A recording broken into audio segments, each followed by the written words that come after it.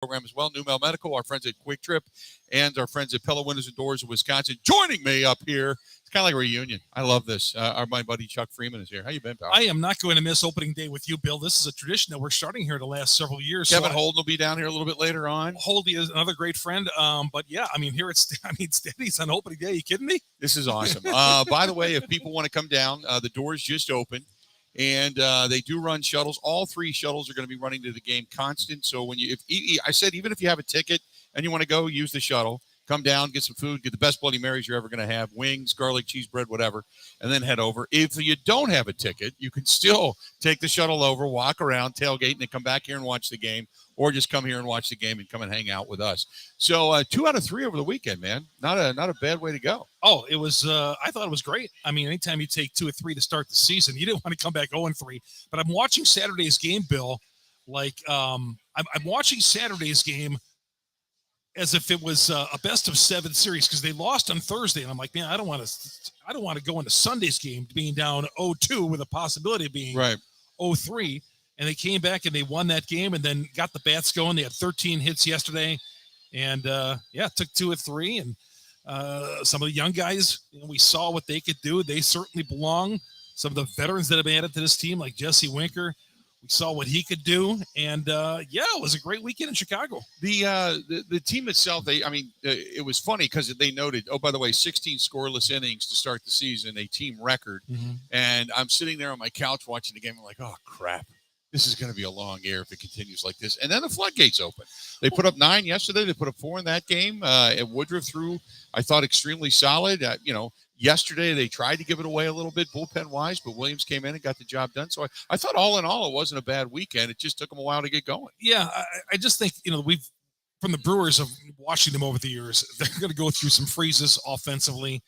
You hope it's not for an extended period of time, and then they'll just bust right, it's just baseball, I guess, and they'll just bust right out of it. But the Brewers are sitting fine. They're playing a New York Mets team that's coming off taking 3 or 4 from the Marlins, and they're going to be contenders in the National League East once again this year. But yeah, I mean, I it's going to be a fun year. What's going to be fun about it is I think that watching a player like Bryce Terang this weekend, it's our first real good glimpse of him, and got on base 4 times yesterday. He can run, he can field his position.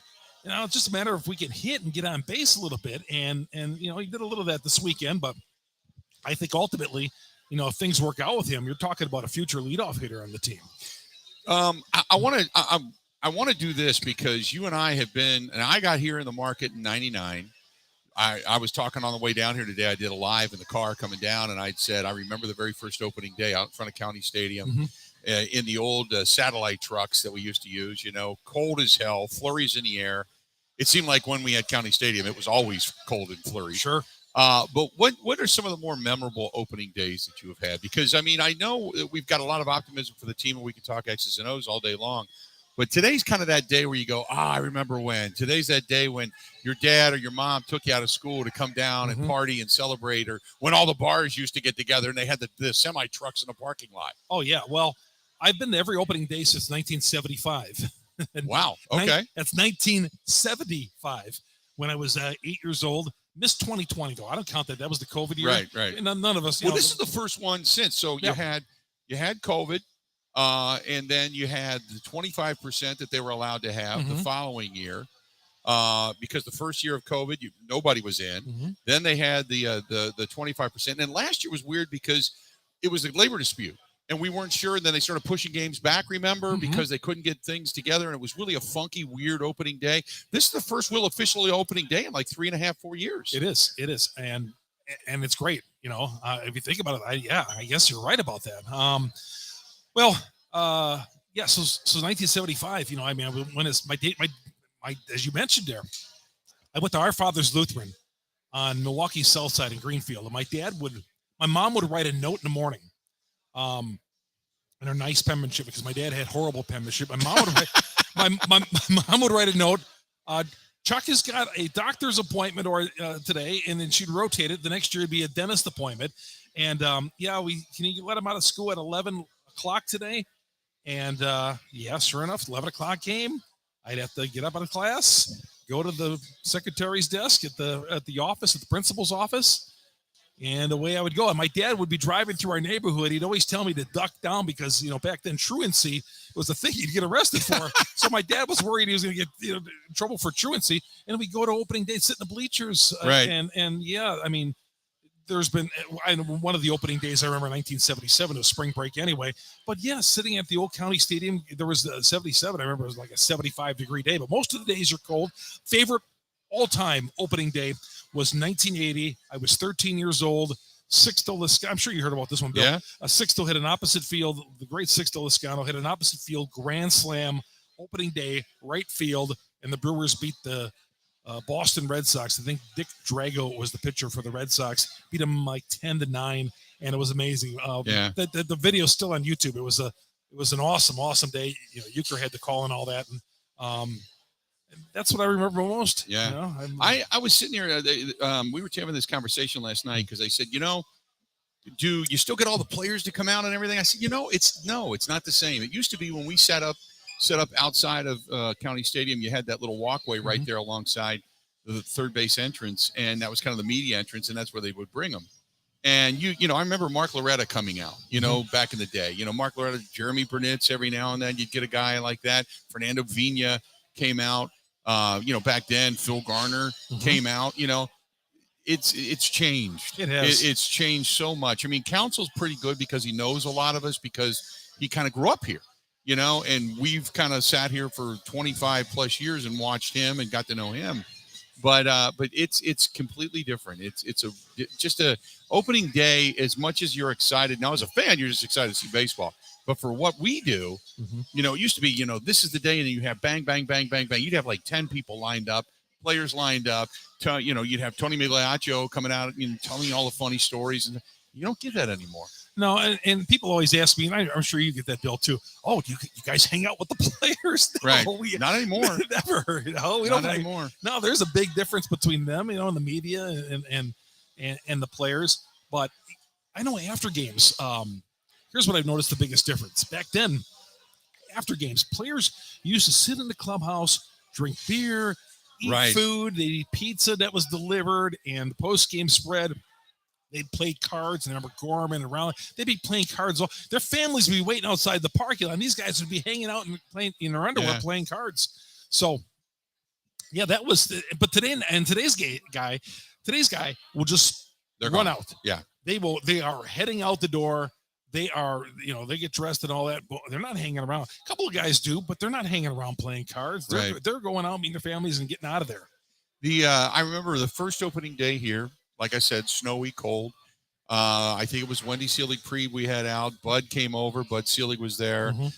Phil Garner was there. Then you get Gorman. Gorman was making the rounds back then and doing a lot of stuff. Mark Loretta had come out, but you got players. It was just one after the other, but it was, because I grew up in Cincinnati, and that was where the Findlay Market Parade took place. They were the first major league team, so they let everybody in the world know we were the first major league baseball team. But here it was different. It was, had semis pulling into the parking lots, and bars would just unload people, and it was kind of like New Year's Eve for baseball. Well, I saw that in this weekend, last week, the same thing in Cincinnati. I didn't realize they had a big parade. They still have that parade in Cincinnati. Yep, they still do. Yeah. Why don't like you said, the Reds had that traditional opener? Why don't they do that anymore? Is it because they still baseball took it from them years ago. Yeah. It was always them and Detroit. Yep. And both of those teams, because Cincinnati would always start at like noon or 12:30, and then Detroit would start like 5 minutes later, and then the rest of Major League Baseball. Remember then they started the Sunday night or the Thursday night games, and so there was the first game, the first official game, that type of thing, and so there was a lot of stuff for baseball that they wanted to expound upon to make money off of. And I'll tell you this, I mean, it pissed off a lot of Reds fans. I mean, it really did. And then just for that tradition, but. Then the Red Sox were part of that early on because Boston was one of it. The Yankees were one of it. But that's when they started saying, okay, let's capitalize on the East Coast and the West Coast and start putting like the Sunday night game being Dodgers, Yankees or because everybody in America wants to see Dodgers and the Yankees, right? Or Boston and New York, yep. or what, and then New York and yep. when they started interleague. So yeah. it started all that. It got rid of a lot of tradition of baseball. And now you just kind of have whatever it is your hometown team does. Well, baseball is so regionalized, Bill. I mean, like last night, the Sunday night game, Philadelphia and Texas. Who watched it? Now, if it was an NFL game, right, we'd all be watching it. Yeah. Okay, but when they tried to do the first game on Sunday night or a Thursday night. It's like it's such a regional sport. Nobody cares. Right. Nobody's watching. Unless you're betting on the game, nobody cares. Right. Yeah. No, I agree with that. So anyway, that was like my first opening day. I had another one, and let's see how much time we got. Okay, I'll tell the story. And everybody knows Bob Uecker. I mean, the voice of the Brewers for so long. Bob is very much a traditionalist, and he loves people that sing the national anthem really well. And, you sing it the way it's supposed to be sung, mm-hmm. and applauds it and everything. I'll never forget. There was a guy, it was one of the opening days, and the guy comes in, we were still at County Stadium, and this guy's family was there dressed to the nines, like they were just coming from like a revival or something. And this mm-hmm. guy starts out with this, say, and I'm thinking, oh my God, here we go. And it was like a 4.5 minute rendition. And he gets to the home of the brave, and Uke yells out, "Welcome back here in the 5th inning." And his family heard it. And they turned around and looked, and Bob leans back, and the only person, remember the loge? Yeah. I'm standing there. I was like one of the only people standing there at the time because everybody was still up in the little catwalk area waiting to come down. I was the only guy there, cold as hell. And I'm standing there, and Bob yells it, and they turn around, they look at me, and I'm like, oh, crap, So I'm like, I wave, I'm like, what are you going to do? So about 2 innings later, popcorn starts coming down on my head, and I turned around, and it's Uecker, and he's like, I effed you on that one, didn't I, there, buddy? You know how he calls everybody buddy. Yeah. I effed you on that one there, buddy. But that was one of my better opening day memories too. Well, he's I don't know if he still does that because the old county stadium, as you mentioned, the loge, there was a radio. The radio media always sat in front of the broadcasters. So you would like he'd do this during the regular season too. He'd take off his headset if a game was dragging on. He'd take off his headset and go, "Get this." Oh yeah. He let go. Yeah. He put his cough mic on. Yeah. So nobody would hear him over. I've always said the day that the cough switch breaks, there's a bunch of 1,000 broadcasters that are never going to have jobs again. Oh yeah. Just because. Yeah. Let's do this. We're going to step out. We're going to take a quick break. It is opening day. We are broadcasting live. We are here at STENY'S, Second and National, Walker's Point. Come on down and say hi. Catch the shuttle over to the game. Stay here if you want to and watch the game. They got the best award-winning Bloody Marys, as a matter of fact. The best wings you're ever going to have. The garlic cheese bread is fantastic. Also, don't forget, we are brought to you. Another team playing really well right now, brought to you by the Milwaukee Admirals. Go to MilwaukeeAdmirals.com as they effort towards the Calder Cup. Go to MilwaukeeAdmirals.com. We got more coming up right after this. Covering Wisconsin sports like a blanket. This is the Bill Michaels Show on the Wisconsin Sports Zone Radio Network. I'm Gina Della from Pella. Unparalleled service from beginning to end. That's the Pella promise. And it all starts with a free consultation right in the comfort of your own home. Don't imagine. See for yourself how Pella can help change the beauty and curb appeal of your home. Or visit one of our 3 showrooms where you can experience the latest in technology and design innovations, like the new hidden screen, exclusively at Pella. Don't wait. Visit PellaWI.com today.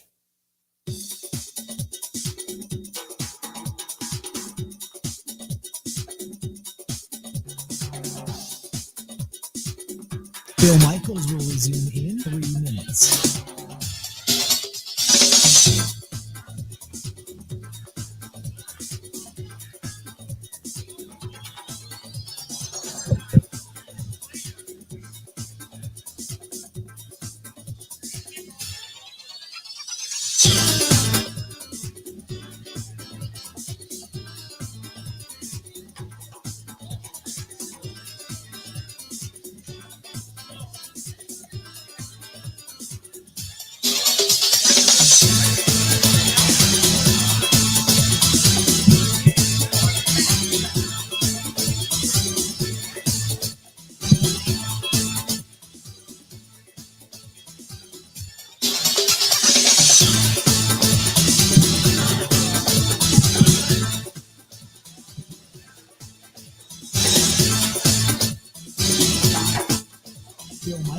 Zoom in 2 minutes.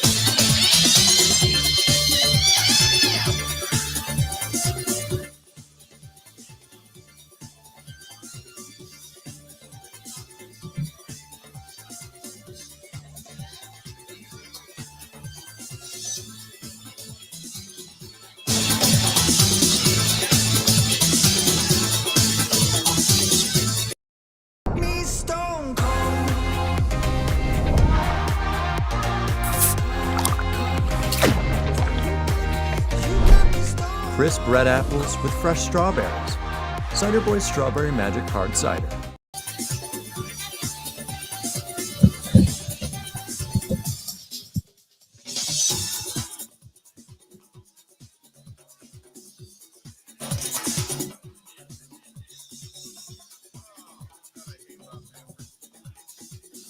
Bill Michaels will resume in 1 minute.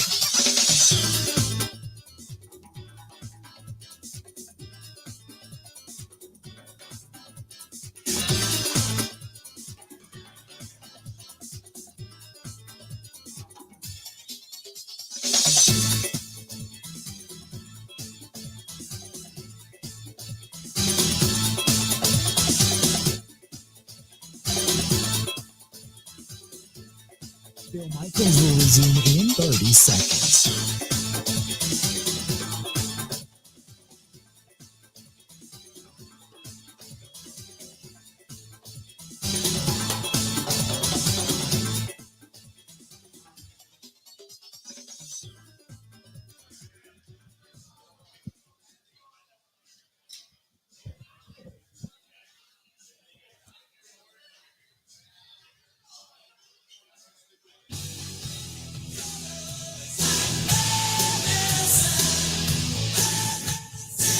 Welcome back to the program. We are glad to have you. We are broadcasting live. We're at STENY'S Second and National here at Walker's Point. It is Brewers opening day, and I got my buddy Chuck Freeman alongside, kind of our tradition.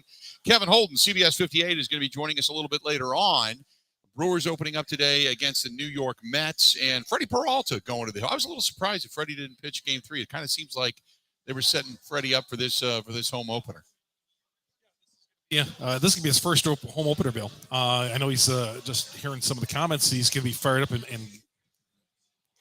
ready to go on it. You'd like to have those three in a row there. Hopefully, we're going to get it back to that way where you have Woodruff, lead off with Burns, Woodruff, and then Peralta. So, yeah, those are your big three. But, fastball Freddie, he wants to get back to where he was. He went through some ups and downs last year and says he's in the right state of mind this year and ready to go. But if you can have that's the strength of your team right there. And all three of those guys have got to stay healthy. Yeah. In fact, the whole team's got to stay healthy, but especially those three guys because, they're going to keep them every game. Most games, those guys are going to come out. And, Corbin Burns gave up the 4 runs in the 3rd inning on Thursday. But if you get a little spark of offense behind him, you're not forgetting about the loss that he had on opening day. I mean, you got to get these guys. I just think too often Burns and Woodruff and Freddie, they don't get any offensive support. Right. Lauer got a lot of it yesterday, but where's that for Woodruff and Burns, man? Burns was like notorious for not getting it. I mean, last year. I mean, every time. I mean, he'd go 5 innings, 7 innings, 6 innings, give up a run, maybe 2, and would lose 2-1, 2-0. It just, boy, I tell you, that's why we were talking like some of the preseason predictions sure to go wrong. I said, I think Corbin Burns will actually be maybe 3rd or 4th in the Cy Young voting, but his record may not be as good as others getting the Cy Young voting because it's going to. I don't know if this team's going to be able to consistently score runs. Well, you hope they do. They certainly have speed. Yeah, they got that. That's great to see, especially with the 2 rookies on this team, and Mitchell in center field's got great speed too. I would say though.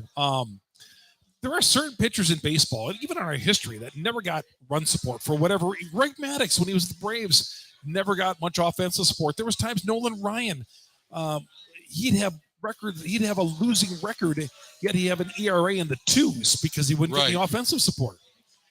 Funny that happens with certain pitchers. I don't know what it is. Maybe it's the way they work, but they just cruise through games and no offensive support. And there's other guys who get a ton of it. How's it been with the Locked On Brewers podcast? Oh, it's been great. Just took over this year, and I've enjoyed it. I do a daily podcast. Thanks for mentioning that. Locked On Brewers.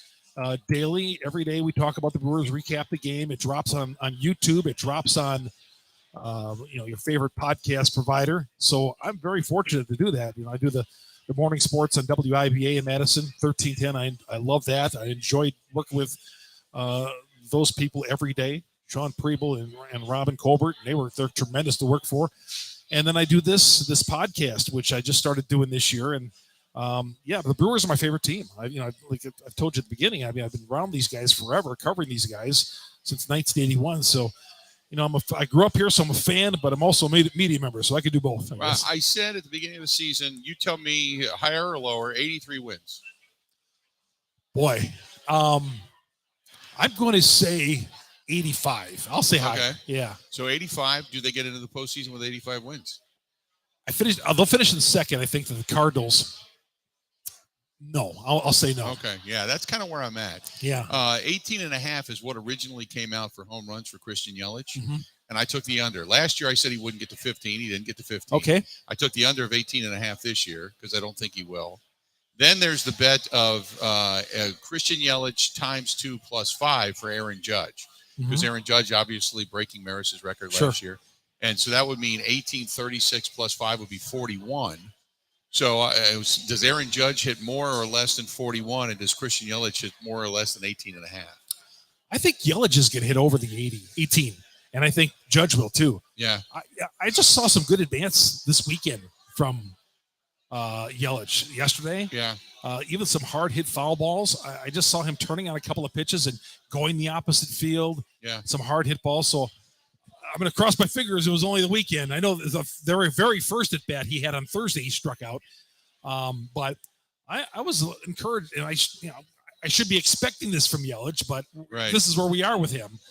I'm encouraged by what I saw. It's such a long season, and we get so caught up because we are such NFL fanatics. We get so caught up in the per game stuff that you really don't get a gauge until you're already winding it up in late July, early August to see where things are going to actually be.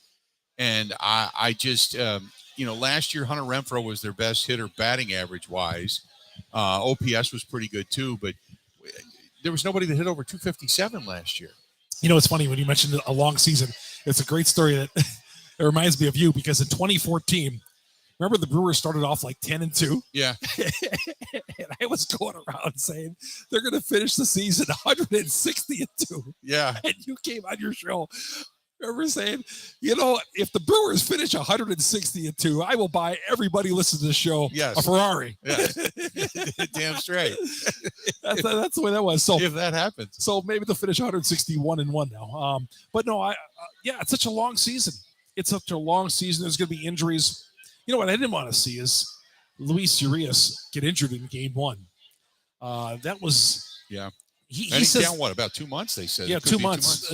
Council says on the long end 2 months, but the deal there is he says he didn't hurt himself sliding in the first base, but he came up limping after he got done sliding on the first base. I don't understand why major leaguers do this, Bill. Why do you slide headfirst into first base? I never understood that. I don't get it. Even Bill Schroeder said during the broadcast, he said you actually lose speed. Yes. It seems like flying through the air, you're actually going to get there, but you don't. You lose speed because of it. I can expect my 11-year-old to do that in Little League, but I mean, major leaguers, these guys should know better, and the coaches and all that, and the professional coaches around him.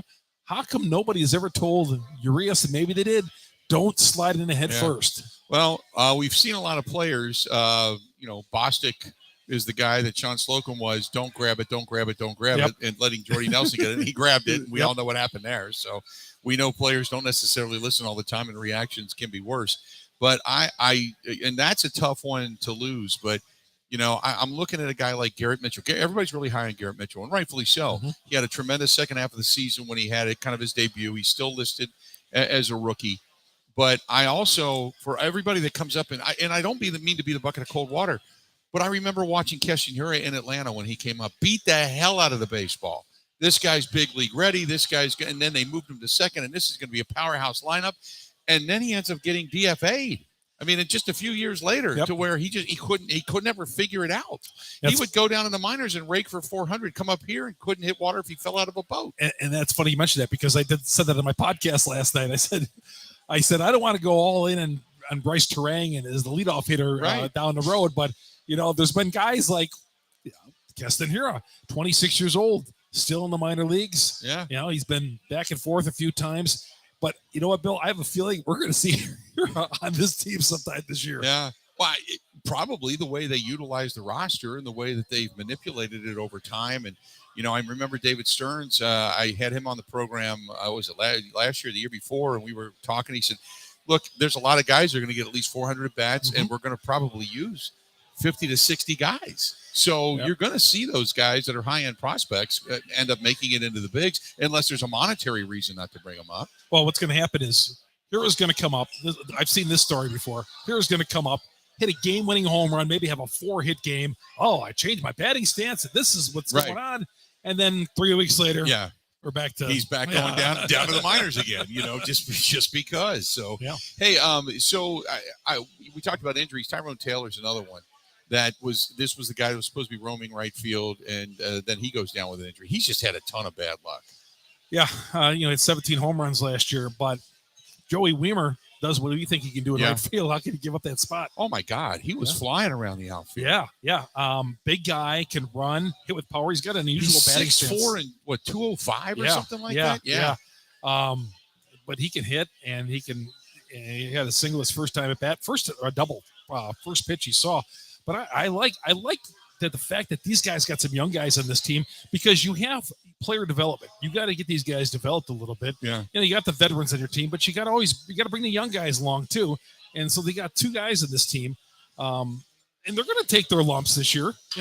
Bryce had a great game yesterday, but he's going to have times and same with Weimer. He's going to have some times when he's not going to be able to get out of his own way. Yeah. I like the young guys. And I'm with everybody, man. I was sitting there yesterday watching a game, and I was fired up, and hell yeah, 9 runs, and then I'm thinking to myself, it's the 3rd game of the season. Stop it. Just enjoy it game by game. We are broadcasting live. We are at STENY'S. If you want to come on down. 2nd and National down here in Walker's Point. All 3 shuttles are going to be running today, so they're going to start kicking those things off in just a little while, getting people over to the ballpark. If you have a ticket, come on here, park your car, have a Bloody Mary, have some wings, head on over to the game, and the shuttles will pick you up and bring you back. If you don't have a ticket, come on over, have a Bloody Mary, get some wings, go over, see all the tailgate, the fun and frivolity that's going on. Good weather, sun just came out, mid-50s today, should be nice. If you don't have a ticket to the game and you don't want to take the shuttle, come on down, watch the game down here with all the Brewers fans. Are going to pack this place. Come on over. We are broadcasting again live. We're here at STENY'S, 2nd and National, Walker's Point, downtown Milwaukee, which is a fantastic area in this Walker's Point area. I love it. And again, this portion of the program brought to you by our good friends, speaking a lot of great places, a lot of great pubs, a lot of great bars, a lot of great restaurants. Our friends over there at Steel Tank Brewing on Robrook Lane in Oconomowoc, right behind Exonia, the Exonia Bank right there. So if you're out in that area, they got a big music venue coming here probably June or July. So keep them in mind. Steel Tank Brewing in Oconomowoc. Good to have them on board as well. Stay tuned. Chuck Freeman alongside. I'm Bill Michaels. We'll be back right after this. This is the Bill Michaels Show on the Wisconsin Sports Zone Radio Network.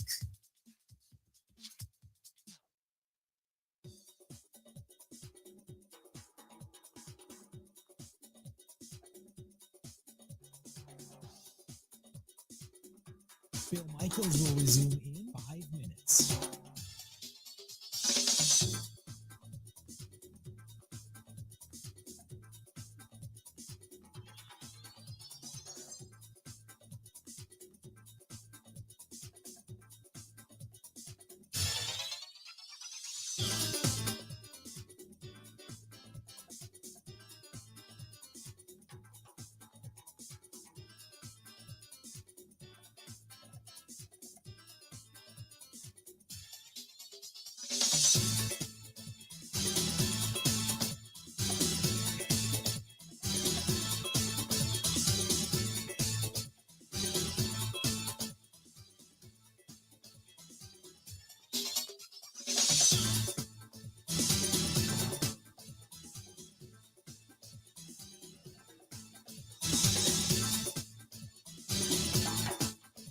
Bill Michaels will resume in 4 minutes.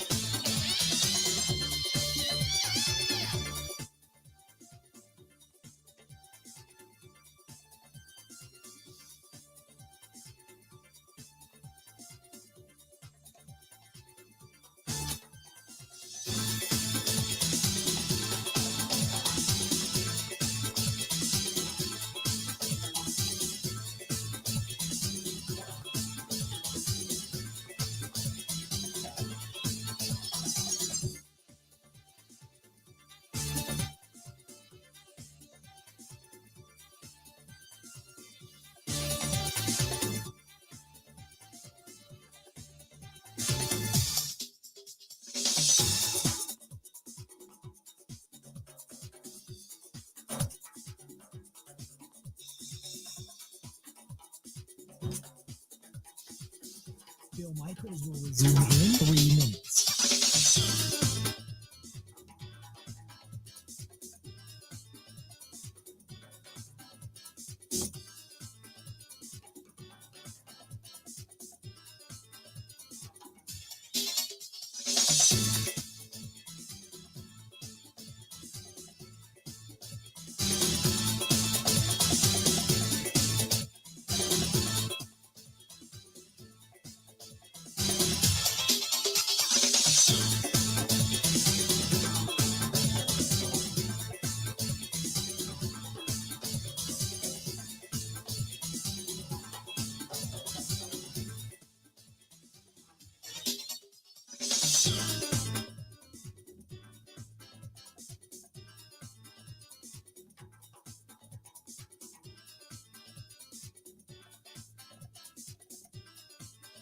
Bill Michaels will resume in 2 minutes.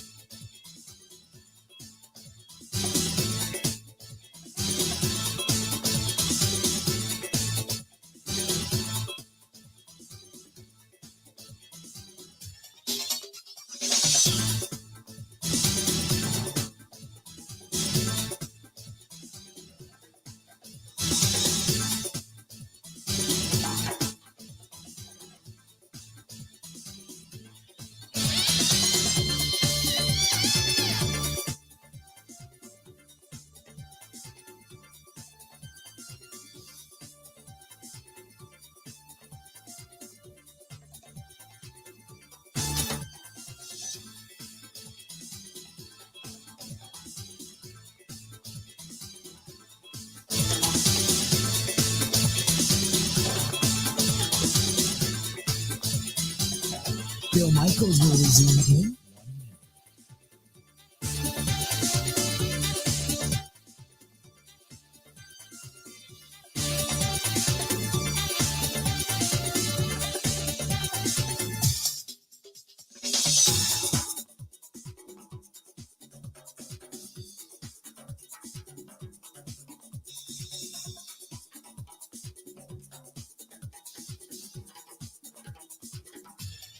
Bill Michaels will resume in 30 seconds.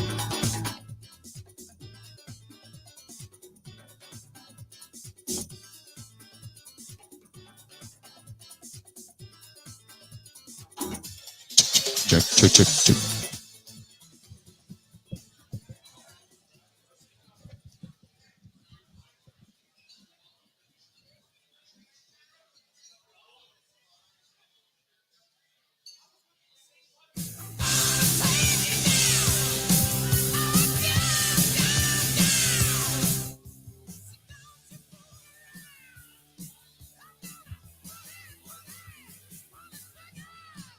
Welcome back to the program. Glad to have you on board today. This portion of the program brought to you by our friends at Kemp's. Kemp's.com. Go to Kemp's.com. Kemp's has been in Cedarburg, Wisconsin a long time and been around since 1914. And if you're looking for a career, they're looking for CDL drivers, production people, also some maintenance supervisors as well. Go to Kemp's.com. That is Kemp's, Kemps, Kemp's.com, and click on careers at the bottom of the page. Joining me here and on the dais, if you will, our buddy Chuck Freeman is here with us, and sitting here just kind of watching everybody start to filter into STENY'S, second to National Walker's Point, which is where you can find us. So if you want to come by and say hello, the shuttle's just getting ready to take off. They just took one big bus load that's getting ready to roll out of here as people are heading down to opening day for the Milwaukee Brewers down at American Family Field, taking on the New York Mets today. So we're sitting here kind of waxing about all kinds of different stuff, whether it's the injuries of the Brewers, old days, opening days, all that kind of stuff. We sat and looked at the Central the other day. Mm-hmm. First of all, I think Pittsburgh is still going to be relatively irrelevant. I think that the Cubs, they put a lot of money and they've upgraded that team. I just don't know if they're going to be third, second.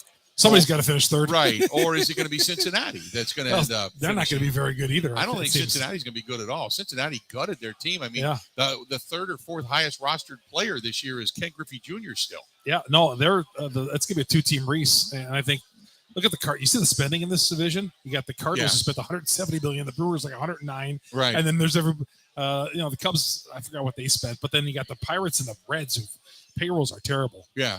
Well, look, you talk about a team that's the smallest media market, which is the Brewers, spending 130 something. I don't know, 109, maybe 109. yeah, maybe some more. And then the largest spending team out of all of them, well over 300 million today. What an incredible disparity in Major League Baseball. And I was listening to Rick Schlesinger today driving in, and the question was, is money an issue? And trying to set it up, thinking he may say, you got to do what you do.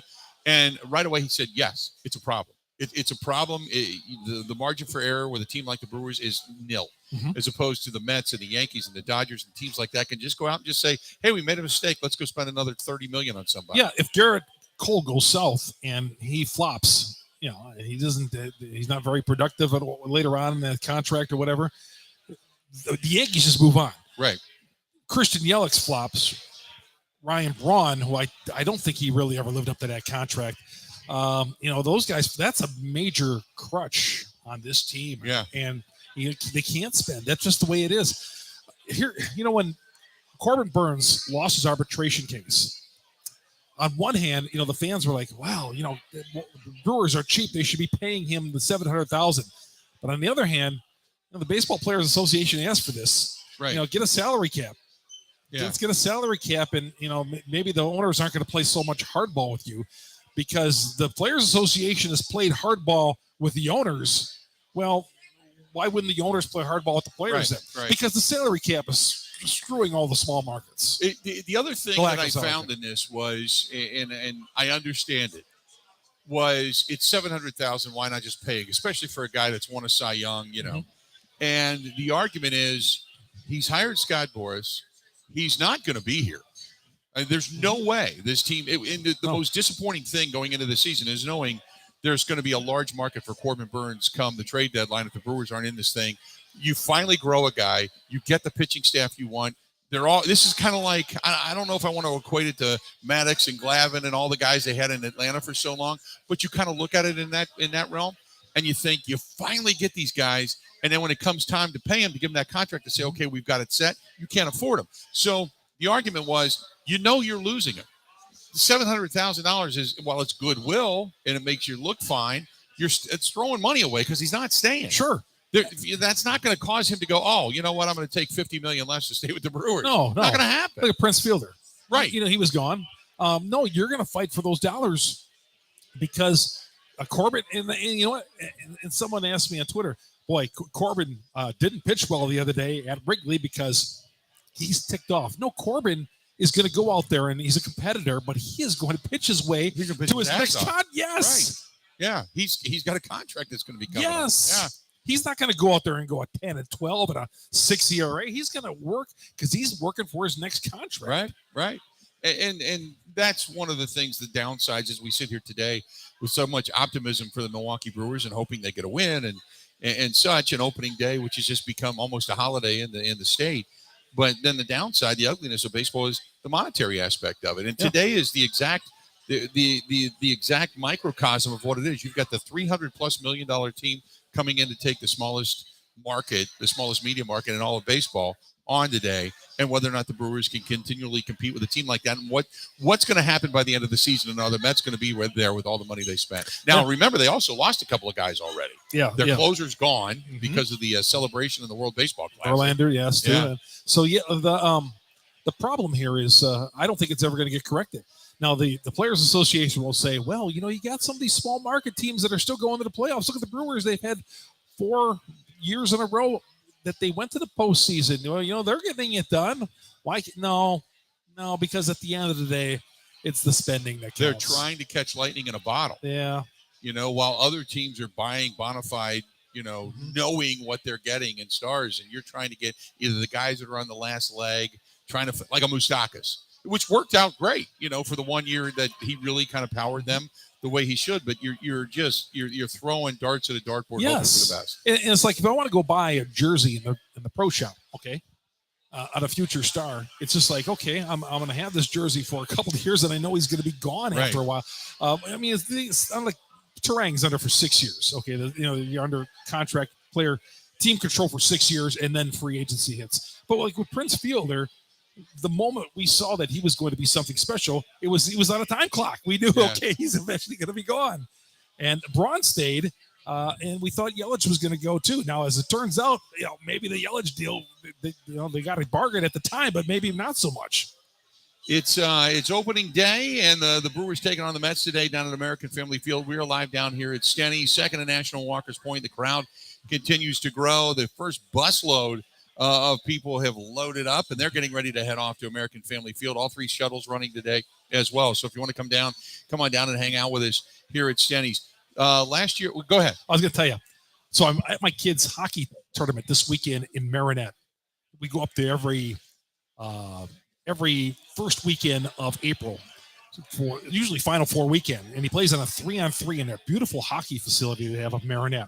So I got the Brewers on your affiliate 104.5. Okay, driving around the mighty WMAM, and I'm sure that they're happy up there getting the plug at 570, and of course I turned it on 572, the FM, 104.5, and so I'm driving around, and Jeff Levering goes, "Let's take 10 for ID, the Brewers Radio Network," and then here's your ID. There you go. Listen to me, Bill Michaels, and I'm like, I told my son in the back, 11-year-old, I said, "That's Dan's friend. We're going to be on his show tomorrow. We're going to be on here in Marinette tomorrow." Yeah, you're working today, so no son pulled out of school or anything like that. No, he's not a Brewer fan anyway.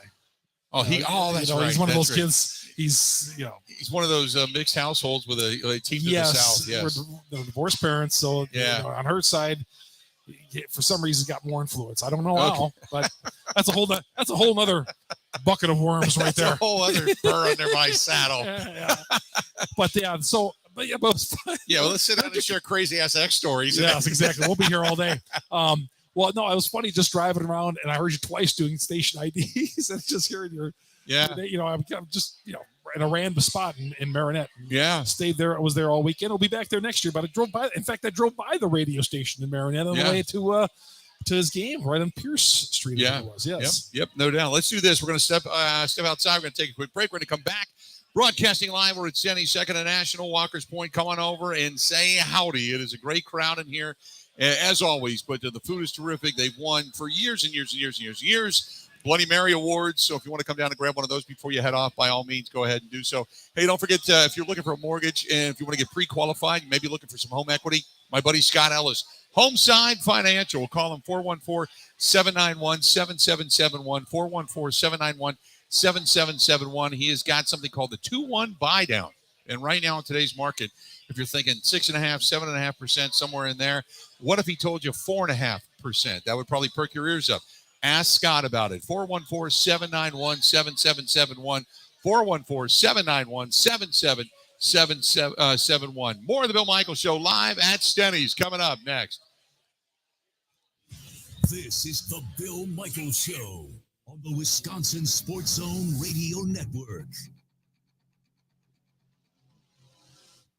Jeff, what was the final straw at home that had you call Pella? When I walked into my son's room and there was frost on the hardware on the inside of the house. My wife was getting upset with the drafts coming through the doors. That was it. Putting new windows and doors in your home is a big decision. With all the options that Pella has, everybody on your staff has done a great job of making a really difficult decision super simple. And I can't wait to have them in my house. Order today and get 0% interest for 48 months. Visit PellaWI.com today.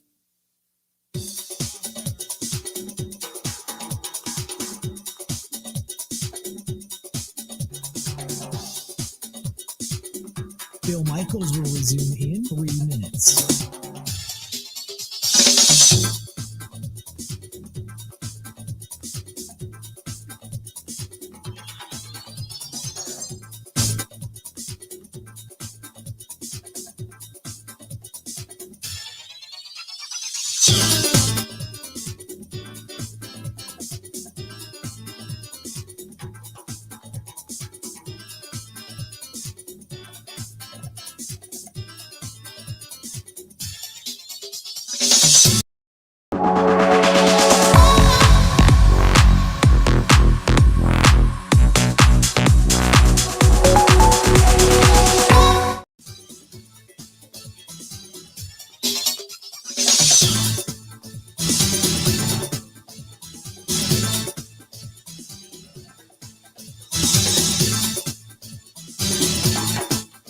Bill Michaels will resume in 2 minutes.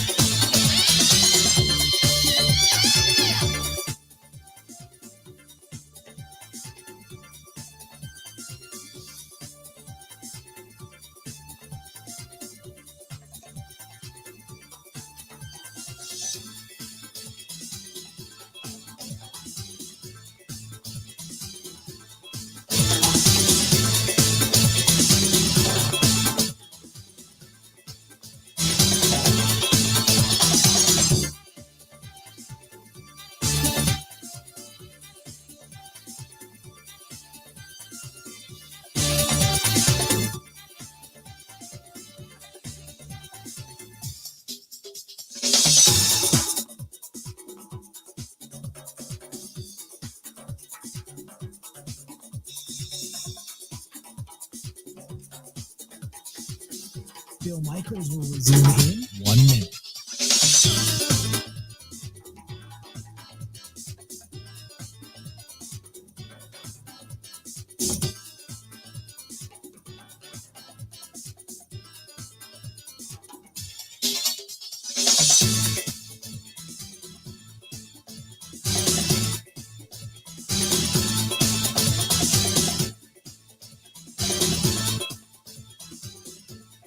Bill Michaels will resume in 30 seconds.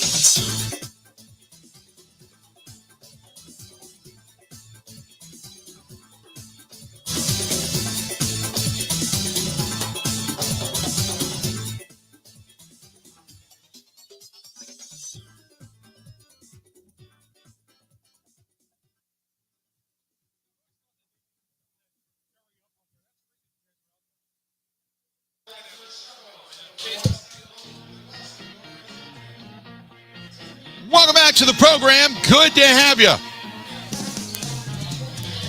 We're broadcasting live. We're here at STENY'S, Second and National, Walker's Point. They're putting the call out again. Another bus is rolling out of here, heading down to Brewers opening day in American Family Field. Hey, if you're looking for a great getaway and you want to head up north, it is a very historic, very eclectic, very cool, I don't know how to put it, like almost what is the word I'm looking for? But it's a very storied place. That's Four Seasons Island Resort on the Miscano Island up there in Pembine, Wisconsin. Also Pine Mountain in Timberstone Ski and Golf Resort in Iron Mountain, Michigan. Either way, check out our friend Barb, 715-938-5110. And if you tell them Michael's 15, you get 15% off your stay. Don't forget the UTV and the ATV trails are going to be opening soon. In addition to that, they're going to have the pontoon boats. They've got the waterfall tours. They've got golf, the 9-hole executive on the island, not to mention just a great place to go and hang out, lay by the pool, do nothing, sit outside, smoke a cigar, enjoy yourself, and just take it easy for a little bit. That's Four Seasons Island Resort and Pine Mountain Timberstone Ski and Golf Resort as well. And they are hiring both places. But again, get a hold of Barb, 715-938-5110, 715-938-5110. The place is filling up, as you can see over on the live stream. If you want to check that out, Chuck and I kind of hanging out up here on the stage. And got to say thanks to our buddy Victor, who we haven't seen in a long time. Victor came over to say hi to us, and it's been a while since we've seen him. We get a lot of that, man. Well, we do. It's great because the fans, we've been doing this in Milwaukee a long, long time. You said 1999. I would have guessed that because it's funny because I would think like the 80s you've been here since. No, I got here in 99. But I mean, that just seems too soon. I mean, that's 24 years, but yeah. I feel like you've been here since the 80s. March 5th of next year will be the start of 25 years of broadcasting in Wisconsin. Wow. Yeah. Okay. Like I said, I would have guessed you would have been here during the band years because it's been so long. Yeah. No, it felt like a long time. I mean, I just, it's funny when we talk about, old memories in baseball and stuff. I remember the first couple of weeks I was on the air and I filled in for Len Casper. Mm-hmm. And I was telling people about that today that, Len Casper was the guy that did the show before me. And then he ended up doing mornings and he left and he went to the Marlins where they won a championship. He went to the Cubs. They won a championship. Now he's with the White Sox. But I said I was on the air a couple of days and I got a call from Mary Burns. I love Mary Burns. She was Bud Selig's secretary for the commissioner of baseball, and Bud had the office here and said we were talking about Pete Rose and said Bud would like to see you. So I got called down and we sat down, and I always had my opinion about all of that anyway because people will always ask me, knowing I'm from Cincinnati, does Pete belong in the Hall of Fame? And I said basically Bud put the book in front of me of the Dowd Report, and this Joe Buck and everybody are sitting in the next room doing a preseason thing for Fox for baseball. This is downtown Milwaukee. This was downtown Milwaukee here in the U.S. Bank Building, and he said, "Let's talk about this. Welcome to town." He listens when Bud did the treadmill every morning, so he listened to the show, or every night he would listen to the show, and we sat down and had a terrific conversation about baseball, about the Brewers, about Pete Rose, about the state of the game. And I was mentioning Rob Manfred a little bit earlier. And as much as I think, baseball is in a pretty good state, I'm not a fan of Manfred. Bud was an owner, but Bud was a fan. Mm-hmm. Manfred seems more like an executive than he does anything else. Well, here's the thing about the Pete Rose deal. We got a sports book at a casino in Milwaukee, right, a mile away from Miller Park. Right. Okay. There are signs everywhere betting on sports. We're allowed the bet in stadiums themselves. Yeah. Okay, come on, Pete Rose banned from baseball. It was. There are worse things that are going on in sports I get right it. now. If you go back in the time for what it was, and the opportunity after opportunity after opportunity that Bart Giamatti gave him to just come clean, and Pete kept pounding it publicly that he was innocent and that it was a witch hunt, and ultimately Bart Giamatti had a heart attack and passed away. And Bart Giamatti and Bud were extremely good friends, and I have said all along that as long as Bud is alive, Pete will never see the inside doors of the Hall of Fame unless he buys a ticket. He'll never see it. I don't He's believe got to be that. 80 years old at this point, though, isn't he? He's got to be Pete's really up there, yeah. But at some point, though, you have to say he's the hits leader, right? The all-time hits leader. Okay, his bat's there, his suit, all of it. His that's uniform, not a true Hall of Fame unless you yeah. have him in there. Yes, there are worse people in Hall of Fames. Right. Yeah, and has he done some stuff since then that you kind of shake your head at? He would have been Paul Hornung. I think they would have brought him back in a year. Well, yeah, but there's a great example, Paul Hornung. Yeah, he would have been Paul Hornung. Paul Hornung bet on football and was betting and probably getting into a little bit more trouble than he should have. And they said, Paul, you're great. We just want to make sure that we clean you up, and we're going to put you away for a year and come back. And Pete could have done the same thing. He was too stubborn. He didn't want to do it. Yeah, but he didn't. But this is what, 30 years now we're talking? More than 30 years. Yeah, 35 more than 30 years. That he's been had to put himself away, or baseball put him away. So I think we need to move on that and just lift that. But you're right. Seelig and Giamatti were friends, and Giamatti had the heart attack right when all that was going on. So that did not bode well for Pete at all. Don't forget, coming up a little bit later on today, Kevin Holden, CBS 58, is going to be here. We're down at STENY'S, Second and National, Walker's Point. We've had some great times down here, too. Oh, yeah, we have. And here's the worst thing about doing your show, Bill. They bring the food out, and you and I are talking, and they put the food like a couple of feet away from me. What did you order? So I ordered the Greek beef, it was called. Holy crap. Yeah, it was a Greek beef. I don't know what it is, but it sounded good. So they always put the food like right near us, so it's like smelling while you and I were. Set it right there and eat while we're on the air. Just grub down. I'm not gonna do that. Kevin's gonna get here. There's gonna be cheese all over the microphone and everything. Yeah. No, he'll make his own mess when he gets here. Yeah, that's awesome. But we spent some time down here. We come down here to watch the Sunday Ticket. The NFL Sunday Ticket. Yeah. So we talk about the. When you talk about the Bloody Marys, Shannon my girlfriend Shannon has one, and I have one. And so I drink mine, then I got to drink half of hers. She's 110 pounds soaking wet, so she's not going to drink the whole big Bloody Mary. But you'd like to see her drink the whole Bloody Mary. Well, yeah, she can't. She wouldn't be able to walk straight. Yeah. But yeah, she asked me. She got on a plane yesterday. She went down. Went on a cruise with her daughters. Every time we see on Facebook, she goes, "When are we going to get together with Bill, his girlfriend?" Yeah. Well, you've got your thing. You're running around doing dad stuff, and we're doing stuff. Yeah. But hopefully this year you get at least by the time the end of the year hits, you get to come to the Christmas party. Well, you have the summer party this year? We're going to try to have the summer party too. With you didn't have the Super Bowl party this year. No, I didn't. I went to one. Yes. We got back late, and it was like we were just beat, just tired as hell, and just never had the Super Bowl party. And my buddy Craig had one down at his house with about 30 people. I said, you know what, we'll go down there. We'll do that. Because she asked me, she goes, is Bill not having a Super Bowl party this year? Because I haven't seen any invites. We did not. Yeah. Because we didn't go the previous 2 years. We couldn't go. And she goes, he didn't stop inviting us. Then no. I just didn't do one this year. I said, Bill's not that way. No, we're going to try to get a summer party in at some point. We're mulling that over, but it's just, you know how it is. The summer just books up. It does. All of a sudden, you got golf outings, and you're doing affiliate visits, and you're doing all this different stuff, and by the time all of a sudden you sneeze and it's over, and the travel and everything. Oh yeah. Well, I told her. I said I feel like since the COVID thing hit, I said I think I've seen Bill like once or twice a year. I never see him anymore. So we'll definitely do some stuff. That's for sure. We're gonna top of the hour. You hanging for a little bit more? Yeah, of course. I'm gonna eat here. I'll hang with you guys. I know you got to go down to the ballpark. Kevin will be joining us. We killed an hour already. Holy cow! Yeah, an hour's gone by. Let's do this. We're gonna step out. We're gonna take a quick break. We're hanging out down at STENY'S, Second and National, Walker's Point. Welcome to opening day 2023 for the Milwaukee Brewers, coming back to American Family Field, taking on the New York Mets today as the Brewers come back 2-1 on the season after taking two. After losing the opener on Thursday, they took 2 out of 3 from the Cubs. And today, first pitch, 110. Carlos Carrasco, the righty, goes today for the Mets. Today, the righty, fastball, Freddie Peralta, goes to the hill for the Milwaukee Brewers. Got a lot more coming up. We'll be back coming up right after this.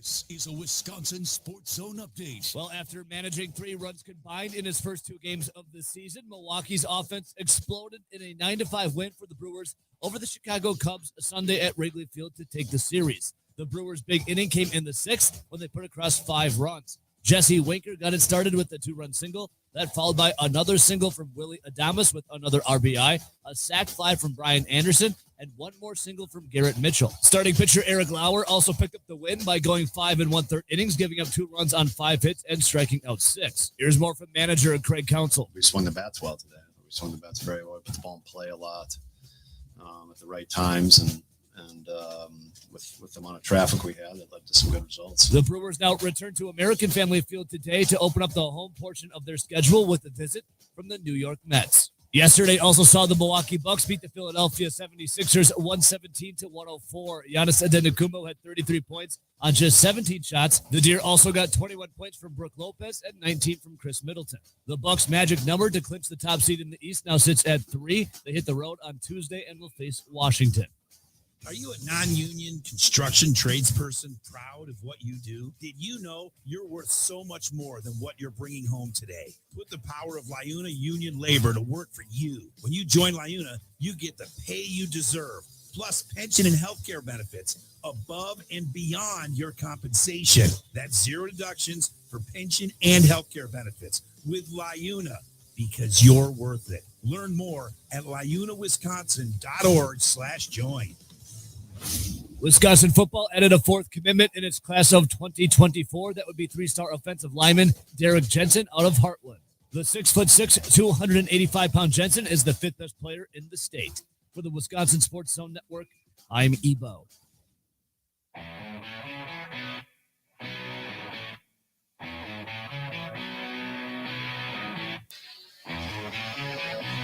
Welcome back. Hour number 2 of the Bill Michaels Show. We are broadcasting live. We're at STENY'S and 2nd and National in Walker's Point. If you want to come down, they've already had a couple of shuttles that have taken off, and they're taking people over to opening day for the Milwaukee Brewers and hanging out over at American Family Field, checking out the game or just tailgating and riding over and coming back and watching the game here. There's TVs everywhere. I can't even count them.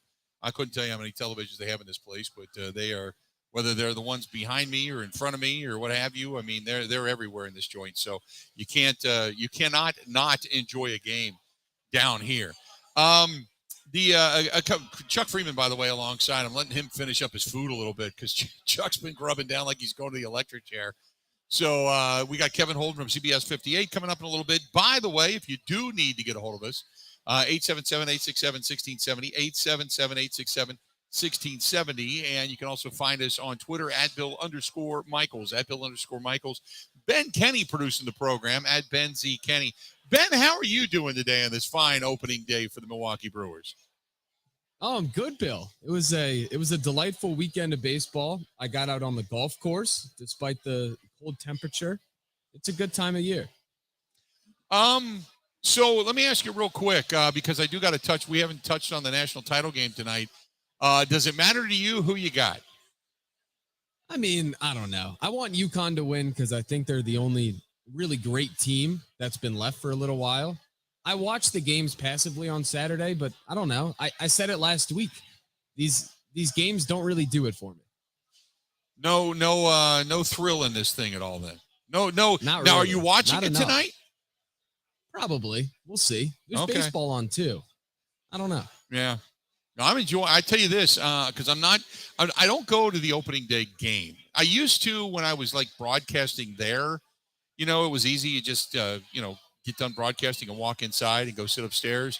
But when you're down here, it's kind of like, we get off at 2:00. You don't want to run over to the ballpark at that point because the game's already underway. So kind of, and I don't want to call it amateur day, but it's this is the opening day party. Like I said, it's kind of like New Year's Eve.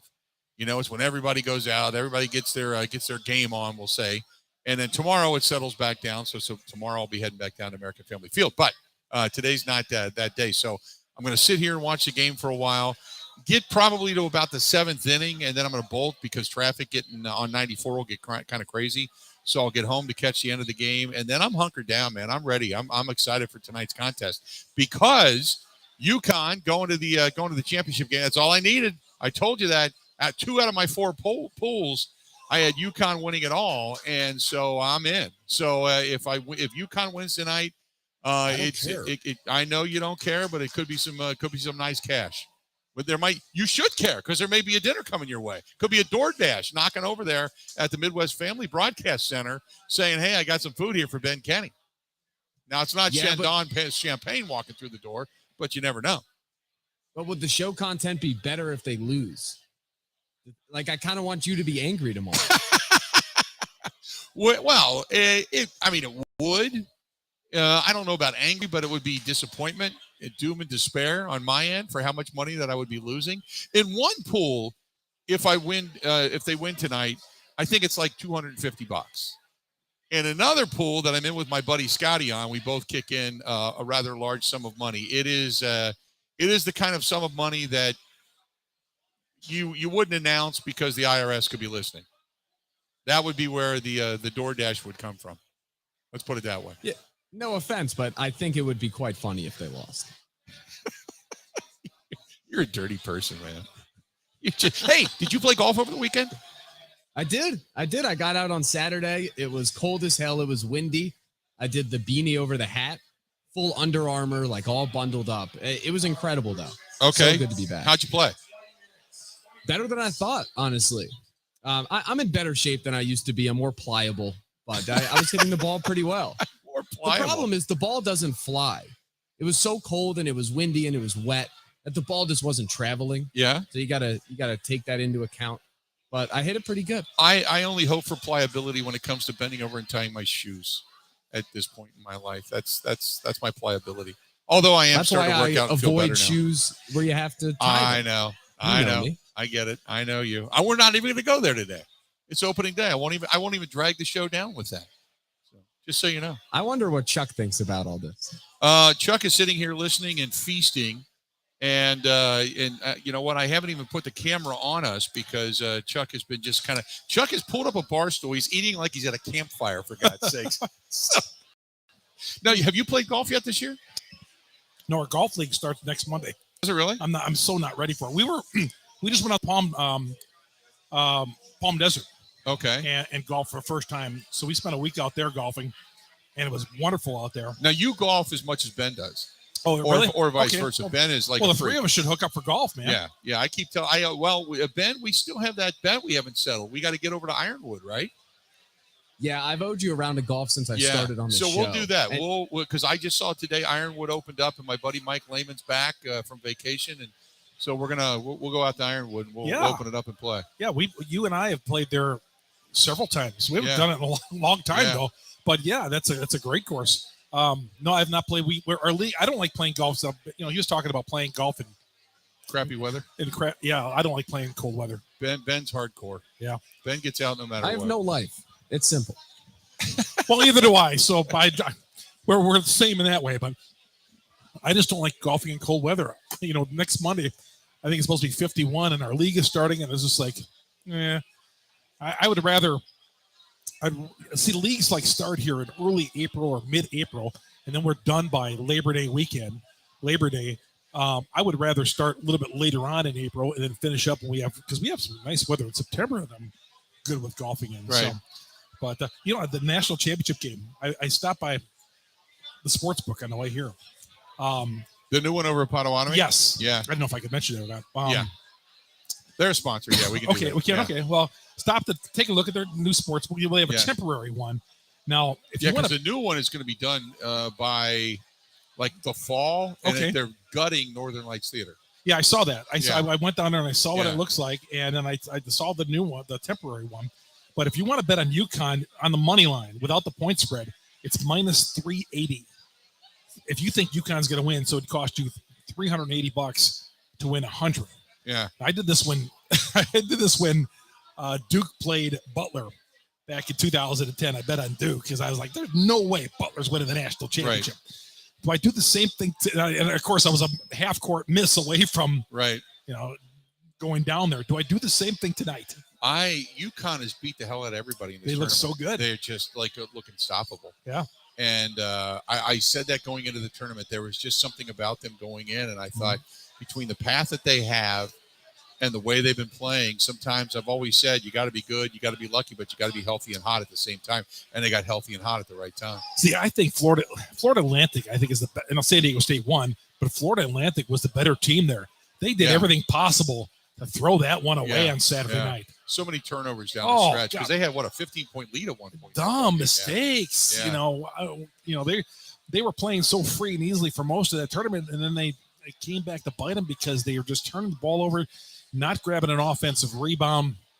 So I don't know. I think UConn, and I've seen San Diego State this year. They're not a bad team, but I think San Diego State is going down tonight. UConn is so good. I just think UConn is they're not going to get beat unless they had some kind of mass injury set in or something, or the team catches COVID. Beyond that, I don't think they end up getting beat. Hey, speaking of that, we got Masters Week this week. Ben, are you excited? I am excited. Out of your mind? My friends aren't very excited. They're not going to see me at all. Did you now I got to ask because I saw it was part of the lineup in my channel over the weekend, but I didn't even flip it on. Did you watch any of the Live Golf? I did actually. I was working out yesterday while the Valero Texas Open was on. I had that on. When it went to commercial break, I would switch over to Live just for the content of it. As I've said, it's very unintentionally hilarious. Everything they do. It was actually somewhat entertaining with Brooks winning going into Augusta. Well, at least somebody of name won on that tournament. Yeah. You know, finally. What's going to be interesting? First of all, Ben, what are you doing working out on a Sunday? That's a day of rest. Ben's a machine, man. That's a day of rest. I'm trying to get into golf shape. Oh, that's a day of rest. Well, that's what you didn't do that in November and December, my friend. January. Well, here's the deal. Now the Live golfers are allowed to play in the Masters. Yeah. They got the banquet coming up to do, the pre. Right. Now, some of those guys don't get along anyway. No. So we're going to have the Live guys and the PGA guys together in one room. Does Sergio Garcia show up as a former champion? There. I mean, and I'm sure he will, because he gave the middle finger to anybody that played on the PGA. I mean, I can see him showing up in a beatdown, going down in a parking lot. That type of thing. Well, there's a lot of people. There's so many golfers on the PGA Tour and guys who are on the Live Tour. They don't get along. They play. They're part of the. They have to be paired with each other, but they don't like playing with each other. Right. They don't like being around. Phil and Tiger Woods. They don't like each other. Yeah, and the fact that the Live is slowly sinking. Yeah, and I didn't think it would sink this fast, but it's taken on water. They started cutting everything, cutting producers, cutting food, cutting airfare. Well, here's the deal. They invested all that money into it, but you got to have some money coming in too. It's not going to, right. They're in to turn a profit too. Yeah. They're not just in it to be a money pit. We're all in this to make money. Right. Yeah. And nobody cares. Yeah. Yeah. Nobody cares without a doubt. Hey, getting back to Brewers baseball and the game obviously coming up today. We had talked so much about Woodruff and Burns. What about Freddie Peralta? Is this one of those years for him where you're thinking, is Freddie, because fastball Freddie kind of changed a few things a couple of years ago, and boy, the breaking stuff started. I mean, the changeup really started being his bread and butter pitch. I liked Freddie better out of the bullpen. Did you? I did. I thought I liked him better out of the bullpen. He was a closer for a couple of years ago for a couple of games, but I like Freddie coming out of the bullpen. But on this team, he's a starter. He's going to be a starter, and he needs to take that next step up. Right. He's got a few different pitches, and he's got to take that next step up. And maybe this is the year for Freddie. The question I have is about this team, and it'll prove out over time, is whether or not that bullpen's capable for an entire season, the way it's set up, and if there's going to be really weaknesses out there in the bullpen. The X factor in all of this, now I know obviously hitting becomes prevalent, but the X factor when it comes to pitching might be Wade Miley. If he has the season like he had 2 years ago, this could be one of the most dominant rotations in baseball. It could be, but the bullpen, as you mentioned, once you hand it off in the 7th and 8th innings, how are those guys going to be? Yeah. Now, Devin Williams is going to be strong in the 9th inning. and this is where the Hader trade hurts you because everybody moves up a notch. This Gus Varlin, he pitched again yesterday. Look, he's got an arm on him. Can he be that guy, that one of those setup guys coming out of the bullpen? But they got Hobie Milner out there, and that sidewinder style delivery. But the bullpen, if there could be some games getting out of hand with those guys this year. Question from Brian, who's on the live stream, says, do you guys think that the Brewers should trade Tyrone Taylor, Luke Voigt, and or Keston Hiura for a vet reliever? Tyrone Taylor, obviously, first of all, you want to trade him for the same reasons that nobody's going to give you veteran relievers, is because they're banged up and haven't proven themselves. Although, by the way, Ben did tell me Keston Hiura homered yesterday in the minors. He'll hit 500. Saw that down there. Oh, There's no doubt about that. But Come back up, won't do anything. Luke Voigt, he was there for the taking in the offseason. No, he's on this team for the rest of the year. And of course, if they're out of the pennant race and he's having a good year, by All-Star break, he'll be one of those guys they deal him for a minor leaguer. Right. And there's a few other guys in this team that could be that go down that same road. If this team's out of it, say by 6 games or more, come the trade deadline, what would Corbin Burns go for? Well, he'd go 3 to 5 prospects. Yeah, 3, the standard. Yeah. We're talking one of the best pitchers in baseball. Right. And if you're going to trade Woodruff, who I think they're going to give a long-term contract to. Well, they had to do it to one. Yeah, so they're probably Woodruff is going to cost less. Yes. So that's the guy they went with. I go back and forth. Who's the better? Because Woodruff was great on Saturday. Yeah. 8 or 9 Ks in his 6 innings of work. But I do think, though, if they're not in a race, midway point of the year, I think they'll get the prospects for Corbin, although they got another year of them. They do, but this offseason, if you're going to really think about trading them, this would be the offseason to do it. Uh-huh. So you don't want to, watch them walk out the door, but this would probably be the offseason to consider that. We're broadcasting live. We're at STENY'S. Kevin Holden from CBS 58 is doing some Telemundo stuff, and he's on his way down. So he obviously, Telemundo carries a lot of the Brewers games. Kevin is one of the play-by-play guys for that, doing the Spanish thing. So he's going to come down and join us in a little bit. Kevin, or I should say our buddy Chuck Freeman here is alongside. Kevin's going to come down here in just a little bit. We are broadcasting live down here where you've got the shuttle buses that are running. You also have some terrific food. You got the Bloody Marys that are flowing, the award-winning Bloody Marys that are flowing. Everybody down here in Brewers garb getting ready for today's home opener between the Brewers and the Mets. Stay tuned. We got a lot more coming up live down here at STENY'S. We'll be back coming up right after this. Covering Wisconsin sports like a blanket. This is the Bill Michaels Show on the Wisconsin Sports Zone Radio Network. Jeff, what was the final straw at home that had you call Pella? When I walked into my son's room and there was frost on the hardware on the inside of the house. My wife was getting upset with the drafts coming through the doors. That was it. Putting new windows and doors in your home is a big decision. With all the options that Pella has, everybody on your staff has done a great job of making a really difficult decision super simple. And I can't wait to have them in my house. Order today and get 0% interest for 48 months. Visit PellaWI.com today.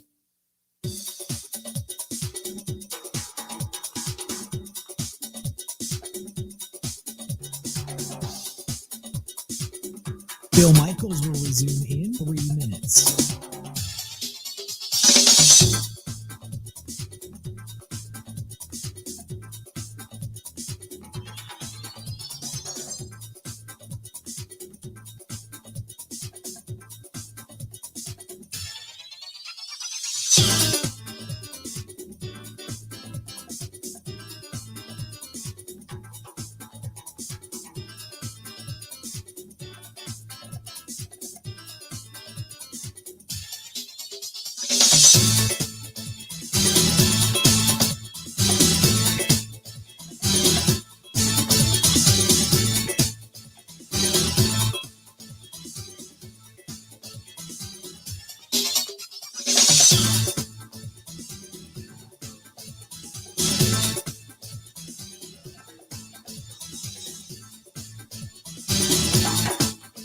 Bill Michaels will resume in 2 minutes.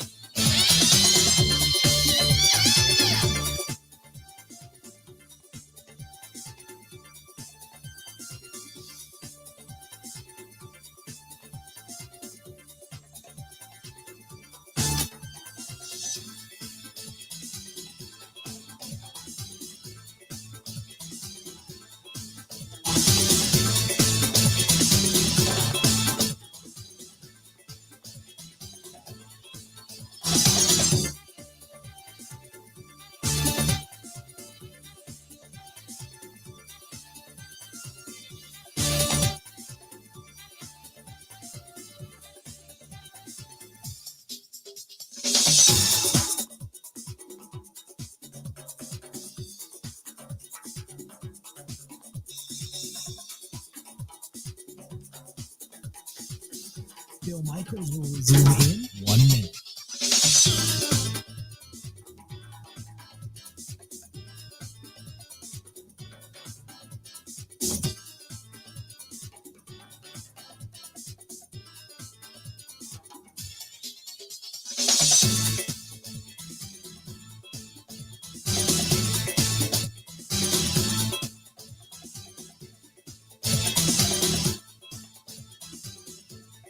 Bill Michaels will resume in 30 seconds.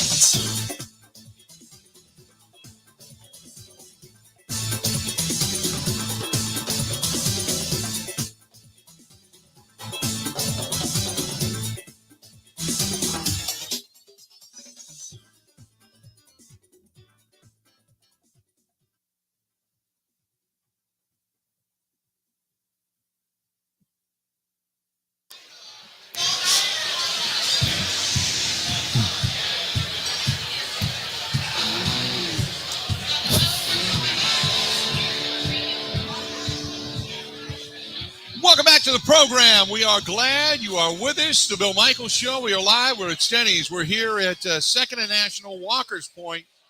Chuck Freeman alongside. I'm Bill Michaels.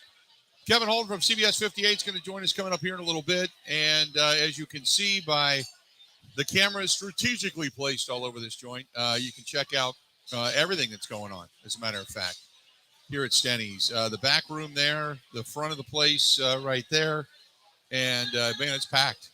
And as a matter of fact, it's probably even more crowded, but they just ended up calling for the last call for the next shuttle, which is leaving. So, again, if you want to come down, you want to go to the game, come on down.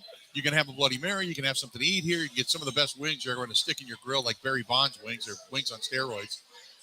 You do the Bill Michaels garlic cheese bread or just a great beer, and then you jump on the bus. You head down to the American Family Field. And if you got a ticket, go to the game. If you don't, go walk around, enjoy yourself, jump back on the Steny shuttle bus and come back here and watch the game here. It's a great time, great place, and great people, obviously. Bill, with all these cameras you got here, ain't nobody dining and dashing in this place with you around. No. We're like surveillance at this point. This is Fort Knox. You got security here. It's awesome. This is awesome. Yeah. There's cameras everywhere. Yeah, we got Chuck and I here. And then you get the side camera, which is over here. Yeah. That gets a little bit of the back room behind us. And then you get to the front of the joint, which is right there. Obviously, the people sitting all up towards the front.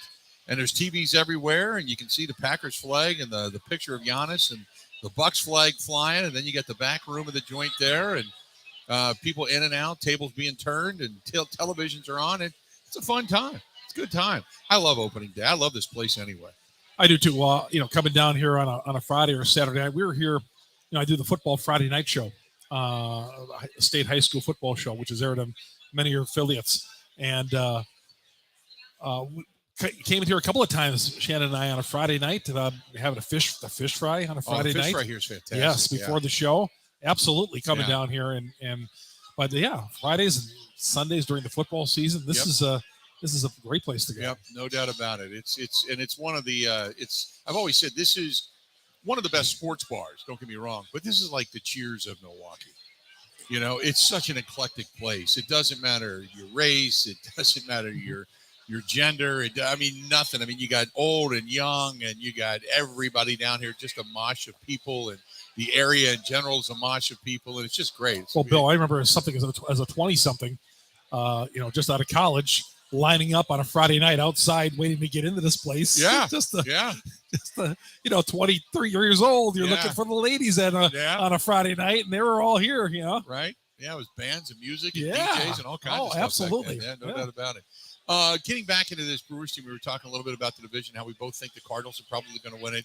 I would assume the Brewers hopefully are going to be fighting for second. I don't know what the distant second is going to be. The rest of the division, are the Cubs then the third best team in this division, or is Cincinnati?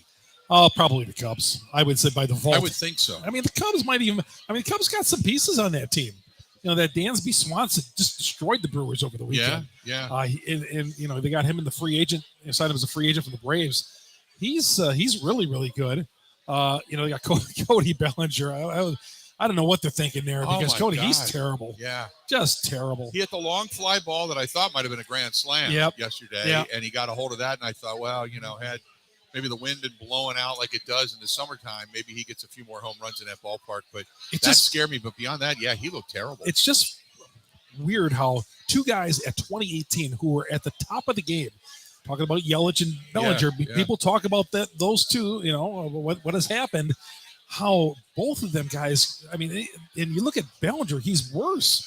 The 203 batting average, I think, combined in the last 3 or 4 years, it's terrible for a guy of his ability. Yeah, because he was right there in the MVP voting. Yes, people were pissed that he didn't win it out in the West Coast, and then all of a sudden it was like just a drop off. And it's not only, do both guys not hit prolific home runs? Mm-hmm. They can't make consistent contact, and strikeouts have become prevalent. I mean, those were two guys. I don't remember during Christian Yelich's 2-year run, you couldn't throw him a pitch. Yep. You had to pitch around him in any kind of a crucial situation. Now you have zero fear of this guy. There was a point where I thought in 2018 and 2019, a part of that year, most of that year, where he would come to the plate and I would think, boy, does he start getting the Barry Bonds treatment where you don't even pitch to Yelich? Right. Because he was going opposite. He was going everywhere. Everywhere, yeah. Yes. And now you're right. You just, okay. He's got warning track power. Yeah. He doesn't have a lot of lift on the ball. I mean, again, hey, if you play station to station, he gives you some doubles, some triples, and hits near the top of the lineup, sets the table. That's fantastic, which is great. But that's not what you're paying him to do. It's kind of like the equivalent. We were talking about this last night. So can you think of a player that had more expectation, that was a solid player, but never lived up to expectation? A.J. Hawk. Yeah. Is the 5th overall pick. He was supposed to be the sideline, the snot locker. He was going to be the next Ray Lewis, but of the Green Bay Packers. And he was very serviceable. His best year he had was the year they won a Super Bowl. But he was a really good player, but never amounted to the 5th pick.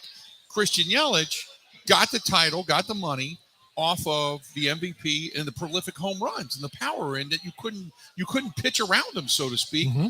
And now, okay, if he gives you an average and he drives in 60 runs, 70 runs, but in a market like Milwaukee, it's $26 million. That's exactly it's not right. good enough. That's not exactly good enough. Right. It's not good enough. No doubt. We're paying that guy. He had 2 walks the other day, and somebody tweeted, he had 2 walks. But we're not paying Yelich to get on base for walks. We're paying him to drive the ball. Yeah, and it's one thing if you get on base with walks and you've got blazing speed to steal bases, you're turning walks into doubles. Mm-hmm.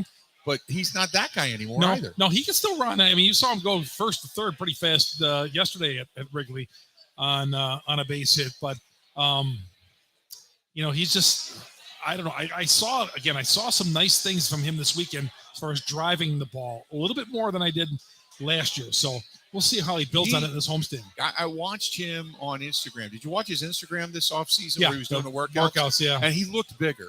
Yep. And just in looking at him closer, he looks like he's put on some muscle. Maybe there's some difference there. Maybe he worked out a little bit harder because he always looked like Gumby to me. He was this long, lanky contortionist when he swung the bat.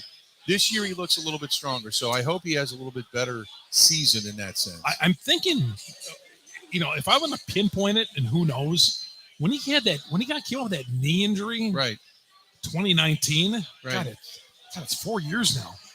It just has not been the same since he came out with a knee injury. Yeah, I'll never forget. He had the knee injury. He was coming back. Mm-hmm. He didn't look right because remember he used to we'd go down and watch batting practice. Mm-hmm. He'd put on a clinic. Yeah, he was hitting it off the scoreboard. I mean, you're right. And then I was down that year, that 2020, just before COVID had hit, and I was watching him, and I said, "This guy's first of all, he's not gone even to the warning track. He was spraying the ball, but it was all line drives and single type hits." And this is batting practice where normally he's just roping and the kids are running around the outfield, scooping the balls up out in Arizona, and there was nothing. Yeah. And I thought, boy, this is a little scary. I don't know if he just doesn't have it or it's the knee still or whatever. And then he signed the contract on, I think it was the 14th. Mm-hmm. And COVID hit, bang. And all of a sudden I was trying to get out of Phoenix and the flights were being shut down and then get back home. And then St. Patrick's Day shut everything down and we went into the pandemic and that was it. I mean, he hasn't been the same since. I remember the night of the pandemic, the night before the pandemic hit, I and several other people were out that night, right, out of the Calderon, right. And that was like the last time you could go out to eat dinner that night because we heard that all the restaurants were closing the next day. Right. We had a good group. We had about 12 people. Because we were going to go see REO Speedway again with the Admirals. Yeah. The Admirals had brought REO in because we were going to go. And then, we were all set for that. Because we were right in kitty corner. And then, of course, the Admiral, the concert got called off. Yeah. And I heard that, REO, Kevin Cronin, talk about that. He would say, yeah, we were in Minnesota on a holding pattern because we were supposed to play after a hockey game in Milwaukee. Yeah. And, so we just headed on back home. Yeah. Yeah. It was awful. Yeah. It was an awful time. We're at STENY'S. How much longer you got? I better get going here. You got to get going? Yeah. Okay. I better get going. Okay. 11:30. 11:30. You got to get to the ballpark, man. We got Kevin Holden from CBS 58 is going to be walking in here shortly. Mm-hmm. He's going to come down and join us. Great to see you, man. Tell Shannon I said hi. I will, Bill. Love you, brother. Appreciate you stopping by. Great number one. Great always to see you. I told Shannon, I said, first of all, I want to see. I'm good to be seeing Bill. So what you need to be do on the show, because I know your schedule with your son and all. You guys do a lot of stuff that way. So what you need to do is let me know the dates that you're free. Mm-hmm. Give me like 15 dates, and then we'll say, okay, we'll pick it. We'll grab a couple of dates and we'll get absolutely. And anytime you need me on here, I'm good to go. I was on your football show a few times in the fall during his hockey practices and all that. Yeah. So, but yeah, anytime. I'd love to be. This is you've got a great show, a great tradition, and across the great state of Wisconsin, of course. And if not, I'll see you on December 9th at the house party. Well, I'll see you before that. We got an issue if I don't see you before that. And then I'll see you back here again in a year for sure. Good stuff. Chuck Freeman, everybody joining us for a couple of minutes down here and kind of hanging out, and he's going to go ahead and take off. We are broadcasting live. We're at STENY'S, Second and National in Walker's Point, and it's a good crowd down here. People getting ready for today's contest between the Brewers and the Mets. Coming up at 1:10, first pitch. Freddie Peralta on the hill. Shuttles are running. Whether you have a ticket or you don't, come on down, grab some beverages, grab some food, jump on a shuttle, go over to American Family Field, enjoy the atmosphere, come back here, watch the game, and hopefully you watch a Brewers win. With that being said, we are going to go ahead and take a quick break and come back. We got a whole lot more. Like I said, Kevin Holden, CBS 58 is going to be joining us coming up here in a little bit. Hey, a terrific place, downtown Milwaukee. Calderon Club and San Giorgio Pizzeria, Napolitana. Either place you can't go wrong. We were down there actually on Saturday night with some really good friends. A buddy of mine, Tim Lesage, who is with us, board of director of Fisher House, Wisconsin. And him and his beautiful girlfriend, and we had a great time down at San Giorgio and Calderon Club on Saturday night, 838 Old World 3rd Street, downtown Milwaukee, right next to the Hyatt. Stop in and tell them we said hi. The best Italian food you're going to put in your mouth. We're going to go ahead and take a quick break. A lot more to get to. Stay tuned. More of the Bill Michaels Show coming up next. Covering Wisconsin sports like a blanket. This is the Bill Michaels Show on the Wisconsin Sports Zone Radio Network. A big storm brewing. Don't miss it. It's Thursday Thunder this April at Potawatomi Casino Hotel. You could win a share of $400,000 in cash and prizes. Just play with your club card April 1st through the 27th, and you could be one of 50 winners each Thursday. Showers might bring flowers, but thunder brings the boom. Only at Potawatomi. More info at paysbig.com/thunder. Must be 21 years old and a club member to play.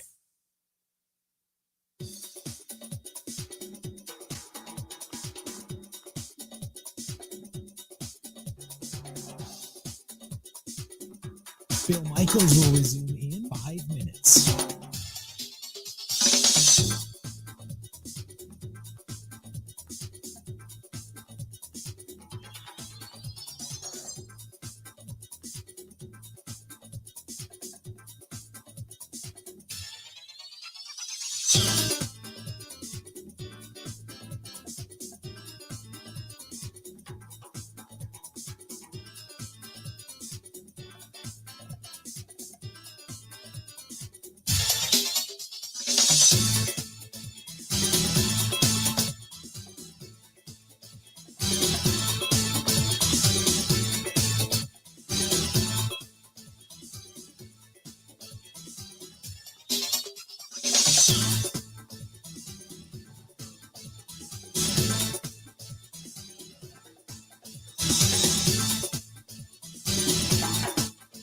Bill Michaels will resume in 4 minutes.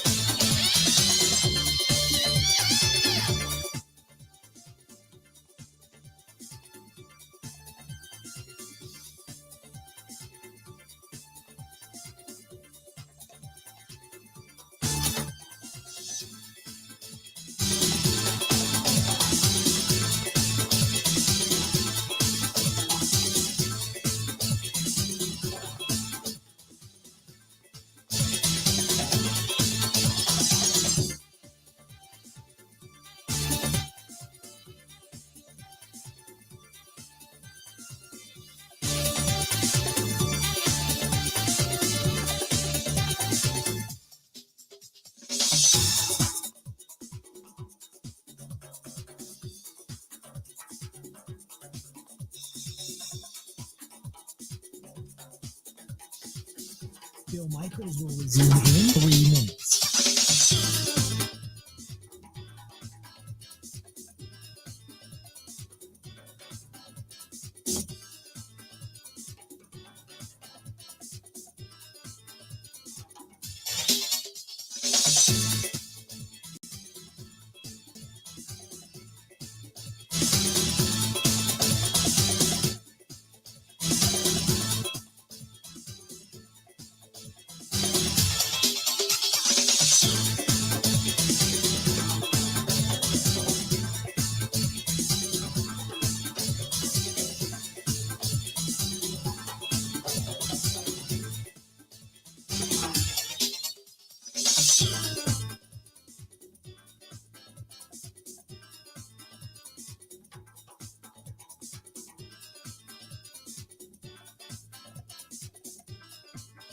Phil Michaels will resume in 2 minutes.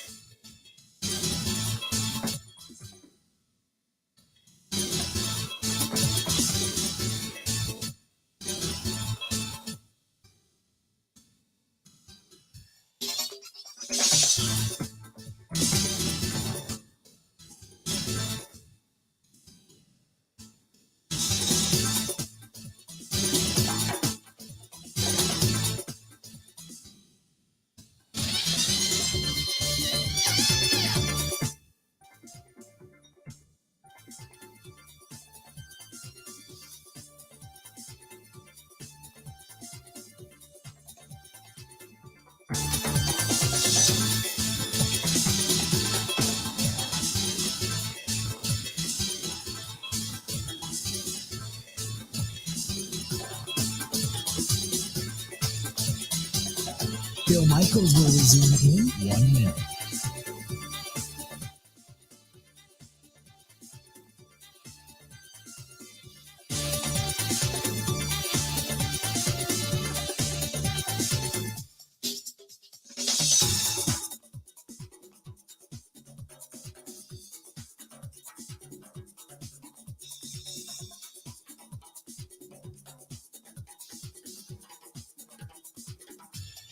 Phil Michaels will resume in 30 seconds.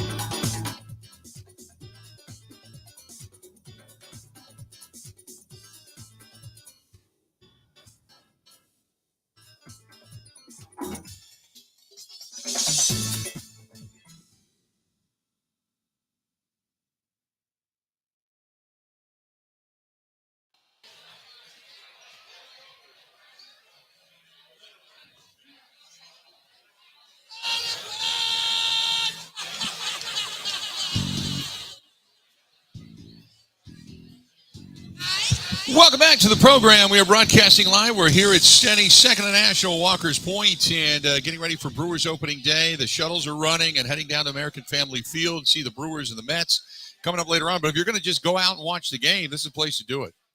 Tons of space, and there's seating available and such. So if you want to come on down to STENY'S and enjoy yourself, go ahead. I got a neat email here. This was from Ryan in Milwaukee. He said you guys were talking about the pandemic. Back in 2020, he was driving an Uber during the pandemic back in 2020. He said, I had to pick up Grandal of the Chicago White Sox and get him to the ballpark. I don't know why he was late, but my Uber had to go to the Pfister Hotel and pick up Grandal, the DH, and get him over to then Miller Park. Cool story, but I wonder why he didn't make the team bus, especially with a pandemic. Remember, they weren't doing anything. And that was a while. But yeah, he said one of the neatest experiences was when they took on the White Sox, and Grandal, he had to pick Grandal as an Uber driver. This was from Kyle in Sheboygan. Said, my best opening day was watching Big Daddy Dan DeMico open up Miller Park. That was special. That was a lot of fun. Because obviously you had the president there, so you had really high security at that point in time. There was a buzz because Miller Park.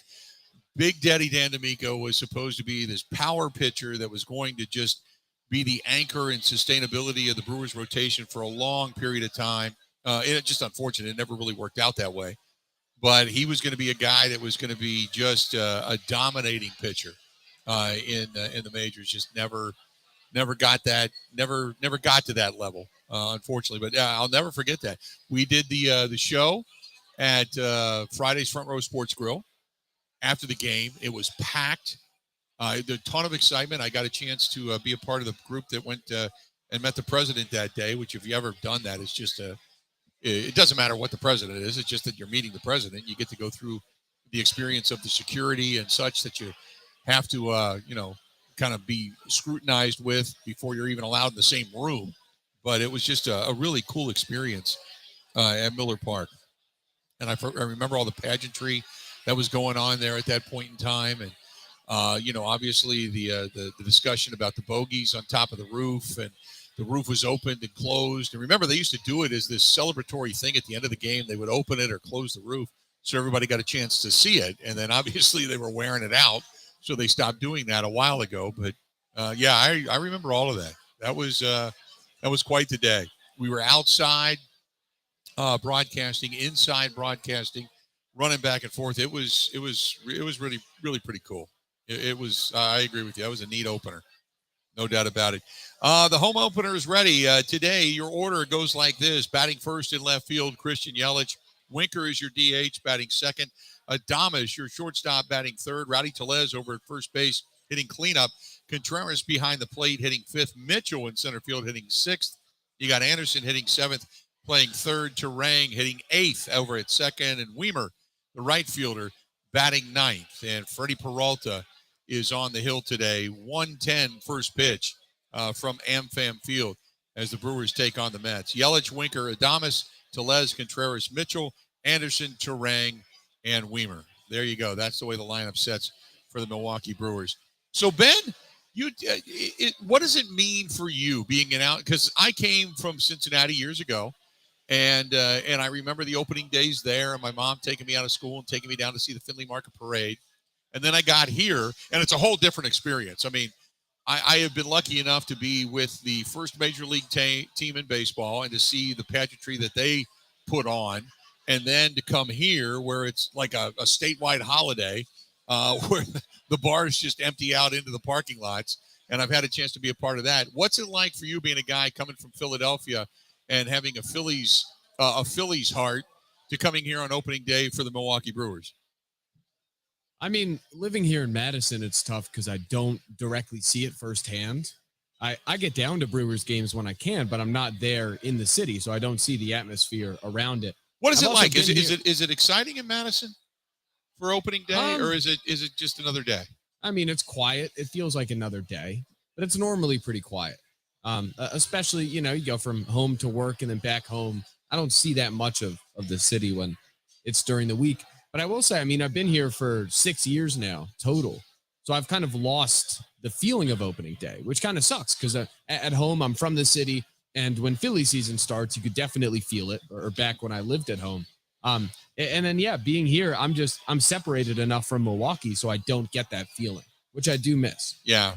And my friends, I see still, like, you go to Facebook or Instagram and such, and you see when I saw my friends last Thursday with opening day and everything that was going on down there, you miss it because that was your youthful experience. But today, driving in and coming from the Brookfield Waukesha area, and you're driving in, you're coming past American Family Field, you already see the cars beginning to line up to get into the parking lot early today. You saw kind of people milling around. All the barricades are up, all the directional things for the roads and all the travel into American Family Field's parking lots are up. And you start to get excited. You start to get that juice. And the city's abuzz. It's almost something that's palpable that you can feel that people are excited for, especially, I mean, coming back after winning the last two games on the road against Chicago. And after that, really craptastic kind of a start on the opener on Thursday, to come back and win the next two games.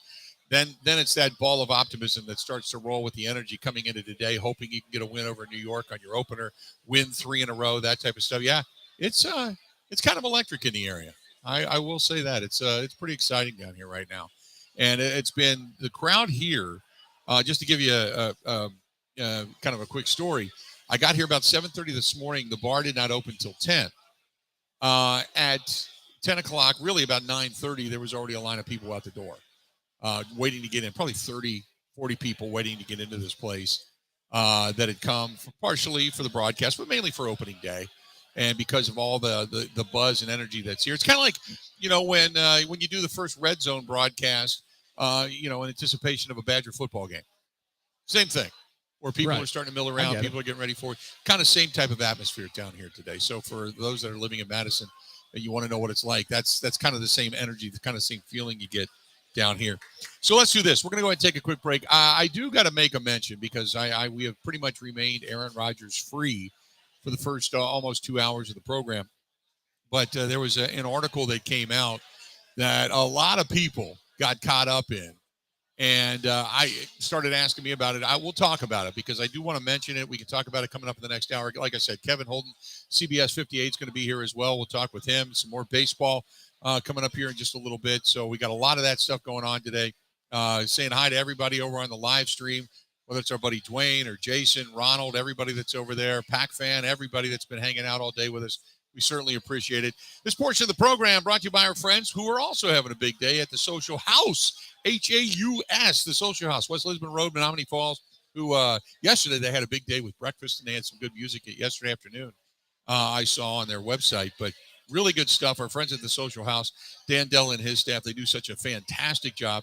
Thanks to them for being a part of the program as well. And a part of our opening day broadcast live down here at STENY'S, second to National Walker's Point. That's where we're at. Stay tuned. Got a lot more of the Bill Michaels Show on this Brewers opening day coming up right after this. This is the Bill Michaels Show on the Wisconsin Sports Zone Radio Network. One of the worst things that you can hear, you have cancer. The worst is when you hear the words, your child has cancer. When a child is diagnosed with cancer, it changes their world. Sometimes they can't even do things that they really love, like playing soccer, riding a bike, going to prom, attending school. Children with cancer spend a lot of time away from others, time in the hospital, treatments, tired, nauseous, and they feel isolated. That's where Special Spaces Wisconsin steps in. They provide these children with a special space where they can not only sleep, but they can play, they can heal, they can spend time away from the challenges of their illness. It's a customized bedroom designed just for them. How about a princess castle or pirate ship or a sports-themed bedroom? They transform that child's existing bedroom into a place that only he or she can imagine. A place for them just to be a kid. This effort is done with teams of dedicated volunteers and sponsors, just like our friends from Pella Windows and Doors of Wisconsin and all the community partners. If you'd like to find out more or to donate, go to specialspaces.org. That is specialspaces.org.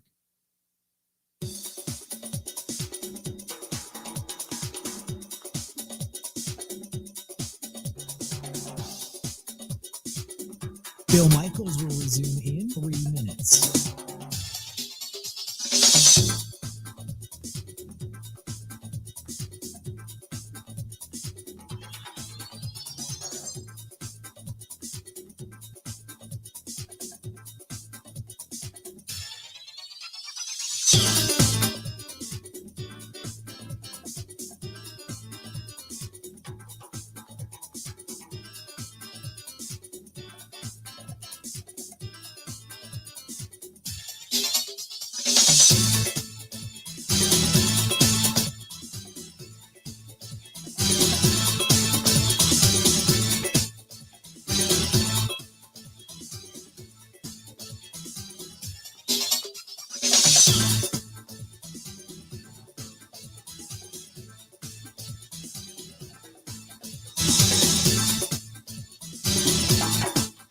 Bill Michaels will resume in 2 minutes.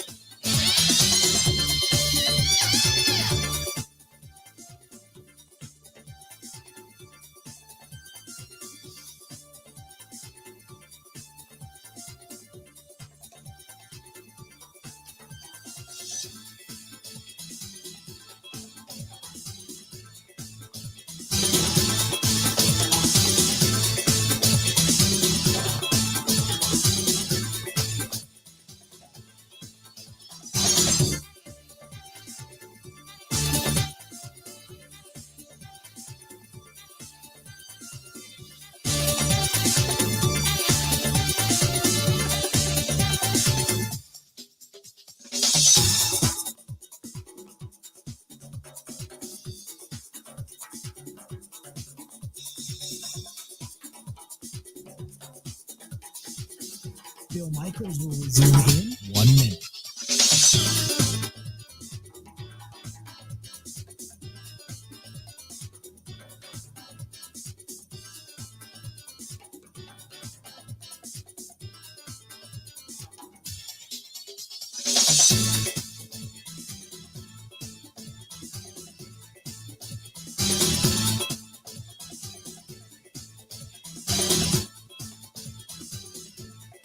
Bill Michaels will resume in 30 seconds.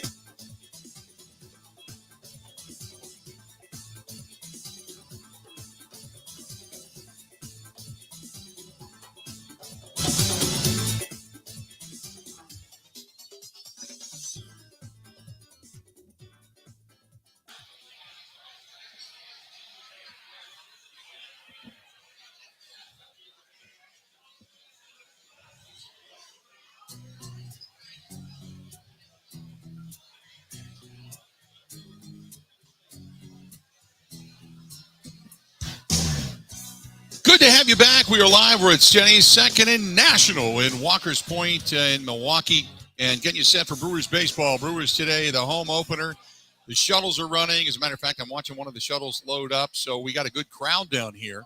But it's if nobody was on the shuttle, this place would be like teeming with people where you couldn't even fit anybody else in the door because the shuttles just keep running.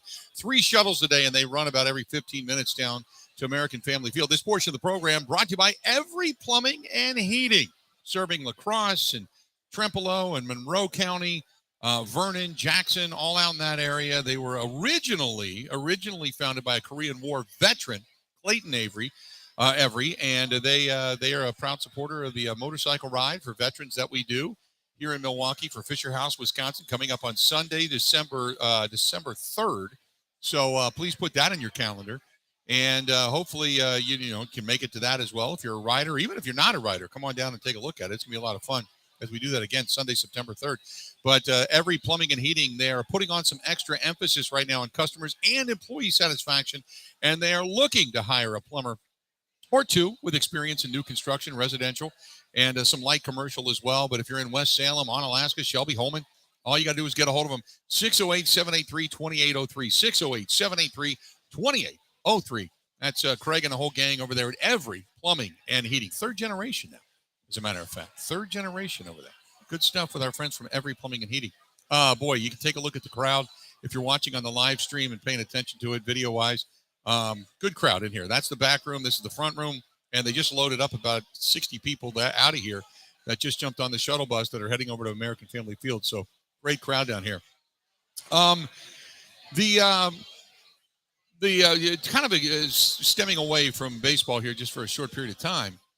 The note over the weekend came out, and today, that was being put out on Twitter, was the Peter King report that this may not get done until day 2 of the NFL draft. Day 2, that would mean a second-round draft choice for Aaron Rodgers, and then you end up seeing what the Packers and the Jets will ultimately do. Just an FYI, I mean, I know today's a day to celebrate baseball, but a lot of people, I'll be honest, that's the talk. People come in and say that they're fired up for Brewers baseball, and then they ask about when the Rodgers thing is going to get done. I've probably had, 15 people that have asked me about it today that have walked up and said hello, and then they say, hey, when do you think the Rodgers thing is going to get done? I don't know. I've said all along that I don't think there's a sense of urgency right now, so I don't know. I do know one thing. I was out yesterday. We were out at a couple of different places. We ended up over at Paulie's Pub and Eatery in West Allis watching a buddy of mine's band yesterday. And there was probably 5 people that came up. And not only did they ask about when the Rodgers stuff would get done, but then they also made the comment that, 1, they're sick of it. And 2, it seems like the sentiment has turned, at least from what I'm hearing. I mean, it could be different in what you're thinking. But like the sentiment has turned, there's a lot of people that are not fans of Aaron Rodgers anymore because of all of this. And, for a guy that's considered to be so sensitive when it comes to his legacy and how he's perceived, man, it's been, I don't know if he's detached from that or what, but it's just been kind of for lack of a better term, it's just a bumpy ride. And I'm not going to sit here and say that I know the fans because I only know what people tell me. There's a lot of people that just aren't happy with this entire situation. And then there's others that say that if Gutekunst doesn't get at least a first-round pick or 2, they're going to be pissed at Gutekunst. So does he drop the nuclear bomb and say, hey, if you're not going to give us what we want, then we're just not going to trade him? I don't think he does that either. You got to get a bird in the hand is something. But I don't think he does that either. So I I don't think there's going to be many people happy with this, no matter what the outcome actually is. Rick says fans forgave Favre, but Rodgers is not as beloved. That may be right. That may be more right than I think a lot of people may realize. I mean, like I said, I've always felt that Rodgers gives you a terrific chance to win. But the way things have kind of transpired and the way things have gone, I mean, it's people are just aggravated, for lack of a better term. Ben, now when you go out and you talk with your friends and stuff, is that not a question that's fired at you often? Like, when is this thing going to get done? It is. I think, well, a lot of my friends are not from this area and are not Packer fans. So they ask more just because of the interest, because it's been that story. It has really been the story, right? Began. You're right. But it is the talk. I mean, the sense I get still is that there's excitement for what's next, and they just want it all to be over. Yeah. That this is another offseason of worrying about what's next, as opposed to getting excited about the new players or about what the team could look like. Do they look at Rodgers like a lot of people now look at Rodgers like this? And I'm going to use this terminology, and I don't mean it to be a slight, but it's going to sound that way. But do they look at him as like this prima donna, this ego-driven, this sensitive guy, this smarter than the average bear, maybe a little bit hypocritical? He's got a lot of talent. Everybody qualifies it by saying that, but all of the other stuff comes with that. Do they look at him in that light as well? I'll tell you what, I think it's divided right down the middle. Probably half of my friends are those that are fans of the Packers that I know. I really, since the whole McAfee thing started during COVID, have grown more of an admiration for him and how he's spoken on things and just like the persona he brings. Right. And then the other half are on the exact opposite side. So I hear a lot of both. Yeah. Okay. Fair enough. Yeah. I agree. It's been a lot of it's been a lot of consternation. I know a lot of people that love him as a quarterback and can't stand him as a person because of the McAfee stuff and the immunization over vaccination and the kind of the condescension with which he speaks at times. And then I know others that say he can't do any wrong. He walks on water, and I get it from both sides. Anyway, when we come back, we'll get back into some baseball chatter. We'll get it back into that discussion. Again, people are now coming in. So David says, I don't really care what they get for him. Not for me to worry about, just ready to move on. It's time. Rick says, I like Rodgers, but I'm tired of the drama. Cassidy right here says, Rodgers needs to go. Tired of his blank. Matthew says the Chiefs got Joe Montana, another player, for a third-round pick from the 49ers for their first-round pick in 93. Maybe they do that. I don't know. I can't imagine, getting a third-rounder. Can't imagine that at all. All right, we got 2 hours down, 2 hours yet to go. It is opening day for the Milwaukee Brewers at American Family Field. It's coming up a little bit later on. We are here. We were talking a lot of baseball today. We had the one segment, one little brief moment with a little bit of Rodgers insertion. We can always take comments on it, but today's a day to celebrate the homecoming of baseball, which means warmer weather is right around the corner. The shuttles are running. The food is flowing. Come on down to STENY'S, 2nd and National Walker's Point, and enjoy it. Stay tuned. We got a lot more of the Bill Michaels Show coming up right after this.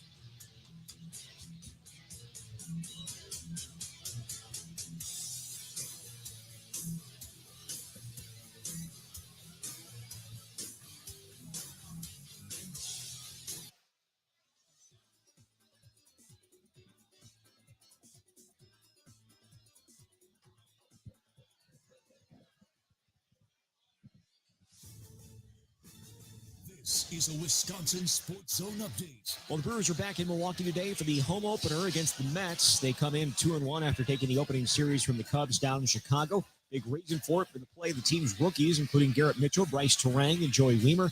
New addition Jesse Winker says you can feel the excitement brought into the clubhouse by the young guys. It's so much fun to watch. Just so much talent. All four of those guys bring great elements to our team, and they play the game extremely hard, play the game right, and it's so much fun to watch.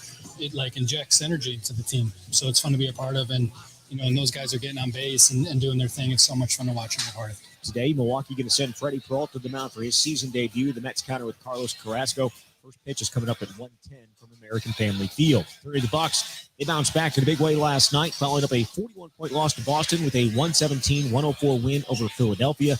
Milwaukee led by as many as 22 in the second half. Giannis Antetokounmpo, 33 points, 14 rebounds. Bobby Portis had 18 points off the bench. Milwaukee's lead for the top seed in the East stands at 2 on Boston. They're going to be at Washington tomorrow.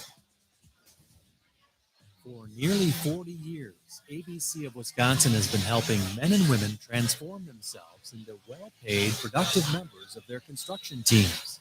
Today, we have 2,000 active apprentices in 10 different skilled trade programs, and we educate individuals in more trades than anyone else. To get your career started, go to buildyourcareerwi.org or just search online for ABC of Wisconsin.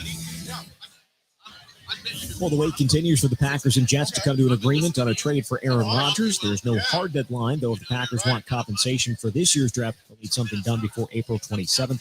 And the Badgers got a commitment from 2024 three-star tackle Derek Jensen out of Heartland Arrowhead yesterday. With this Wisconsin Sports Zone Network update, I'm Zach Heil.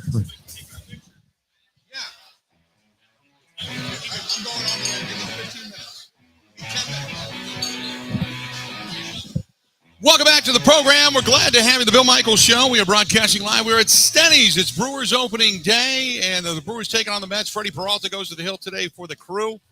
Looking forward to it. 1:10 first pitch down at American Family Field. Carlos Carrasco goes today, the righty for the New York Mets coming into town. And the Brewers begin their 2023 home schedule this afternoon, and it's fastball Freddie. And the Brewers, despite going 1-2 last season against the Mets, the Brewers have won 15 of their last 18 games against the Mets in Milwaukee. So the Brewers have a little bit of a decent record. By the way, the Brewers entered today's game as one of 2 teams this season to score 9 runs yesterday in the victory over the Cubs, marking the first time since the 10-2 win last season, going all the way back to June 15th at New York against the Mets. The Brewers scored as many as 9 runs without the benefit of a home run. Played a lot of small ball down there. They have not hit one. As a matter of fact, the Brewers have recorded 3 sacrifice flies in yesterday's win, tying a franchise record. They've done it now 25 times. 25 times. A lot of small ball. And you know what? I don't mind that at all. By the way, and I know we talked a little bit about it, about the Aaron Rodgers stuff that broke. I shouldn't say broke, but that was discussed. We'll say that was discussed in the last segment of the game. The Pat McAfee was part of, and we don't do a ton of wrestling. We mentioned it last week because it was the WrestleMania, which was divided up into 2 days over the weekend. But Pat McAfee, with the entrance to WrestleMania, and Aaron Rodgers was a little bit of a topic of conversation. Take a listen. What was WrestleMania missing? Aaron Rodgers' personal propaganda machine. There you go. Aaron Rodgers' personal propaganda machine. Oh, Pat McAfee, as good as he is, and for what he's done and the way he started his career via the broadcast and the podcast and such, he has really, credibility-wise, taken a bit of a beating because of the Aaron Rodgers stuff, because of the lack of really, piercing questions, I guess might be the best way to put it. The lack of piercing questions into the Aaron Rodgers stuff when it comes to digging a little bit deeper, digging a little bit harder to the guy that kind of comes on and grabs the pedestal, yells at everybody from atop it, and that's about the extent of it. So that's pretty great. The Aaron Rodgers personal propaganda machine. That's funny. Ben, now, are you a wrestling fan? Did you watch wrestling over the weekend? No, not anymore. I will say it was a big part of my childhood. Yeah, I've mine left too. it behind. Yeah, mine too. It was right there, and I had watched it pretty heavily for a long time. I used to would go to the matches, when I was younger. And then it was like, okay, it became more about the drama of the show than it was the show. And that's when I kind of began to check out. So, yeah, I get, but hey, I mean, 2 days worth of WrestleMania, 2 days worth of WrestleMania. That's getting it done. That's pretty massive, but 2 days worth of WrestleMania. So there you go. Getting ready to have people head to, the volume here in the background is actually the Brewers broadcast now down at American Family Field. So Brewers pregames on the TV here inside the building. 877-867-1670. I got a lot of people sharing opening day stories. My dad took me out. That was where I drank my first beer. Was out in the ballpark, or out in the parking lot of the ballpark that was known as County Stadium back then. That's from Elmo. Guillermo says, I got here years ago and have always grown to love Brewers baseball. I've been a baseball fan ever since leaving Mexico. Love my Milwaukee Brewers. Lindor says, hey, guys, by the way, he's listening to us in Idaho. Says, thanks for bringing the spirit of opening day to a distant Brewers fan. He also goes on to say that there's just a lot of stuff here. He talks about a lot of different experiences. But he also goes on to say, I love the noise in the background. I used to love going to STENY'S back in the day when STENY'S used to have the bands and the sand and beach party. Oh, I remember that. They used to bring tons of sand in here. That's a great memory, though. Thank you, Lindor. They used to bring tons of sand into this place. And I can't remember the band that they used to hire. But they used to bring a band in here, kind of a Caribbean band. And they'd have, like, in the middle of wintertime, they would have, like, a beach party. And it was fantastic. And, God, I can't remember the name of the band that they used to bring in here, but I completely remember that. 877-867-1670, 877-867-1670. You want to find us, hit us up. Please go ahead and do so. Would love to hear from you. Couple of different questions that are going on over on the live stream. And this one is from Scott. Scott says about getting what you can for Corbin Burns. Would it be better to hang on to him and do a deal in the offseason? It depends. It would depend certainly on, let's say he comes out his next 7 or 8 starts and he's on fire. And there's a team that's a higher spending team that has a depth of prospects. Yankees, Dodgers, Astros. You go into some of those teams and you start to say, okay, what do you have down in that farm system? Cincinnati's got a hell of a farm system, but they're never going to get into that mix because they can't afford them either. But you go look at some of these other teams with good farm systems. What would it take to get a guy like Corbin Burns? If, say, the Brewers are 6, 7, 8 games back in the standings and you're coming up on the trade deadline, would it be more valuable to get rid of him now? Or more valuable to be able to work maybe a 2-team, 3-team, 4-team deal in the offseason that brings in quite the haul for him, Because I can't imagine this team being right there again, like in it, not maybe a couple of games up, a couple of games back, what have you, and then again at the trade deadline, making a trade that just deflates the ball club. I can't imagine that. I can't imagine them doing that. So last year they did it with Josh Hader. They overestimated the value of having him in their clubhouse, or they underestimated the value of having him in the clubhouse, and they let him go. And it just it just derailed the season. So I can't imagine the Brewers doing that yet again. I would think that at that point in time they would probably work something with a couple of teams in the offseason to get an absolute haul for a guy that, say, he does end up 3rd or 4th or 5th in the Cy Young voting, and his value is probably never going to be higher. So I would say that if he's really on fire and you get the right deal, that's great at the trade deadline. But otherwise, if the team's anywhere close to being in it, I don't think you can do it. I think you got to work it in the offseason. 877-867-16. Ben, would you agree that Corbin Burns is unless they're out of it? If they're out of it, maybe it becomes more enticing at that point in time. But do you agree that they trade him? They wait until the offseason to make a move with Corbin Burns? I do. And I guess I say that because all logic would lead you to think that they would have learned based on last year and what happened. But I guess I hope that they have learned, Bill. I cannot guarantee that they have. Right. You do obviously have Matt Arnold in there instead of Stearns, but he was in the front office last year. Ignacio was like counsel. They all saw what happened and what it led to. I hope they've learned from it, but I can't say they have because we've seen these mistakes.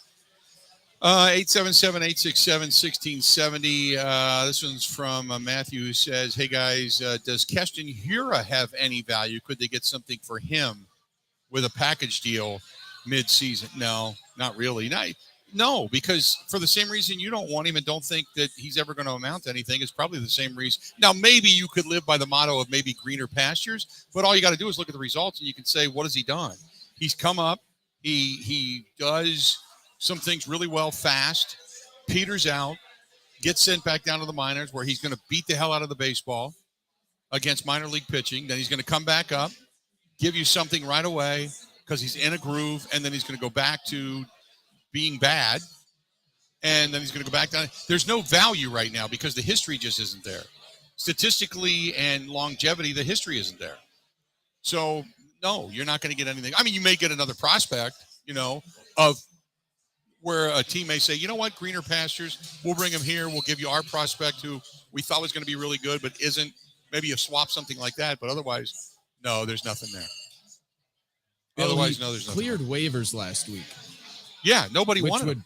Tell you directly that nobody wants to give up anything like a waiver claim. He's not worth that. Yep. So there's no way. But I will say, he homered yesterday, and he could be back. Well, I think he's probably going to make an appearance with the team before it's all said and done. At some point. I wouldn't say anytime soon, unless you absolutely positively have to. But I would say at some point this season, you're probably going to see Keston Hura with the big league club. But again, you're right. During when he got DFA'd, nobody wanted him on waivers. That'll tell you all you need to know because people could have picked him up. So to say, does he have value? No, he doesn't have any value.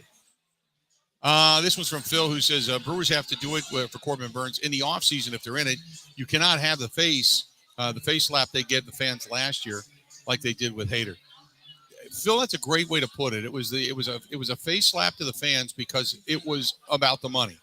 And the Juan Soto deal was sitting there, and again, I beat this like a dead horse, but Juan Soto deal was sitting there. Mark Attanasio comes out and says, oh, yeah, Juan Soto, we were in that. We thought about that. Money's not the object. We're as long as it's going to make our ball club better and we got a chance to win, we're going to do this. And then you turn around and got rid of Hader. You got rid of Josh Hader for basically a bag of baseballs. And at this point in time, the baseballs might be more valuable. So it was clearly a money dump. It was clearly a face slap. That's when you felt like you were lied to. 877-867-1670, 877-867-1670. If you want to find us, please feel free. Go ahead and do so.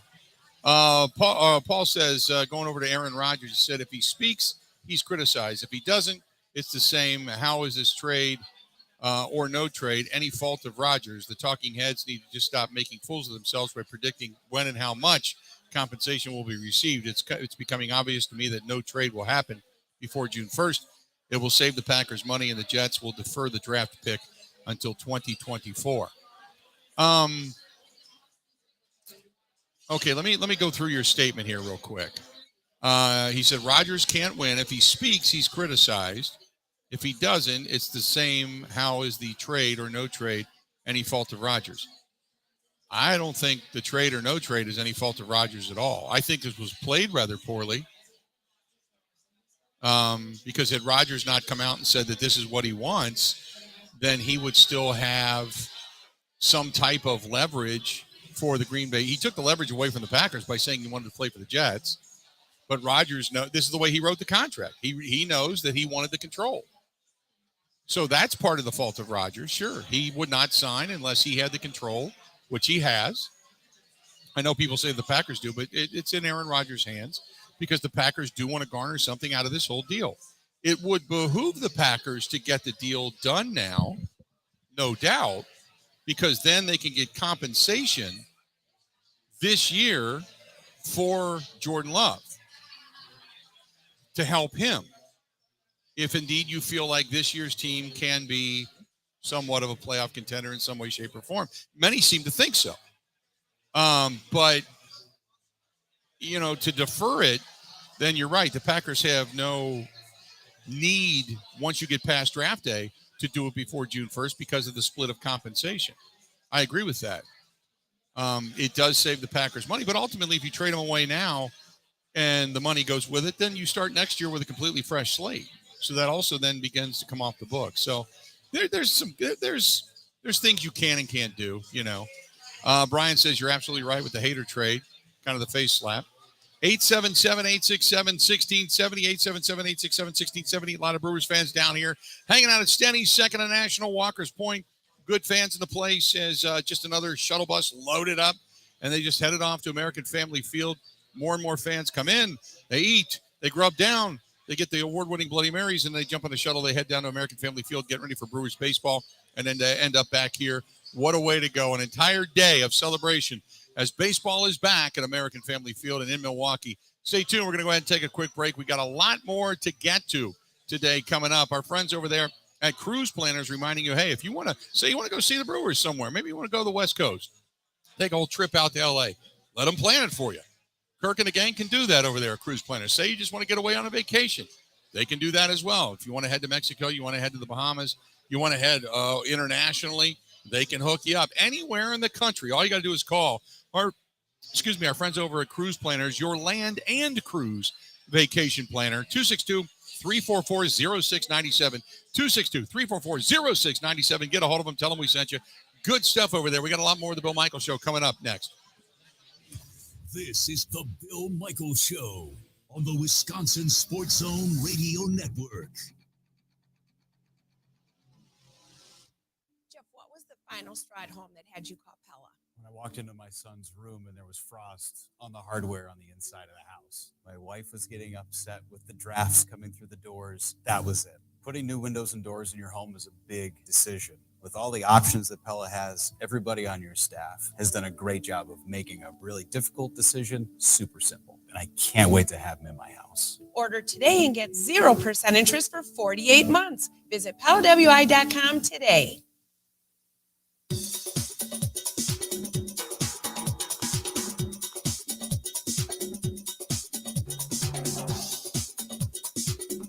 Bill Michaels will resume in 3 minutes.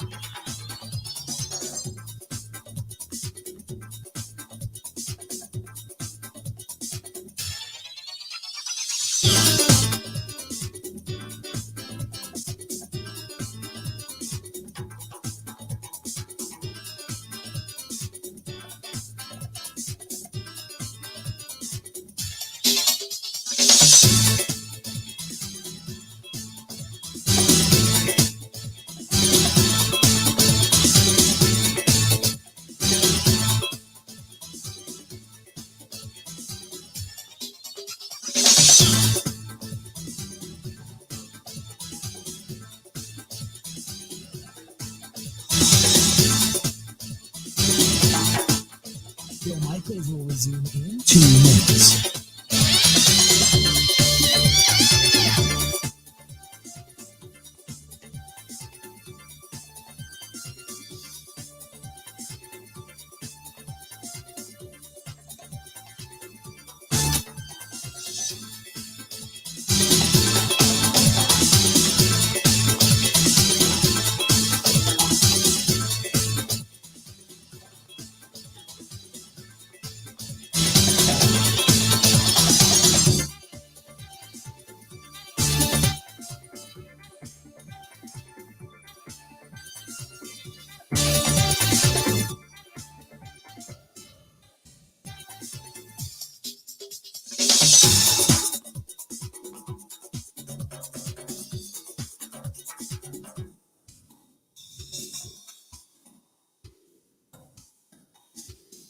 Bill Michaels will resume in 1 minute.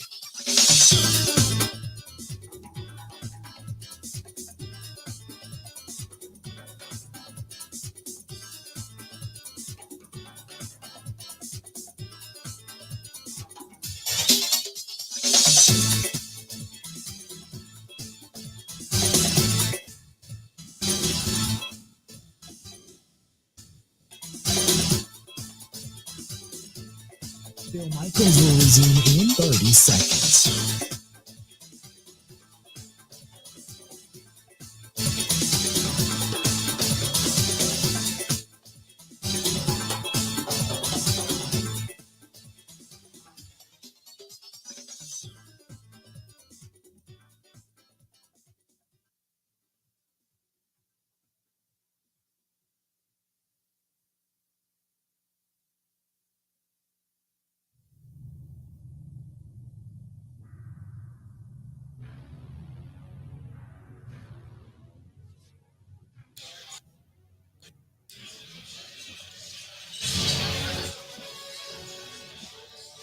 Good to have you back. The Bill Michaels Show.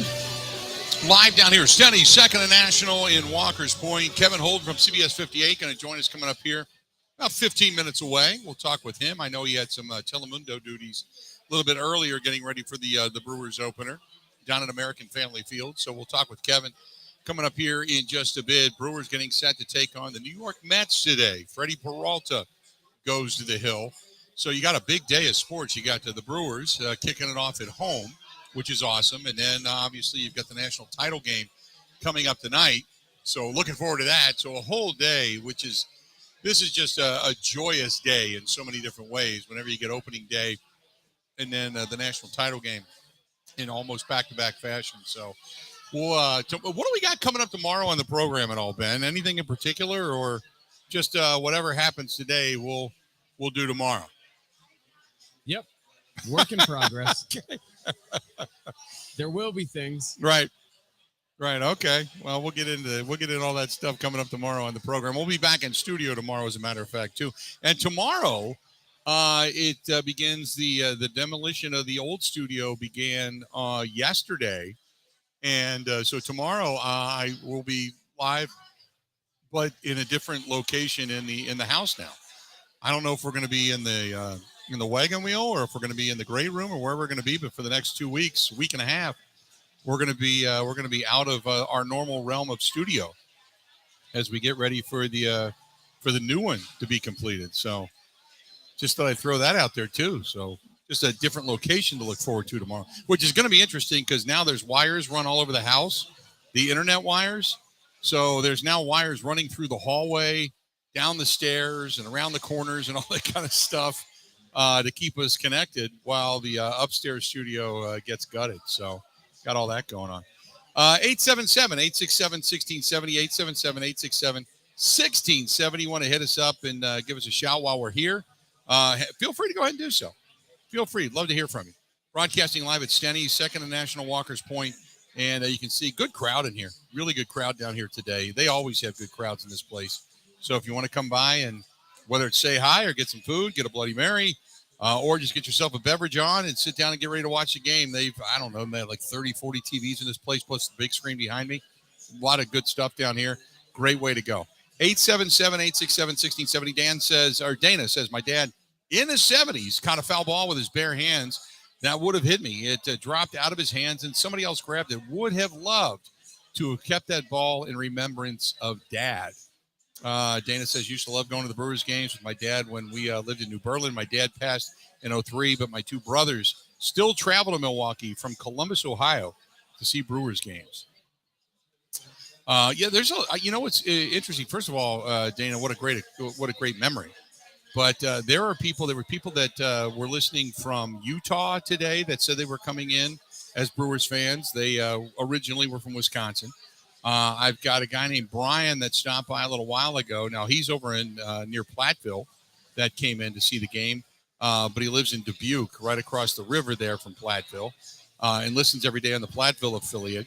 I got Jesse, who was here earlier. He is, I believe he is from, if I'm not mistaken, I think he was from Peoria, Illinois.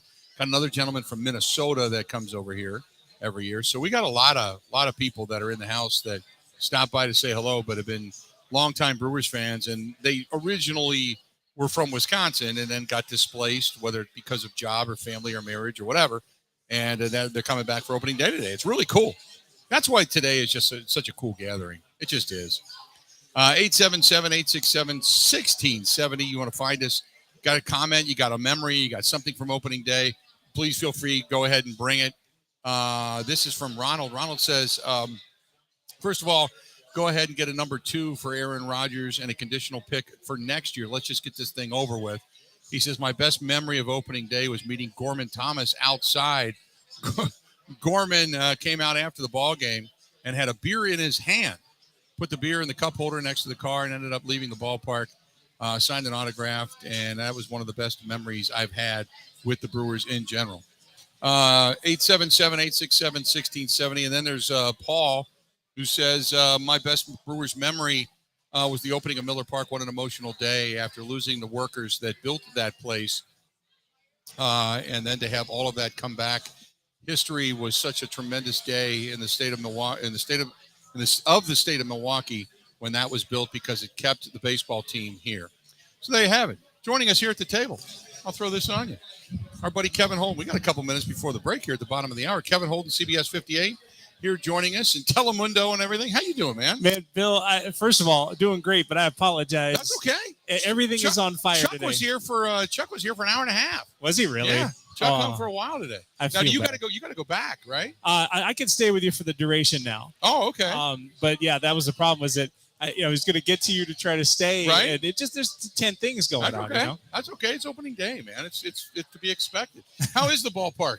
It's that vibe, that atmosphere, Yeah. the excitement is there, and I think there's a couple of things that help. Winning the 2 games before this one in Chicago, I think Right. that was huge, because if you come off of opening day not scoring any runs and you play this game, I think it's Right. like, oh, great, this is the kind of season, right? Yeah. But that helps. But just the newness of everything, right? I Right. mean, that's the other half. It's weird because I don't think it's a sellout today.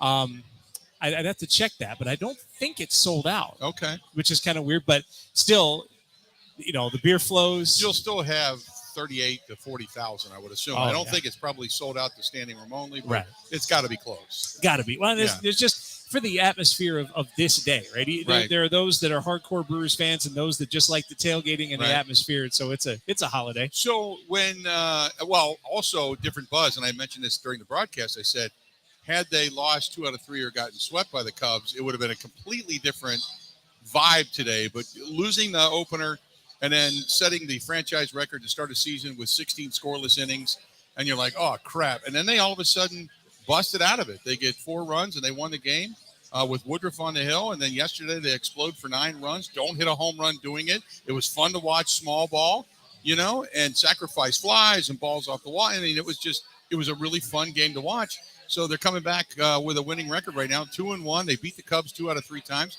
And now they take on the team with the biggest payroll in all of baseball, being the smallest media market in all of baseball, And the other half of that is, instead of having to face a Verlander or a Scherzer or somebody Right. like that, they get Carlos Carrasco, which is just how the rotation falls. But wow, what a great, Yeah. to not have to face an ace like that is a terrific thing in this game. And there are Brewers who have had some massive success against Carrasco. Willie Adames is 7 for 9 with a walk in his career against Carrasco. Wow.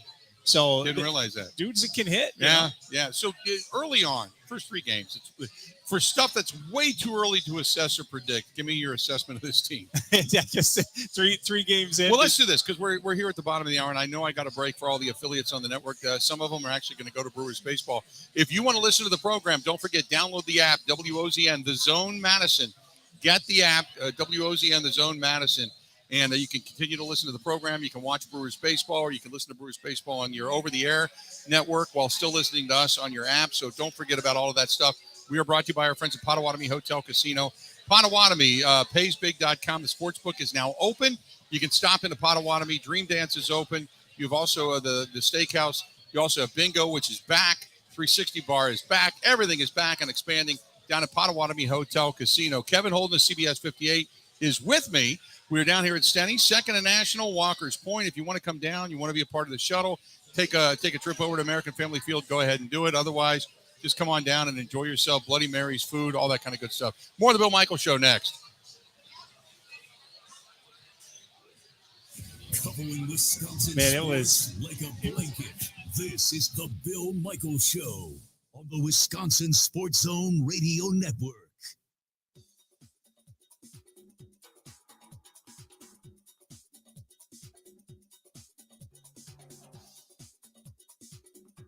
Bill Michaels will resume in 5 minutes.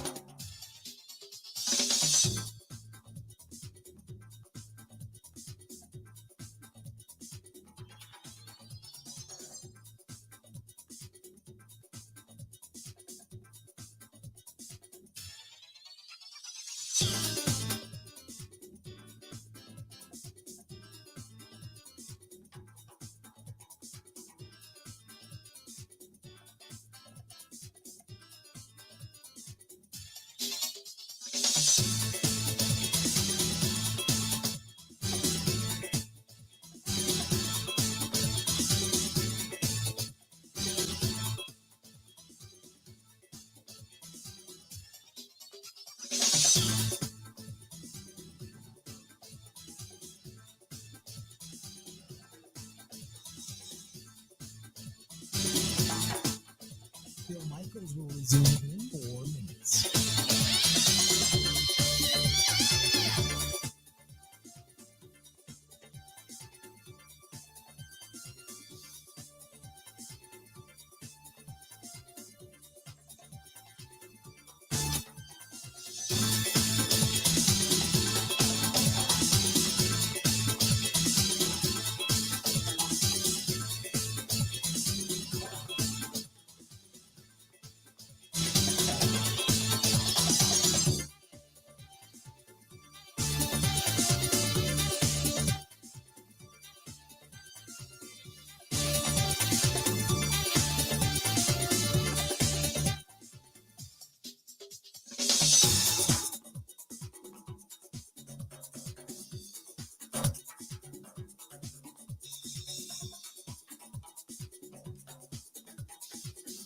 Bill Michaels will resume in 3 minutes.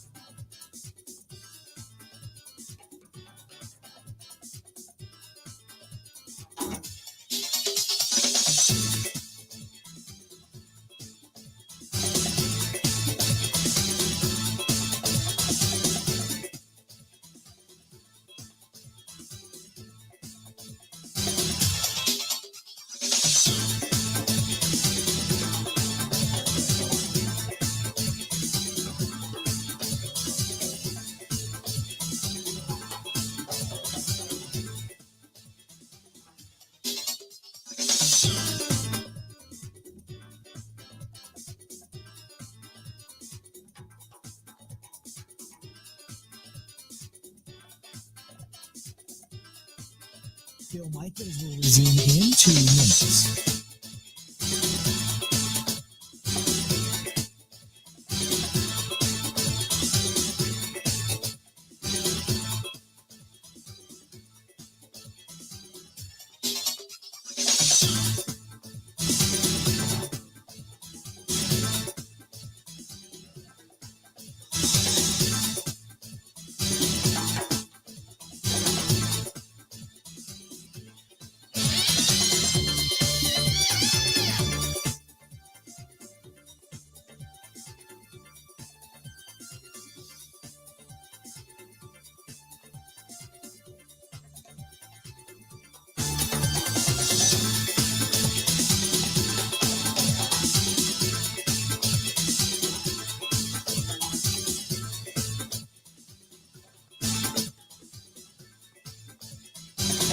Bill Michaels will resume in 1 minute.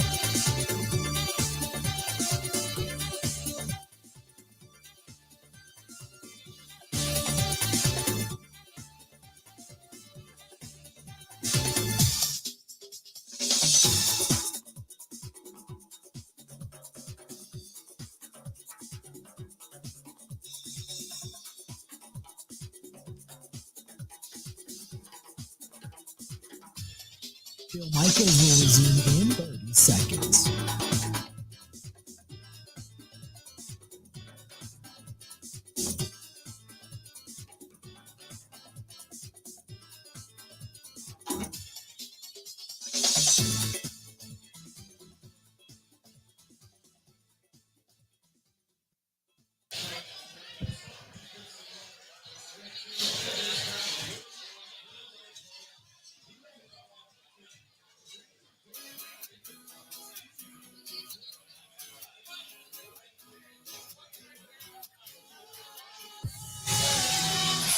Welcome back to the program. We're glad you're with us. We are broadcasting live. We're here at STENY'S, Second and National, Walker's Point, getting you ready for the Brewers opener. This portion of the program brought to you by our friends at Pella Windows and Doors of Wisconsin. Pella Windows and Doors, the best and the most chosen by homeowners in the state of Wisconsin. Whether it's doors, windows, innovations such as the roll screens, the hidden screen, the slider windows, or just fantastic economical doors that beautify the outside, give you curb appeal, raise the dollar value of your home. 0% for 48 months available right now. Plenty of ways. If you want to get yourself economically into some Pella windows and doors, they can do vinyl, they can do Impervia, which is as strong as fiberglass, or the wood doors and windows. Go to PellaWI.com. That is PellaWI.com, or simply call them 855-PELLA-WI, 855 Pella WI, and set up your free in-home consultation. 855 Pella WI. Kevin Holden, CBS 58, joining me here alongside. And so we were just sitting here talking. We didn't discuss this the first couple of hours. The rules change. Obviously, the pitch clock has come into play. Shortest games since Babe Ruth was playing and eating hot dogs in between pitches was they're averaging like 2 hours and 15, 20 minutes at this point. I mean, the games are flying by. It was funny because yesterday it was like an hour and a half into the game, which normally would have been maybe the fourth inning. They were in the sixth and seventh at that point. I'm like, wow, this game may be a 2-hour game. And they had already put up 9 runs. So how have you liked, first of all, how have you liked it as a baseball kind of an enthusiast and or, historian, so to speak? And overall, I think the fan reaction has been pretty good. Yeah. So to start with the baseball side of it, like the point of it, to get games moving faster, to help base runners a little bit, to help the hitters a little bit, right, with the shift changes, and so that the banning of the shift. Right. I'm a huge fan of what it's done to the flow of a game, and it's interesting because it makes you realize maybe you didn't have to legislate it. If you could have just had pitchers work this quickly, right, you wouldn't have to go through it as an official rules change. But now that you have to do it, now that it's a rules change, it changes the way you view the game. What I mean by that is we're in spring training. I'm there with my wife, and it's the third inning. First pitch is a strike. It's spring training. So like my mind starts to wander like, hey, is there an ice cream shop near here? Pick the phone up, right, and I used to be able to look that up and then look up and see the next pitch. So this time I look down and I start the browser and the next pitch hits the mitt while I'm looking down. And I'm like, wow, is it one? Wait, is it one? Okay, here's another pitch. Here we go. Yeah. And what it made me do, and I think this is huge for the game, what it made me do was put my phone down unless it was an inning change. Okay. I know it sounds small, but think of all those fans that won't be on their phones in the middle of an inning. That in order to watch the action, they've got to stay tuned to the action. That to me is really big because it makes the attention, stay locked in. There's some other parts. Obviously, we were talking about how Bob Uecker is struggling a little bit to get stories in and to do that sort of thing. Jaime is my color guy for Telemundo. We have a standing rule to start the season. I told him, if you have a story that you start and the next pitch comes in and it's not hit in play, keep talking. Right. Like, I'll just let you go as long as we can go until somebody makes contact. Because otherwise you never get a story. Right. Oh, exactly. Yeah. That was one of the things I've noticed is that you'll hear the mitt every now and then in a Brewers broadcast, but Uke is like starts a couple of quips and, Uke tells a story or whatever, and all of a sudden the inning's over. Yeah. And you're like, either one, what the hell just happened? Or two, you got to extend it to the next inning. What would have normally been a batter or two is now an inning and a half because they go by so fast, which I think it may be, there's a lot of advents of baseball. I've loved the wild card. I've loved the interleague play when it first came about. I'm not a fan of the DH, but I understand it. There's a lot of things that have become part of baseball now that happened under Bud Selig. And I was just asking Ben and I were talking about this last week. What is Rob Manfred's legacy if he went down today? And really, this is it: the DH and the pitch clock. That's his legacy. He's still in a weird place, right? The legacy would not be a good one if this was the end of Manfred today. Right. There are efforts. I get what there's a plan. Yeah. But that game plan sometimes seems a little bit cross to the efforts of the sport. That's why I think speeding up games really does help, because I think that's something that a lot of people can agree on. part of baseball's fade over time, especially with a younger audience, is there's just not, if it's 3.5 or 4 hours of your life, that's tough to do. Right. If you have kids and it's a 7:00 game, it's tough to do. So like all of that stuff, I think will help a ton. I also think over time, I think one thing I'd like to see him do is pull this pitch clock back a little bit if you've got, say, a 1-run game late. Like if it's a save situation, let's say, let's double the amount that's on the clock, because the one biggest opponent of the pitch clock that I've talked to was Devin Williams. And Devin Williams is pretty intense about it. Yeah. He said, here's the thing. Why, it's the 9th inning. It's a 1-run game. Right. Why would we mess with something that's been going right for 100 and something years when it comes to, the tension of a game? You don't want to speed up the tension. That's part of what makes the game good. So I think more tweaks are coming. Which I did notice he goes right up to the 0. I mean, he will push it right to 0. He's going to get hit. And watching, I was watching him come in the other day, and I was watching it count down. And because is it the ball has to be released, or you have to be into your motion? At let's say is no one on base, it's 15, right? So at 15, you have to be. I think the ball has to be out at 15, doesn't it? Okay, is that right? I think it has to because be he was starting his motion with like 2 seconds on the clock, and he was either just getting rid of, or it just wasn't out of his hand quite yet. Now I don't know what the synchronicity is between the television clock and the actual clock in the ballpark, but he was right there, man. I mean, he was pushing time, no doubt about it. We're broadcasting live. We're at STENY'S, second and National Walker's Point. Crowd-wise, it is thin. They keep rolling these tables because people come in, they eat, they grab the Bloody Marys, they grab the food, jump back on the shuttle bus. They're heading over to American Family Field to catch the game. So it has been a steady rotation of buses every 15 minutes coming through here. So if you want to come down, you want to catch a bus over to the game, great. If not, the tables have opened up and some of the bar areas opened up, which means you can come on down and watch the game. And then obviously the crowd over at American Family Field is going to come back here after the fact, and then you'll already have your seat in place and be able to hang out the rest of the day and the evening. Maybe if you want to stay all the way through and watch the national title game coming up tonight as well. But we're at STENY'S, second and National Walker's Point. Kevin Holden, CBS 58, alongside. So let's talk about the pitching staff, because Corbin Burns pitched okay, well enough to certainly win had you actually plated a few runs. They go 16 scoreless, and then Brandon Woodruff throws a real gem on Saturday. And then yesterday, it wasn't a great pitching performance, but playing small ball. They're scoring runs, and they have yet to hit a home run. I mean, we're not used to this, man. No. This is something that a lot of people have been clamoring for a long time. Not to be leaders in home runs and yet not be able to win your division or win in the postseason, where now they're playing small ball and they're going to get done in different ways, and they've got a lot of team speed. It's fun because you can see this vision for a retool that's coming, and it's actually I think a pretty solid vision. Garrett Mitchell, who's young and quick, and puts pressure on the defense and plays strong defensively. Bryce Durang, who's had a great start to the season, and I think is finally justified, after years of being a prospect and not being able to break through. He's got that chance now. I think he's taking advantage of that. So if your young core is Mitchell and Turang and eventually Sal Frelick, Joey Weimer is there, here we go, right? Like there's a little hint of 2005 when it was Weeks and Hart and Braun and Fielder and Gallardo. I know that wasn't all 05, but that young core that made that team so good for so long, like this, they're starting another version of that. And it's honestly, it's kind of fun. It's like you say, it's a new type of game with the base stealing way up, and I think the Brewers are prepared for it.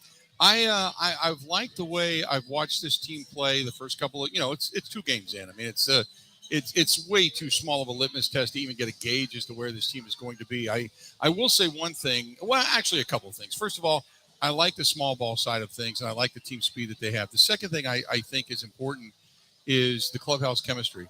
And I look at a guy like Jesse Winker, who in Cincinnati, when you talk to people there, it was a little bit divided. If you were in the clique, great. If you weren't, you weren't. Seattle, there was not a lot of camaraderie there, where Jesse Winker, at least from what I've seen and heard, has really enjoyed the clubhouse and vice versa. So, and I'm just using him as an example, but when Craig Counsell's always talked about the open door policy, about how he's out in the clubhouse meeting with guys. It seems like there's an indoctrination when guys get in the clubhouse in Milwaukee just because of the manager, that it becomes a good group. I think last year's group, while it was playing really well, got really disappointed, and Craig Counsell had no way to pull him out of the funk after the Hader trade.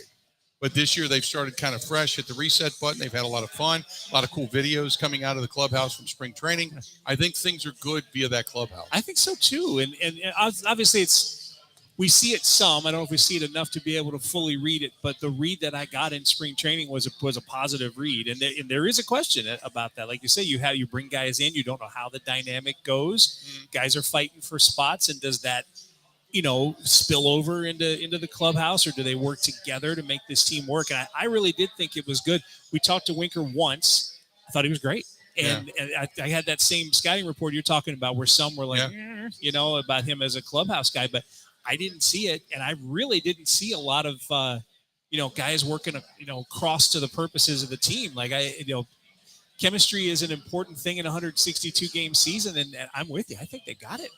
We are broadcasting at STENY'S. We're going to go ahead and take a quick break. We're going to come back. We got a lot more to get to. Kevin Holden alongside. I'm Bill Michaels. This portion of the program, if you're heading down to the ballpark, I'm sure at some point today you stopped at our friends at Quick Trip, whether it's going in and just getting the milk and the bread and the butter and all that kind of stuff, or maybe you hit the beer cave, or you were getting some stuff for your tailgate fare today down at American Family Field.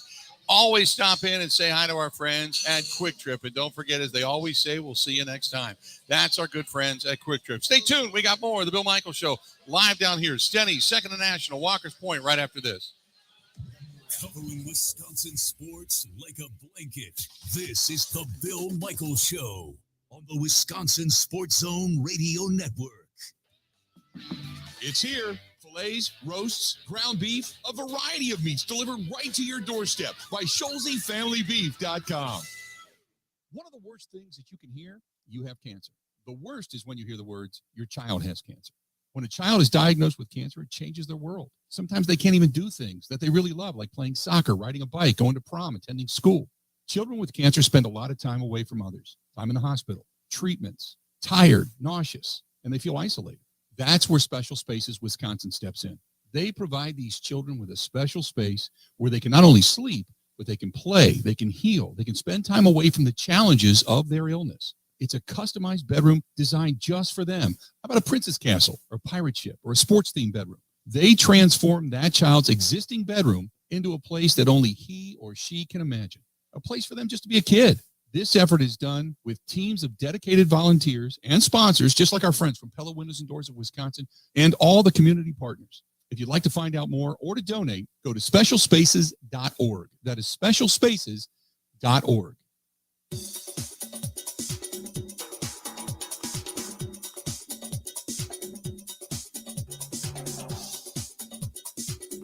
Bill Michaels will resume in 3 minutes.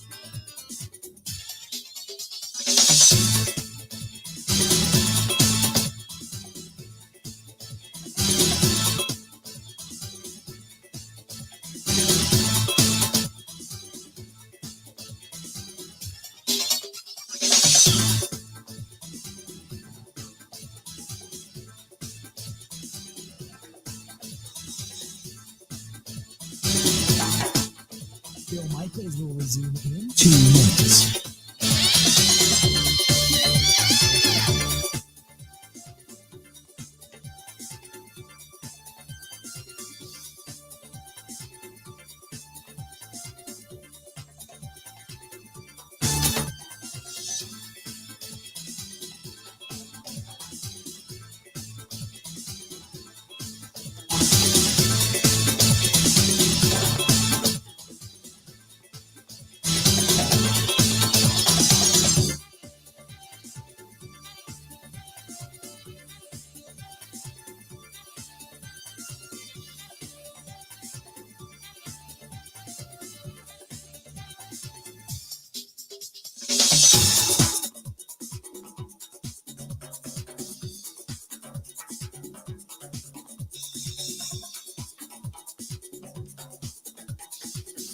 Bill Michaels will resume in 1 minute.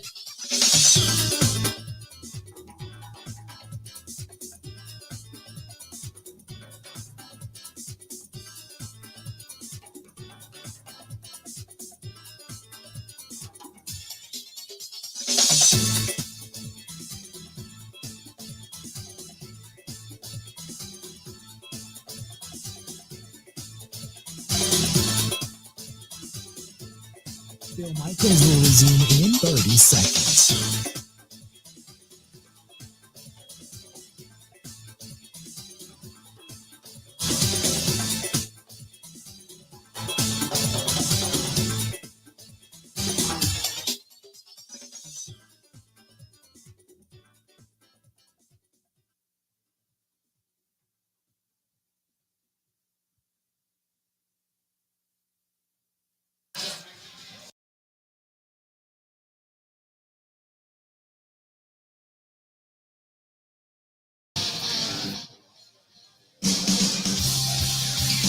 Welcome back. We are broadcasting live. We're here at STENY'S, second to National Walker's Point. They're now putting out the introductions at American Family Field. A lot of the Brewers training staff, clubhouse staff, and such being introduced. Kevin Holden, CBS 58, sitting here with us and enjoying opening day. Carmen, have fun for all of us. Love STENY'S. Ash says the best Brewers memory seeing Nolan Ryan's 300th win with my dad in laddish box seats. He was given because of a blacksmith that he helped save about $3 million in forgings. Also, don't forget the Mets just got swept by the Texas Rangers. Hopefully the Brewers can continue winning ways. So a lot of stuff positive there. Coaches are now being introduced. Not the Mets, Bill. The Phillies. The Phillies got swept. Phillies got swept. And they might stink. Okay. Your producer has a vested interest. Yes, I was going to say, well, I'm just sitting here reading stuff, so I wasn't necessarily no, it doesn't matter. Who cares? I'm just reading crap that's flying past me, so we're good with that. So that's Ben Kenny producing the program back in Madison as we sit here with the fans that are here with us, and there are still quite a few seats down here if you want to chime in, because just about everybody that was catching the shuttles and such has now taken off. There are still some shuttles running, so probably another 10, 15, 20 people may leave. So there's bar stools open, there's tables that are open, everybody's ready to go. But the back area has kind of emptied out as well, as a lot of people take advantage of running those shuttles over to STENY'S or over to American Family Field from STENY'S. This season, pitching-wise, if you had to say, because I said what the Achilles heel of this team could be, we don't know what they're going to do scoring runs. We all know that because of the young guys that are there. Is the Achilles heel the bullpen? And I said the X factor in this team might be Wade Miley, because if he pitches the way he did a year and a half ago, and the starting rotation kind of forms to what we think it'll be, holy crap, that may be one of the best starting rotations in baseball. Can you imagine? I mean, short of obviously what the Mets have without injury and such. Right, but still, I mean, Burns and Woodruff are on par with anybody. That's right. A 1-2 combo with anybody in the league. Right. Freddie Peralta is a 3-starter, is a huge advantage. You put his 3 against most teams' 3s, that's a big win. And then you have these guys at the back end, the Lowers and the Mileys at the back end. I mean, it's just incredible, that combination. You're right about the bullpen. But one thing that could work well is the starting pitching might be so good and so deep that will help the bullpen. So there's a couple of guys, and Ashby is the first one that comes to my mind because, I think Aaron Ashby has just tremendous stuff. Yeah. Great stuff. And Ashby, to me, reminds me of, you remember 2018, the Brewers are making that run down the stretch, and they're doing crazy stuff with their starting rotation. Uh-huh. But the 2 of their best pitchers were rookies, Corbin Burns and Brandon Woodruff, and they were throwing them 3 innings in relief. They'd throw the starter for 3, right, and then throw Burns or Woodruff for 3. And I think if your rotation is strong, a guy like Aaron Ashby could come in and be a good long middle relief, and it would be different than your standard middle reliever. It would be someone super talented who could get outs behind a starting pitcher if they falter in a game. So I still think the bullpen is going to be a problem. I think especially trying to find who is 7, who is 8. Mm-hmm. Those will be an issue. But I think if the rotation stays healthy, the long relief actually could help bail some things out. Give me your thoughts. I want to talk about Tyrone Taylor. Unfortunately, he's down with injury right now. He seems to have just been bitten. It's like every time he starts to get an opportunity, something happens, whether it's injury, the Brewers have picked guys up Hunter Renfroe came into the picture last year. They've made moves where maybe they've just upgraded that position. He's never had that full-blown, here it is, here's your opportunity.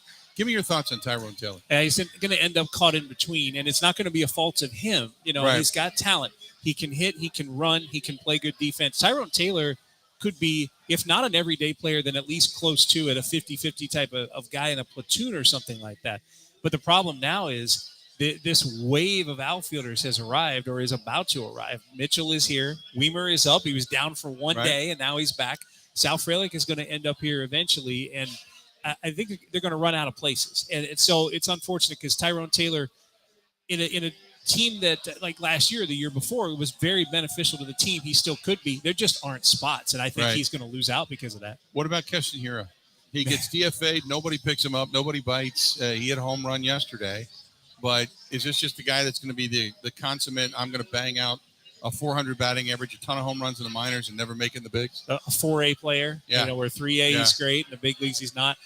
Can you imagine if I had said that to you 3 or 4 years ago? Keston Hiura is going to be DFA. You and I talked after he made the debut in Atlanta. Yeah. And we're like, wow, this kid's the real deal. And then now when we look at Garrett Mitchell, I'm like, I'm going to hold off for a while before I say he's the real deal because we saw what Keston Hiura did. And Hiura had the entire package. First of all, just a smart hitter, good hitter, used the entire field from day one. I thought his interviews were tremendous. Sometimes you get an idea of the mindset of a young player, and he didn't talk like a rookie when he was a rookie. And so I thought, all right, he has all the parts. The mental part is there. He'd spray the ball to all fields. He's going to be the second or third best hitter on this Brewers team before long. This was back then. And it hasn't panned out for him. And I don't know if position changes defensively hurt him because sometimes I think that going from outfield to second. Yeah. Like you start thinking about it, right? As a player, you start thinking about the defensive miscues. What do I have to do around the bag? What am I paying attention to? And if that takes attention away from your offense, that's a problem. Maybe that's what happened with him. I don't know if I really understand fully what did, but it's something. I hope he turns it around, but I don't know. Yeah, I don't know. It's like how my thought is he's going to make it at some point up to the bigs this year. You got to figure with the way they manipulate the roster, and he's probably going to be raking in there, say let's give him another shot at some point. But man, I think his if he was a cat, he's down to his 8th life. Yeah, and Bryce Terang's going to make it 9th in a hurry. Yeah, well, you just look at some of the young guys that have come up and have played well, and again, it's a very small litmus test, but they're going to continue with the young guys that are playing well and give them as many opportunities to succeed before you bring up the guy who has had a tradition of just simply not succeeding. Yeah, it's unfortunate because that really was one of the more promising careers coming up. Right. We're broadcasting the national anthem being played now down at American Family Field, as you can probably hear in the background. We are broadcasting live. We're at STENY'S, second and national. Walker's Point. They're running shuttles to and from the game. So if you want to come down and catch a shuttle still over, you can. If you want to come down and just watch the game, they have had quite a few tables open up down here as many people have headed over to American Family Field and taken advantage of the shuttle opportunities. As you can see, the back portion of the bar here pretty much wide open. So you got plenty of places to come down and watch the game, get some great food, get some award-winning Bloody Marys, some really cold beers. Whatever it happens to be, come on by STENY'S, second and national, Walker's Point. We're going to step away, take a quick break. We're going to come back, a whole lot more of the Bill Michaels Show live here at STENY'S coming up right after this.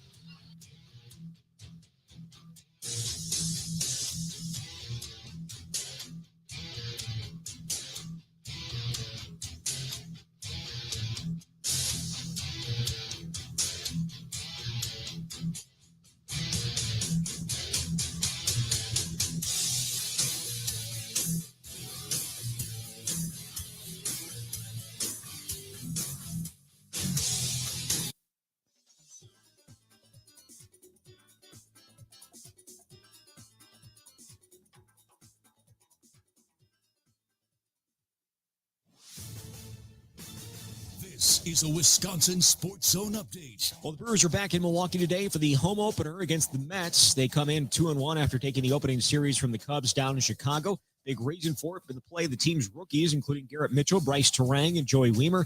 New addition Jesse Winker says you can feel the excitement brought into the clubhouse by the young guys. It's so much fun to watch. There's so much talent. All 4 of those guys bring great elements to our team, and they play the game extremely hard, play the game right, and it's so much fun to watch. It injects energy into the team, so it's fun to be a part of. And and those guys are getting on base and doing their thing. It's so much fun to watch and be part of. Today, Milwaukee going to send Freddie Peralta to the mound for his season debut. The Mets counter with Carlos Carrasco.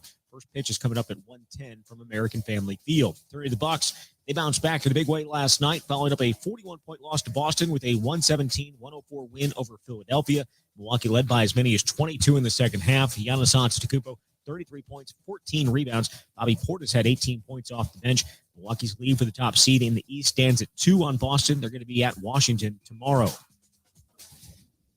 For nearly 40 years, ABC of Wisconsin has been helping men and women transform themselves into well-paid, productive members of their construction teams. Today, we have 2,000 active apprentices in 10 different skilled trade programs, and we educate individuals in more trades than anyone else. To get your career started, go to buildyourcareerwi.org or just search online for ABC of Wisconsin. Well, the wait continues for the Packers and Jets to come to an agreement on a trade for Aaron Rodgers. There is no hard deadline, though. If the Packers want compensation for this year's draft, they'll need something done before April 27th. And the Badgers got a commitment from 2024 three-star tackle Derek Jensen out of Heartland Arrowhead yesterday. With this Wisconsin Sports Zone Network update, I'm Zach Heil.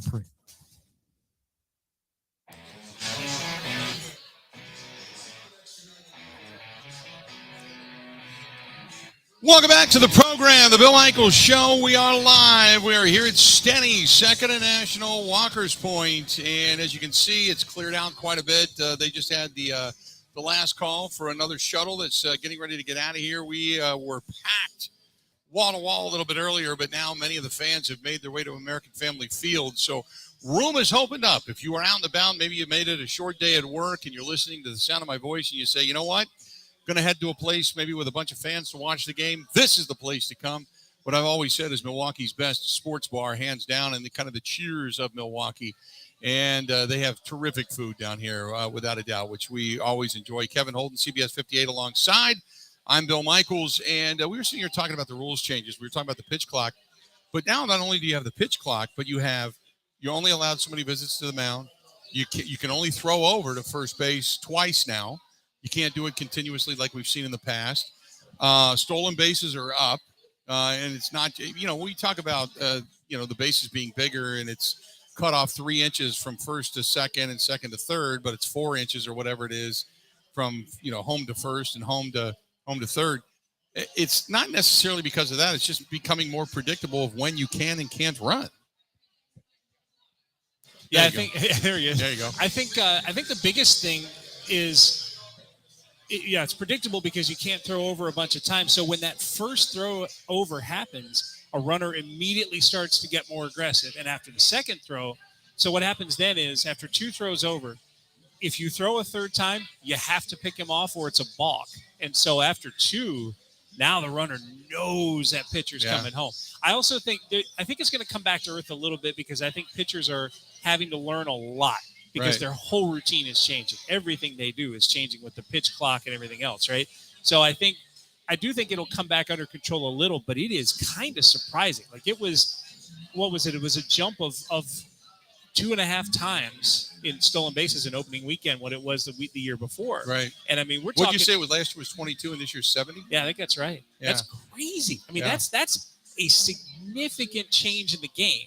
Right. It's a change in if that holds, catchers with strong throwing arms are about to be back in vogue, baby. They're valuable again. Benito Santiago is coming out of retirement, but that's, the game is going to change a bit with that. But yeah, these rules changes are, if you have not seen a ton of this in the Cubs series, if you're watching for the first time today, pay attention to a couple of things. Pitch clock is one, but stolen bases and base runners is another because it's different. Now here's the next question, because whenever there's a rule change or a tinkering, such as no shift, people start to scream, well, what is this going to do to the statistics? And as players that come into the game today, how they're going to measure it with players from the games of yesterday. First thing you mentioned was, if I'm Ricky Henderson, I'm saying, holy crap, I might have had 200 stolen bases in a season.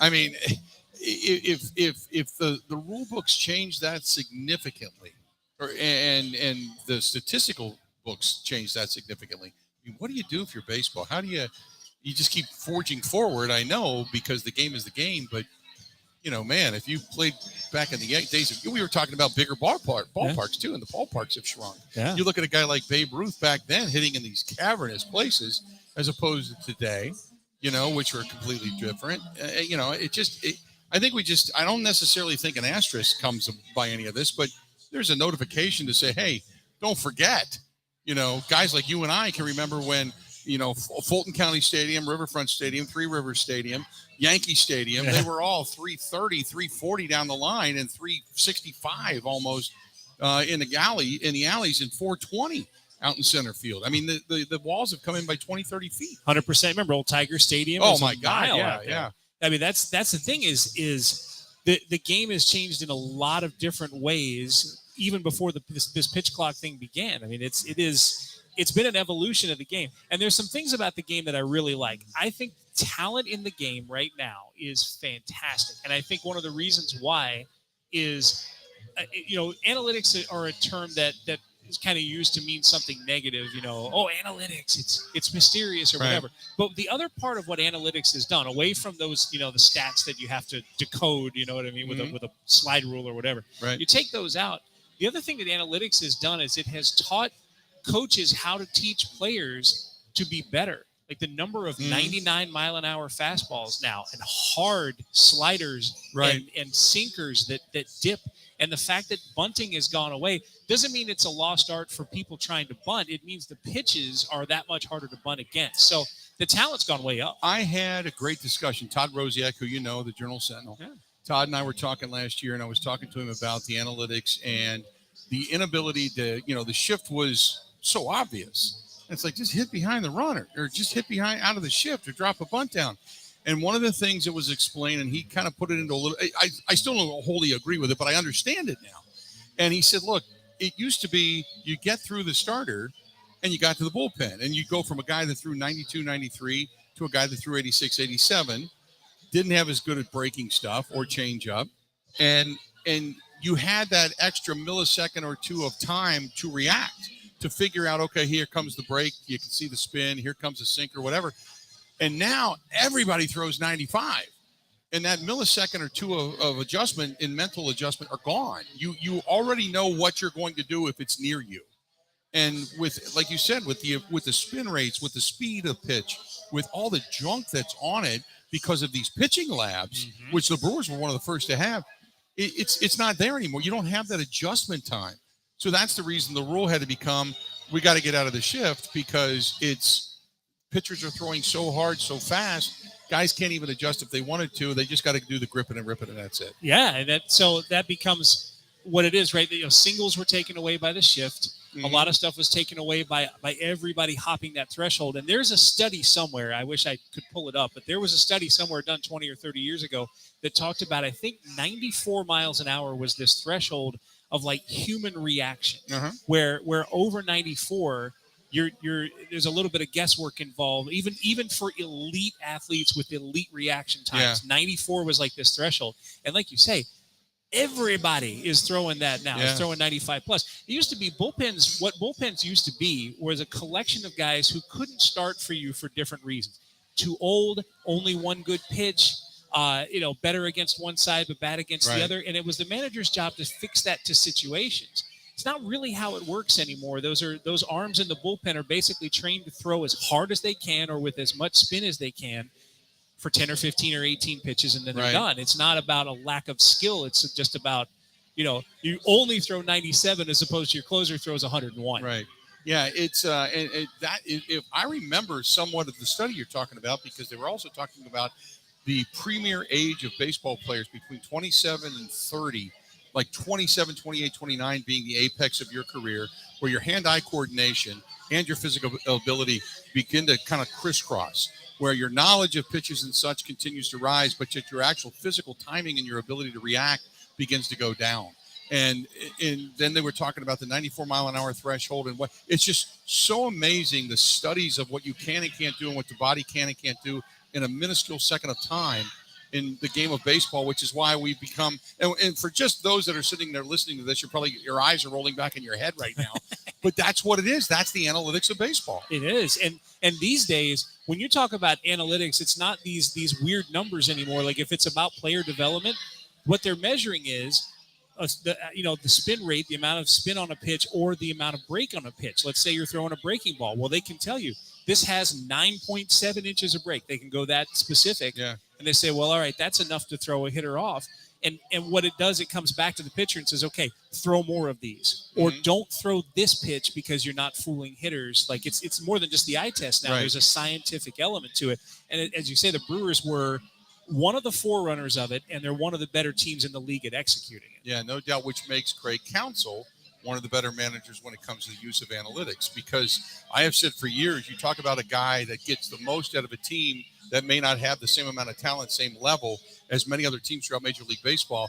And I know fans will get pissed for a move or that move, and he pulls pitchers too early and whatever.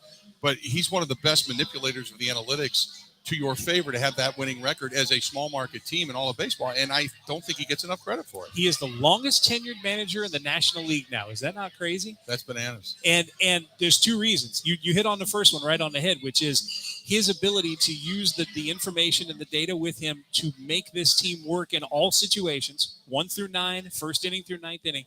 That's half of it. But he's also a player's manager. And it used to be back in the day, you had somebody who was a player's manager, they liked playing for him, and that was the extent of it. But this guy has the smart part and the player's coach part, and that's how he stuck around so long. It's we were talking about that earlier about the clubhouse sense. And when you talk about a guy like Craig Counsell, first of all, he's not so far removed from playing that he forgets what it's like. But he's always been a guy that, I remember back in the days with Ken Maka, I would sit down with Ken and I would ask him questions, because he would drive me nuts. But when I sat with Ken, I then understood. I didn't agree with it, but I understood where his thinking or his logic was coming from, and there was just a difference of opinion there. With Craig, he not only has an open door policy, because a lot of guys didn't go into Ken Maka's office. Right. He would send somebody out to talk to you, where Craig's in the clubhouse. He's sitting on the couch with the guys, and then for those that don't know, in the middle of the clubhouse, there's this big pit of couches where guys can sit around and play cards. They can watch TV. They've got the luxuries of maybe a home setting, because they're in that setting so much. Craig will come out and sit on the couch with the guys and be BSing with them, as opposed to, guys that I've seen in the past, Garner and Lopes and Ken Maka, and you start to go through that group, and they all sat in the office, or they sat in the back room with the other coaches. They didn't sit with the players. Counsell still sits with the guys. He's still one of the guys. Doesn't hurt that he looks like he's 31 years old. Yeah, either. right. Yeah. Like that still blows my mind. Right. Like what's he doing? What's no causing idea. that? Because I want some of whatever that is. I think he just freezes himself in the off season. stays young that way or something like that. I have no idea what Counsell's doing, because he just looks way too freaking good. And then again, but he got by in such a scrapper's talent. Yep. I was saying this. Somebody asked me the other day, said if you could name some really good managers that were players. I said, Tommy Lasorda was a really good manager, but not a great player. Right. Sparky Anderson, the same, one of the best managers in all of baseball. When you look at Counsell, he was a scrappy player. And when you talk to him as a player, he kept saying, well, you need to know the situation. You need to use your mind. You need to be able to understand, And I remember doing those interviews with him. And even when he was playing with the Marlins, I always get that quote hometown interview every now and then. I talk to Craig, and he talked a lot about, understanding the game and the situation and what this guy throws and what this guy does. And, going into that World Series that they end up winning down there for Miami. And you always thought, well, maybe one day if he ever decides to become a manager or work on a staff, he'll be a guy that, can pass along some of that knowledge. You just never thought that he'd be able to expound upon it to this level. Because a lot of times what happens with players, especially players who have some success at the big league level, is you become ingrained in this thought process. Because if there's a sport on earth that doesn't like new, it's baseball. Yeah. And so some of those guys come through. Nothing against the managerial skill of Ken Maka. I thought he was a pretty good manager, but Ken Maka was from an old school, and you knew it. And the thing about Counsell was, He understood the game really well, but he also understood the parts of the game that could be broken down and evolved and changed as new comes in. Because here's the thing, we talk about putting baseball as a product that young people will watch. I think we phrase it wrong. We want baseball as a sport that young people can play. Right. That's what's happening here. These guys are all in their 20s and early 30s, and then some into their mid 30s. Relatively young in the grand scheme of things. You want to make the game work for them, for their skill set. Right. And Council has taken the game of his era and transformed it to something that works for their era. That's a huge success. We're going to take a quick break. We're going to come back and continue the discussion, talking some baseball. We'll talk about a lot of different stuff. Brewers game has gotten underway early on, and the Mets are just coming to the plate. So we'll talk a little bit more about that as the game moves on as well. This portion of the program brought to you by our friends at Master Z's on Blue Mountain Road in Brookfield. Call them 262-746-5931. And whether it's outside, which right now everybody's looking at fire pits, they're looking at new patio furniture, Adirondack chairs around the fire pit, outdoor bars and such, everything and anything for your patio, they have it. But indoors, they have pool tables, they have shuffleboards, they have a lot of table games and accessories, anything you need from pool cues to darts. They have it. Check out, and high quality stuff too, by the way. I always say this, people come from all over the state just to go to Master Z's on Blue Mountain Road in Brookfield because the showroom is so huge, so many ideas, so many things that they carry. And the best part about it is you can see it today and have it tomorrow. See it today and have it tomorrow. That is Blue Mountain Road in Brookfield. That's our friends at Master Z's. Call them 262-746-5931. More of the Bill Michaels Show live here at STENY'S on Brewers opening day coming up right after this. This is the Bill Michaels Show on the Wisconsin Sports Zone Radio Network.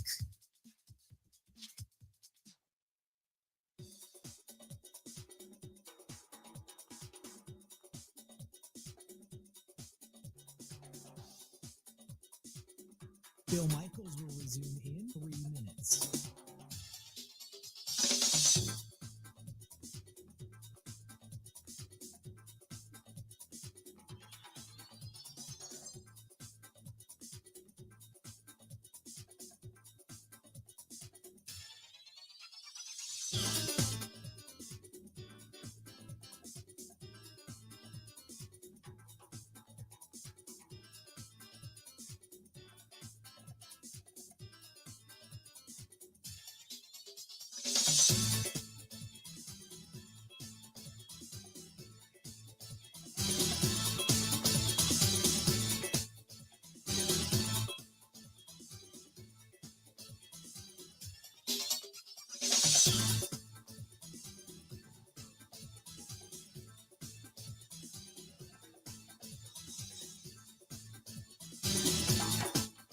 Bill Michaels will resume in 2 minutes.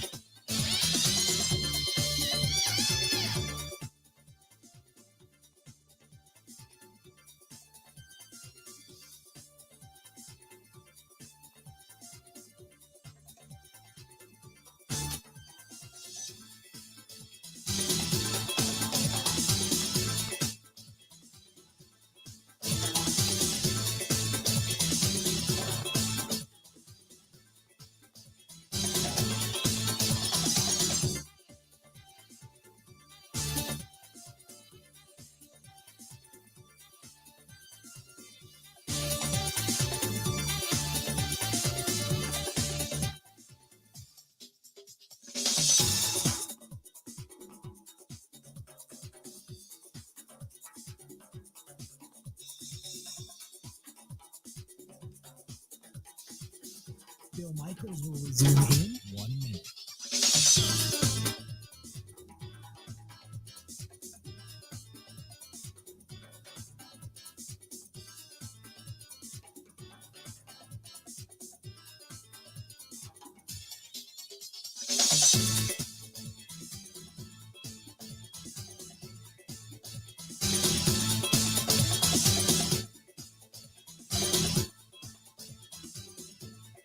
Bill Michaels will resume in 30 seconds.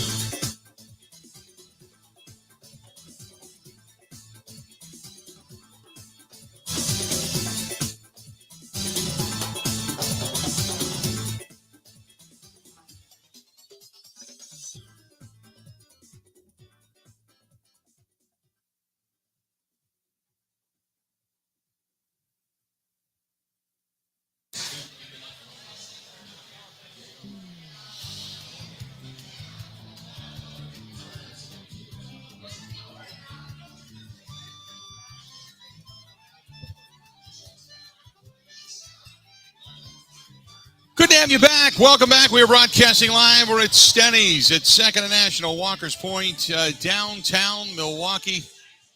Brewers baseball is underway. The home opener. We've been here all morning, and the crowd started lining up to get into this place. Doors opened up at 10. About 9:30, they started lining up. By the time the doors opened, it was a line of 30, 40 people down the street, and it's been pretty steady all day long. Now, the majority of the crowd that had packed this place earlier to the point that it was standing room only has taken the shuttles, and they've gone over to American Family Field where the Brewers and the Mets just got underway. The rest have pretty much stuck around and stayed here with us. Kevin Holden from CBS 58 alongside.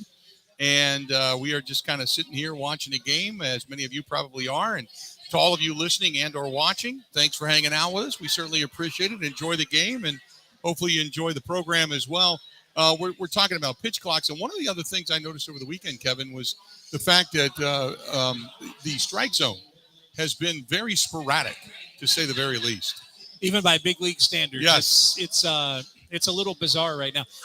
My thought on it is that people are out of habit still, right? You start a regular season, and especially these folks that have done it for 10, 15, 20 years or more, they have a routine. And their routine changes too, because they have to pay attention to pitch clock violations. Is the hitter in the box in time? Is the pitcher set? Are they looking at each other? It is, I imagine it's right now difficult to do that and still call, right on the corner strikes. I think that's probably what's happening. And I think that's another one of those things like steals that'll get better once the habits are there. I sure hope so, because, baseball's in a real rule change happy mindset.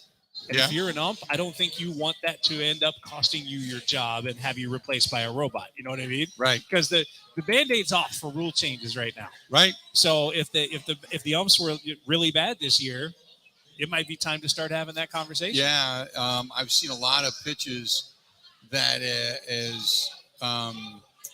that have been low and away, low and inside, outside of that box that have been called strikes.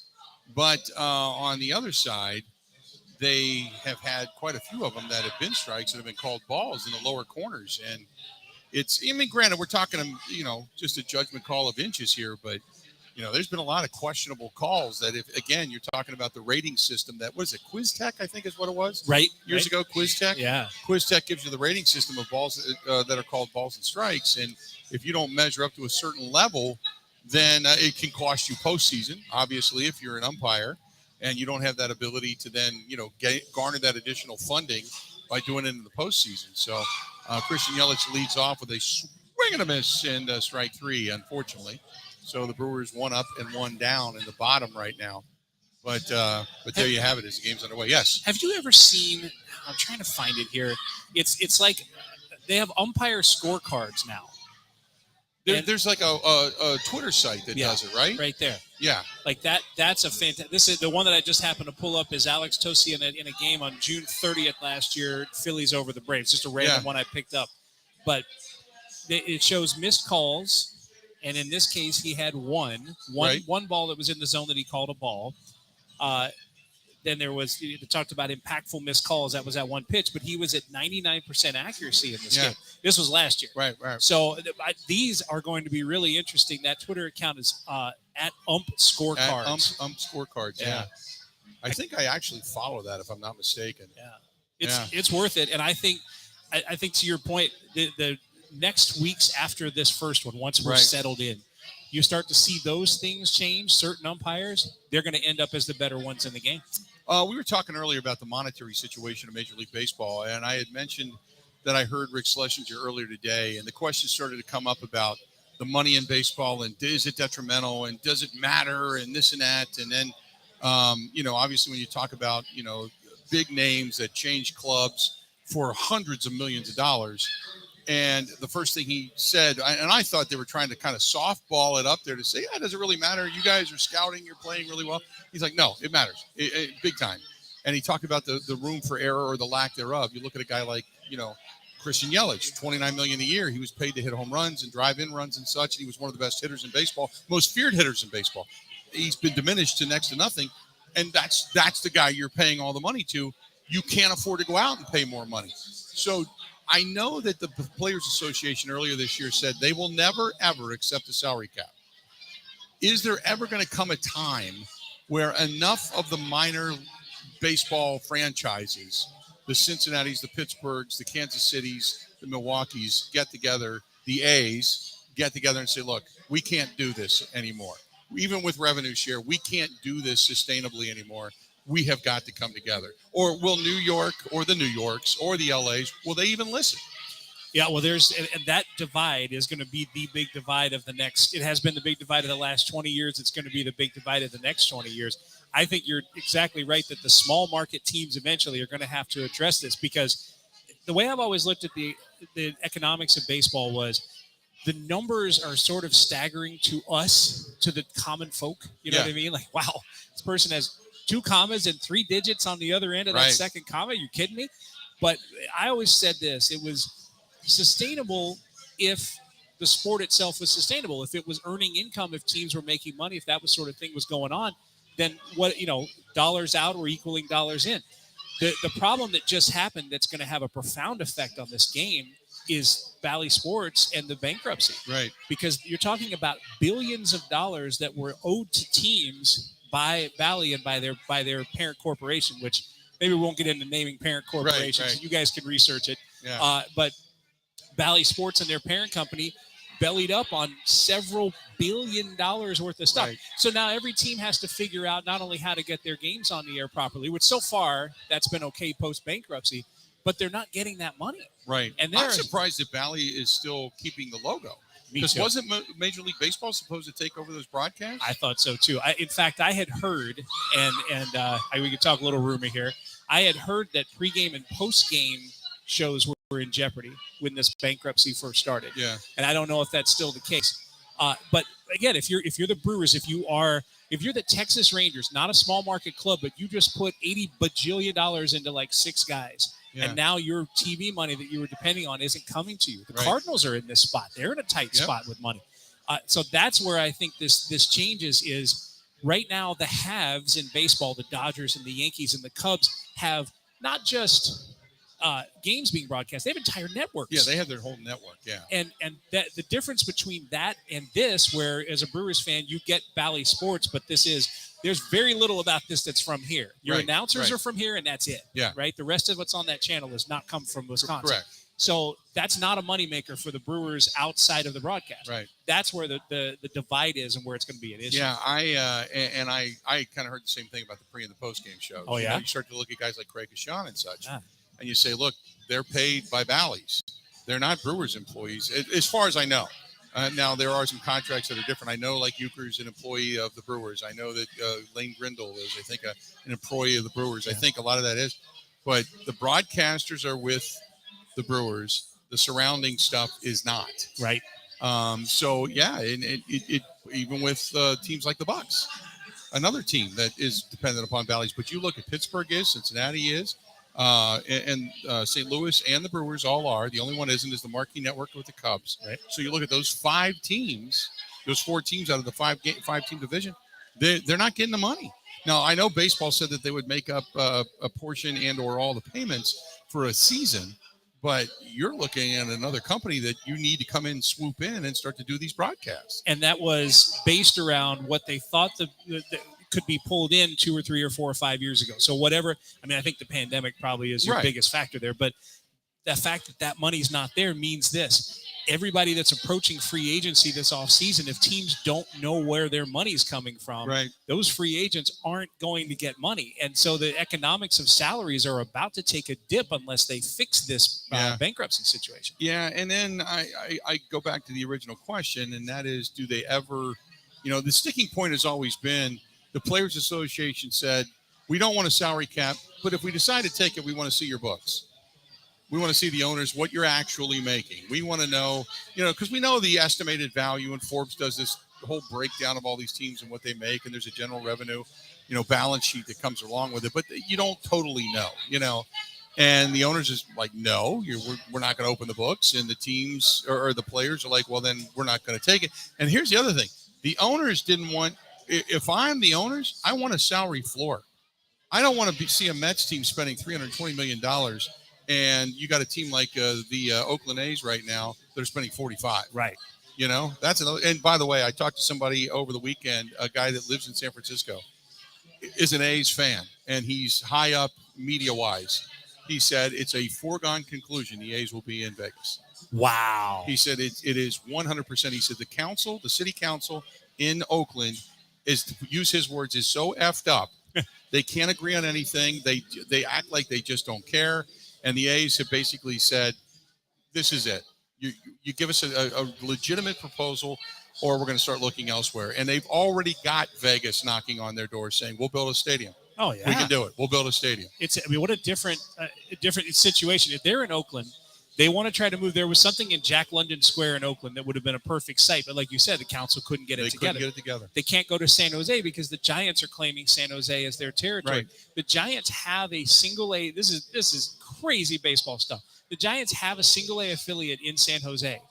And that's why they're claiming, like, San Jose is our territory. Right. This stadium is like, if you stuck something on a corner across the street over here, you know what I mean? It's like a tiny little joint. I think it fits like 1,500 people, maybe. It's nothing, right? And that is why this claim to that area. So Oakland doesn't have San Jose. They can't sort out Oakland. So it makes a lot of sense in Vegas. I mean, look, it's 2023. We know what the legalized stuff, the legalized sports betting and that sort of thing. Vegas is just full boom. It was only a matter of time because that stigma has been removed. And by the way, that's a great topic of conversation because literally you can watch MLB Network now and see betting lines on the screen, over-unders and pluses and minuses. This is the same sport that banned Pete Rose and hasn't changed that yet. And that was another topic of conversation we got into. That, well, you know what? Let's do this. We got a break coming up. We'll take a quick break. We'll come back. We're broadcasting live at STENY'S. Brewers right now scoreless down at American Family Field as they are taking on the New York Mets, and we'll get back into this when we come back. Stay tuned. We got a whole lot more of the Bill Michaels Show. A couple more segments yet to go down here. Second and National, Walker's Point. We'll be right back. Ready? This is the Bill Michaels Show on the Wisconsin Sports Zone Radio Network. Can you smell it? Fresh cut green grass, a spring rain, and how about the soft wafting smoke coming from your grill? Now, isn't that the perfect picture? Wait a minute. Let me add one more thing. A filet, a New York strip, a thick cut pork chop, or how about a tomahawk ribeye? Now that's a picture. Schulze Family Beef, they can help you paint your warm weather masterpiece. Schulze can have all of that and a whole lot more delivered right to your doorstep. And all you have to do is go to SchulzeFamilyBeef.com. That's SCHOLZE FamilyBeef.com.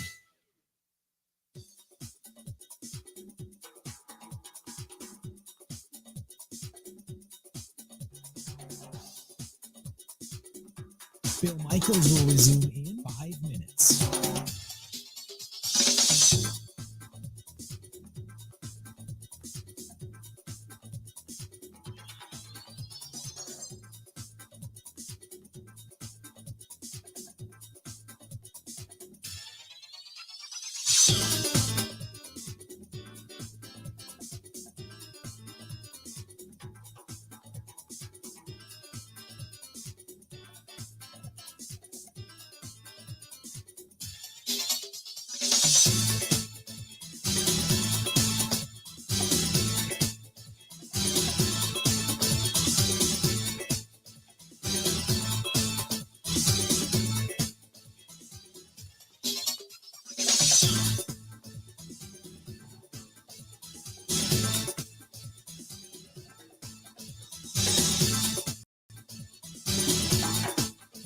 Bill Michaels will resume in 4 minutes.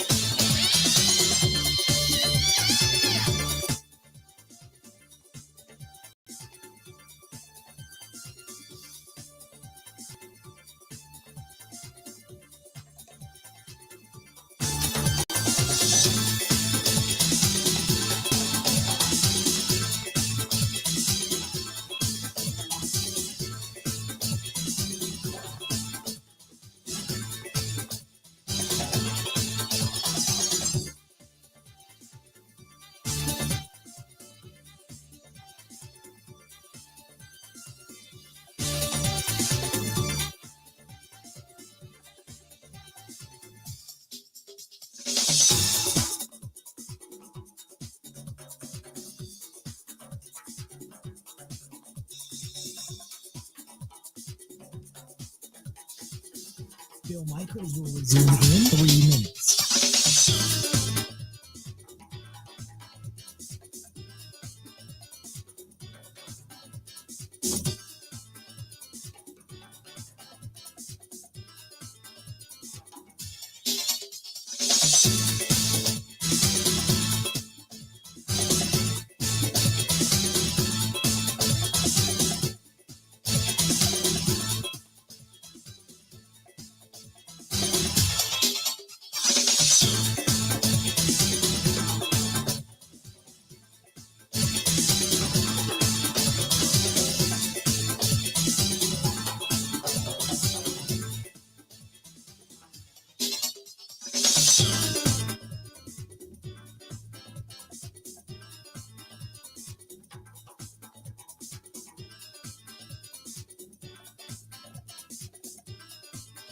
Bill Michaels will resume in 2 minutes.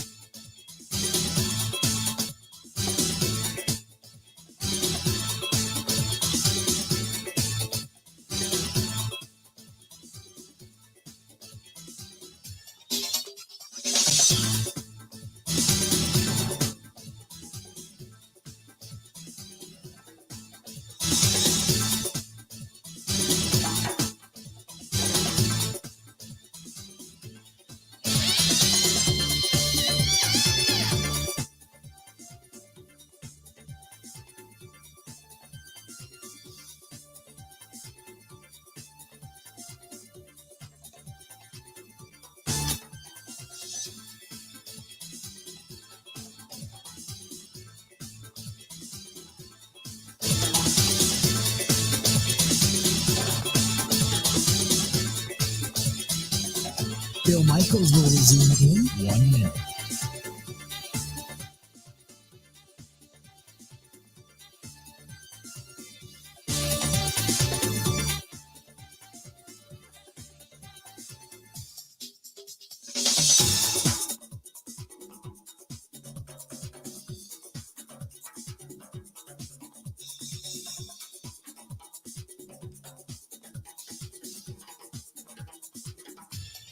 Bill Michaels will resume in 30 seconds.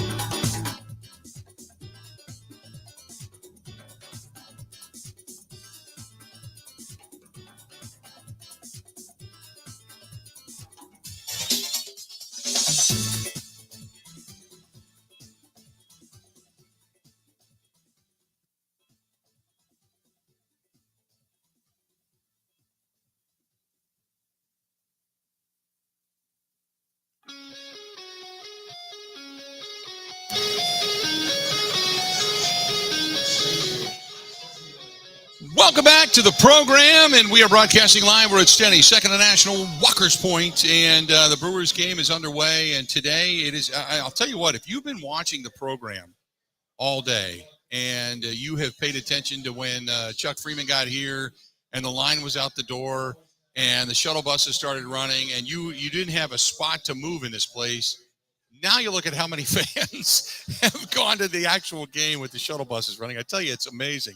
They roll the tables, people come in, they come out, and it went from being 300, 400, 500 people in this place down to maybe 20, and with a few fans that are here watching the game, but everybody else headed over to American Family Field to catch it or just to be a part of the tailgating in the parking lot, which has become so traditional with Brewers baseball. Kevin Holden from CBS 58 alongside. I'm Bill Michaels, and we're glad you're here today. We were sitting here talking about betting and about the Pete Rose thing.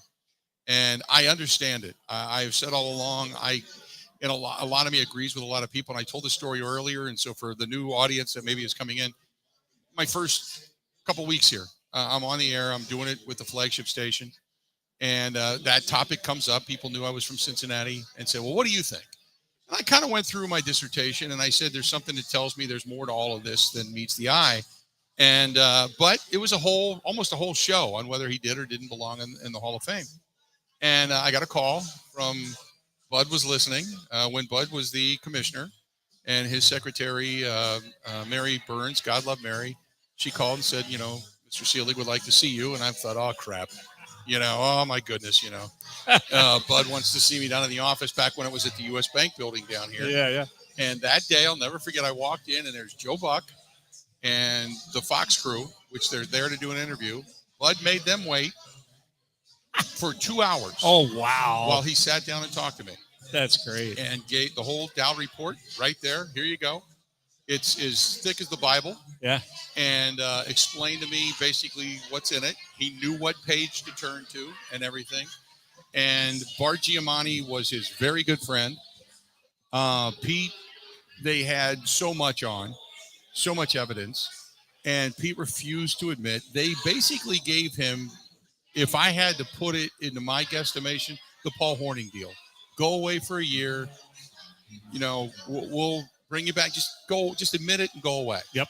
And Pete never would. Yeah. And Pete would publicly beat up Giamatti, and Giamatti was getting peppered by the press, and the stress of all of that back and forth, and Reds fans hating Giamatti. And, you know, it got so ugly and so stressful that Bud believes that part of that stress, or the stress, is what ultimately gave Giamatti the heart attack, and it killed him. Wow. But Bud and Giamatti were extremely good friends.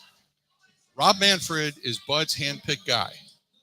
Bud told me, for as long as he has breath, Pete Rose will not be in the Hall of Fame because of all of that. Because all he had to do was say, "This is what I did."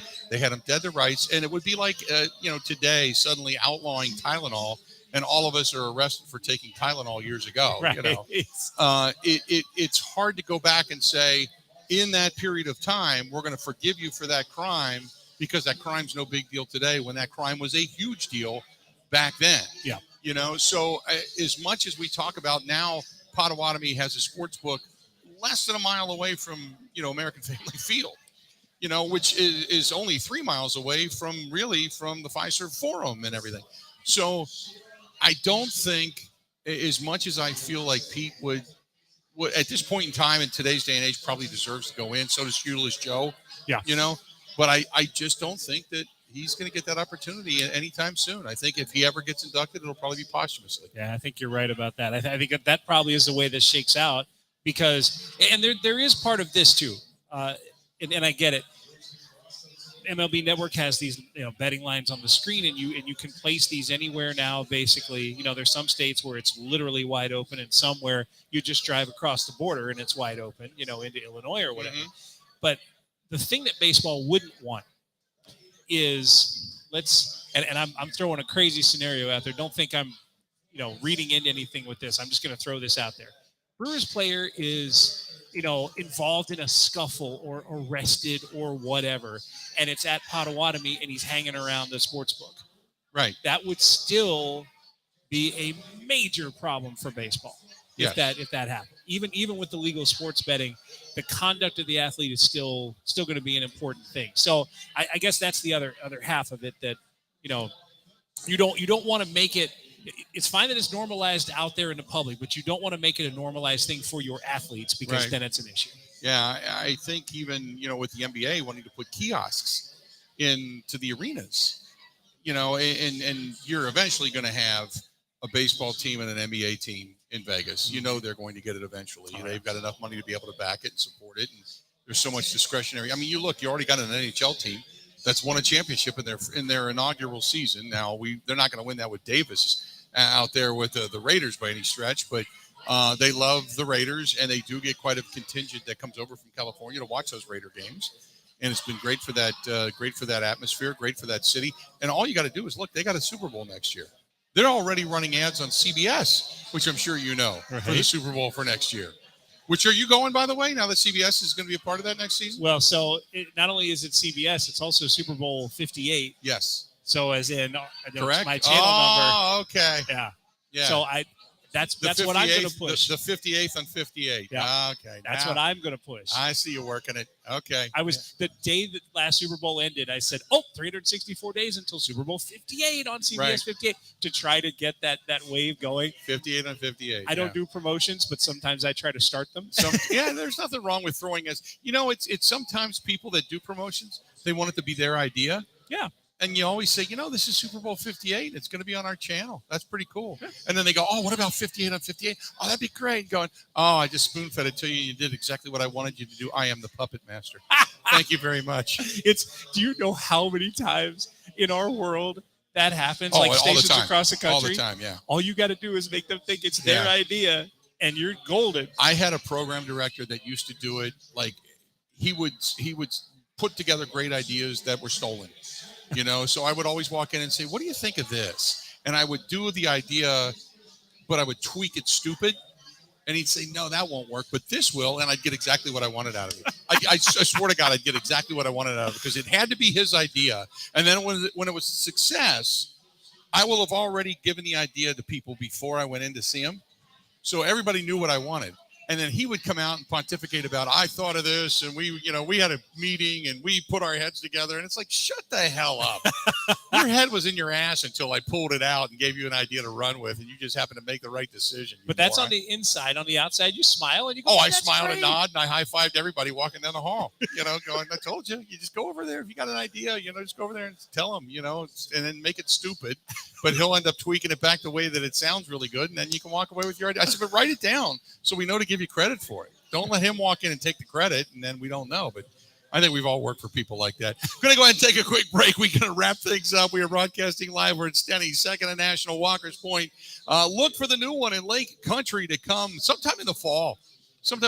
I know that the construction and all that kind of stuff has been relatively slow, but it's going to be there right on Watertown Road out in Milwaukee. So love me some Stenny's out in my neck of the woods as well. Stay tuned. We'll wrap it up next to the Bill Michaels Show. This is the Bill Michaels Show on the Wisconsin Sports Zone Radio Network. I'm Gina Della from Pella. Unparalleled service from beginning to end. That's the Pella promise. And it all starts with a free consultation right in the comfort of your own home. Don't imagine. See for yourself how Pella can help change the beauty and curb appeal of your home. Or visit one of our 3 showrooms where you can experience the latest in technology and design innovations, like the new hidden screen, exclusively at Pella. Don't wait. Visit PellaWI.com today.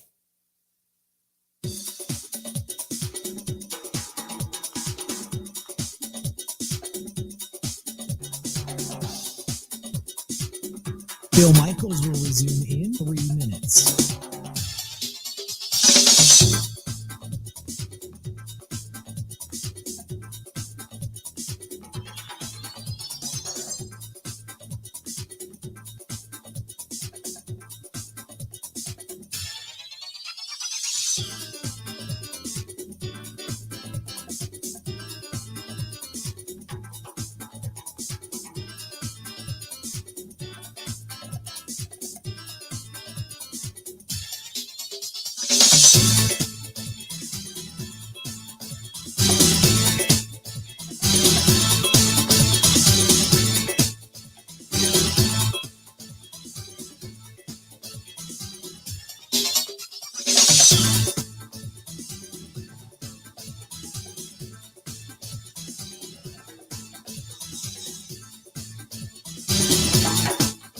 Bill Michaels will resume in 2 minutes.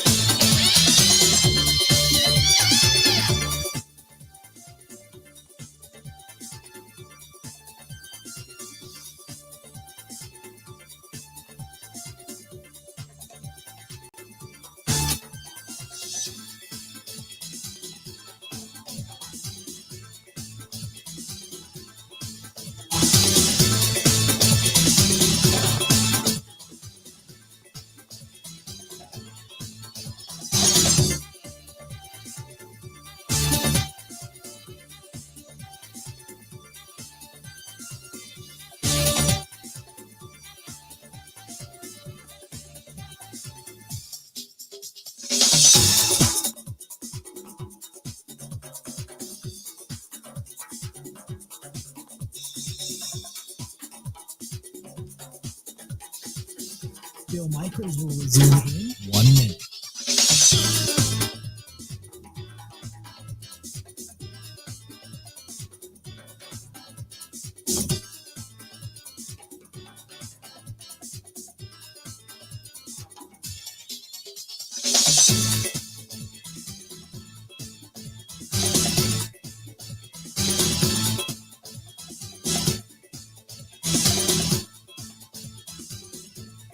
Bill Michaels will resume in 30 seconds.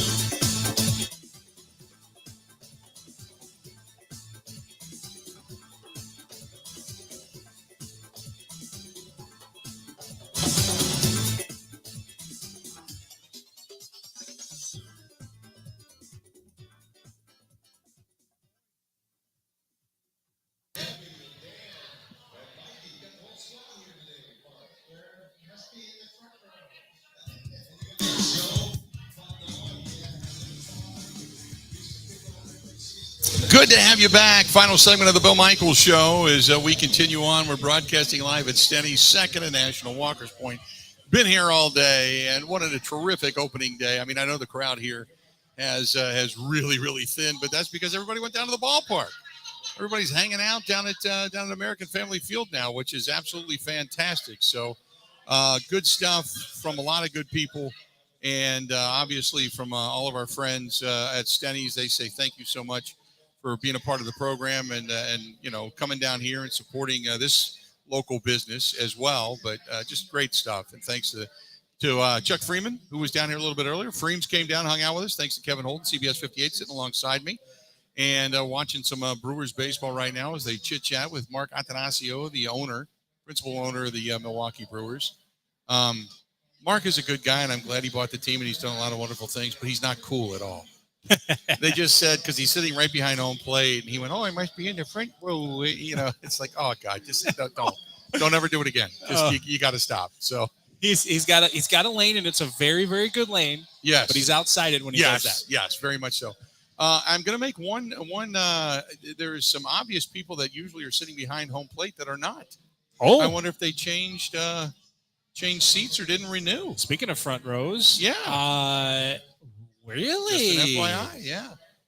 Interesting. I'm going to go take something. I wonder if, look, opening day is a weird one, right? Because there's a million people tailgating in the parking lots. Everything moves slower.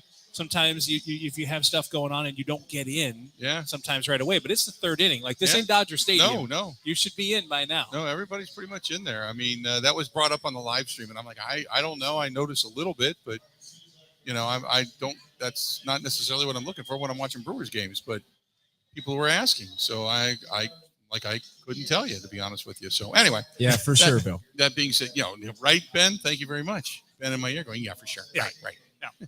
I am too busy at Dunham's looking for the sale on Crocs, Ben. Just an FYI. You said you weren't going to bring it up today. I didn't bring it up until you gave me the Here shot. you are. There you go. So before we get out of here, obviously the Brewers season is underway, and hopefully they win again today. But what was kind of your prediction at the beginning of the season for the wins? I said 83. I think they're going to be maybe even 86, 87. But now this is the optimistic side of me. This is the side that says Corbin Burns is a smooth situation and it doesn't affect the rotation or anybody else. That would be my bet. If that doesn't happen, it could really go soup to nuts.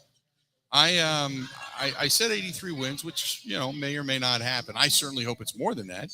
I would love to see them get to 90. I think 83 will not put you in the postseason. I think 83 will probably put you maybe third in this division. I think it's going to be a battle between them, probably the Cubs. Cincinnati may steal a few, and Pittsburgh may steal a few, but I think it's between them and the Cubs for second. The Cardinals clearly seem like they're the best team in the division, but you never know when you got a bunch of younger talent and that different enthusiasm in the clubhouse, and they tend to take things a little bit less personal than veterans do. Veterans, you get a couple of losses, and veterans start to get mad.